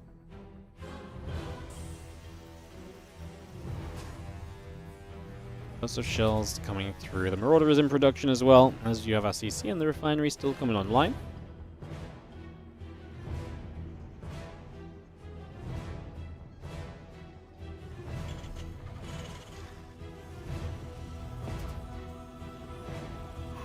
So back to this Marauder opening, going to go for the extra barracks behind it. Once again, Heroes on the Twilight Council, not a single Stargate opening in all of these games.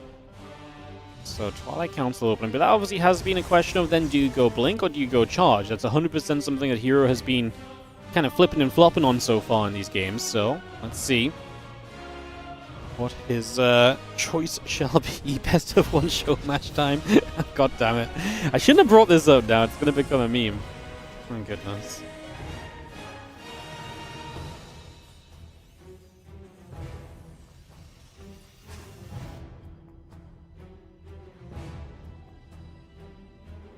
Gonna go Blink. Bit more standard of Game 7. Marauder's not gonna do anything. Nothing comes wandering across. Hero's not gonna give up anything to the Marauders. They'll just knock down the low ground rocks, and it's a factory to the tech lab. So we'll get that started up as the barracks build a new tech lab. The other barracks building a reactor. Third barracks on the way. We're gonna get a Cyclone and a Sim started. And a couple of gates coming through. The Robo facility coming online.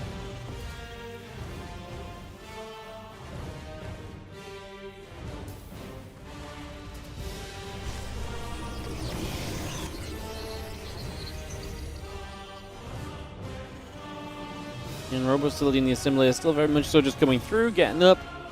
That Blink will be done very shortly. We've seen Hero play the 4-gate Blink. We haven't seen much of like the 3-gate or the kind of expansion Blink, but I can understand that obviously Kira's been super aggressive, so the want to kind of go into a faster expansion of Hero has got to have died off a little bit, right? Like that's definitely not there like it might usually be.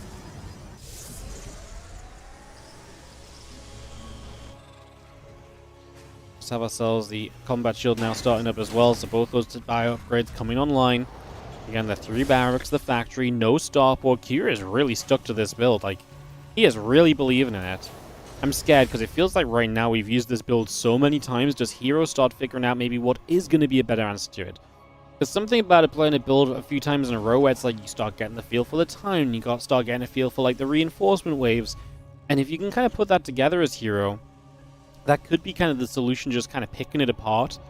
Obviously, one of the great things about these players is they are good enough to learn as a series plays out. And that's why being able to mix it up a little bit game by game goes such a long way in StarCraft 2, because there's so much value in being able to mix it up, switch it up, and all the rest. So, let's see what happens. The few Stalkers come around. We are going to have ourselves potential blink into this main base.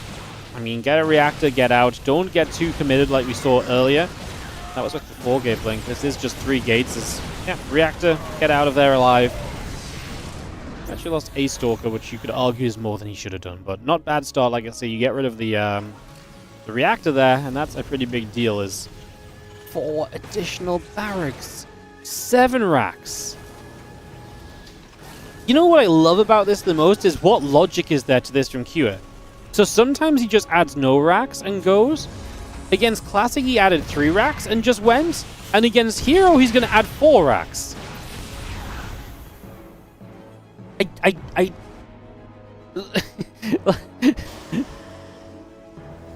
No, he's going to 8 racks. What? What? I just want to know what the flow chart is in Kyo's head, where it's like, which decision is the one he comes out with, you know? Like, what's made him decide that this game needs to be 8 barracks instead of... You know what I mean? Maybe that's the logic. There is no logic. He just rolls dice. And he's just like, oh, cool, 8 racks this game. That's what it feels like. SCVs are pulling. As obviously, this is going to be one of those times where there's going to be a lot of SCVs behind, so you've got to be very patient here as Hero. There's going to be a lot of, sorry, not SCVs behind, a lot of Marines behind this, so a lot of firepower. He's not super reliant on Zealots right now, but Charge is coming up, so yeah, you've got to be super patient. Colossus is going to help a lot here, because it's going to be very bio-focused. There's 4 siege tanks, but if you're going to purely produce Marines at this point, there may not be a lot of siege tanks coming up behind this as reinforcements, so... Let's see, Gateway going down, Battery in the front going to go down first. Colossus, laser beaming Marines. Here we go. Hero is going to charge on in as he tries to defend for a GSL championship. Siege tanks are going to be under fire. The Colossus there gets lifted up by the Prism. And we did a first good push in, because what he gets rid of is just one of the tanks, but a lot of the bunker placement, a lot of the SCVs. And he's going to protect the natural long enough for the second Colossus to pop. Again, a lot of Marines on the way, but having continued Colossus production now is going to be very good against that massive Marine reinforcement wave that we're trying to bring in as Cure. Like I said, this was not a bad first wave of the attack from Hero. As we just hold out a little bit, we've got the Prism there as well to protect.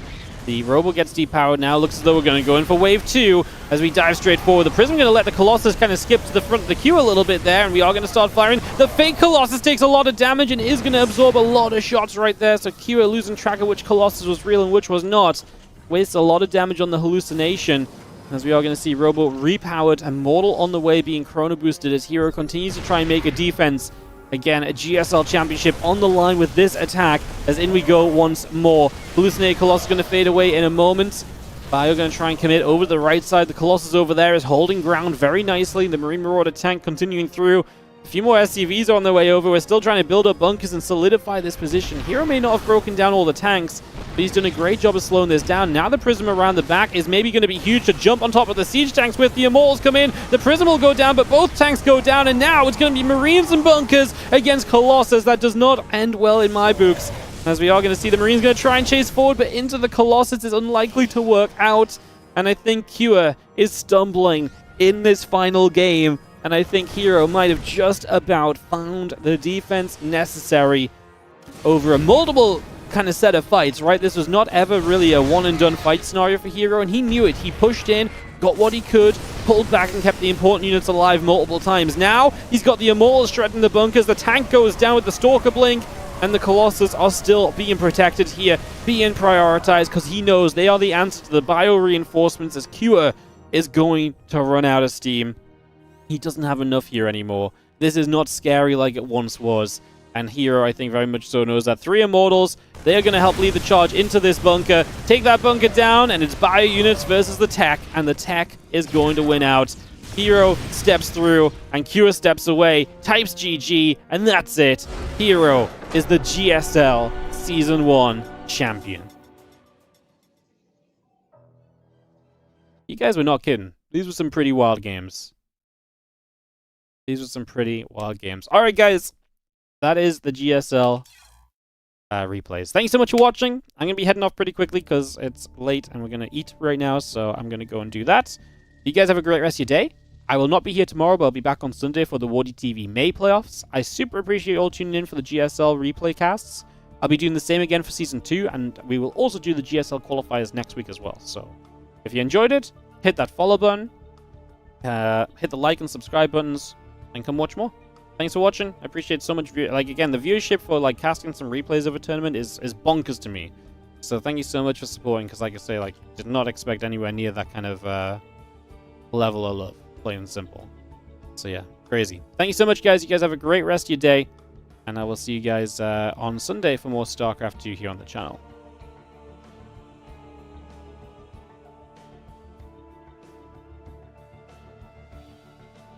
Alright, I'll see you guys later. Bye. Serve ads on the outro. I'll host someone up and spread the love after. See you guys.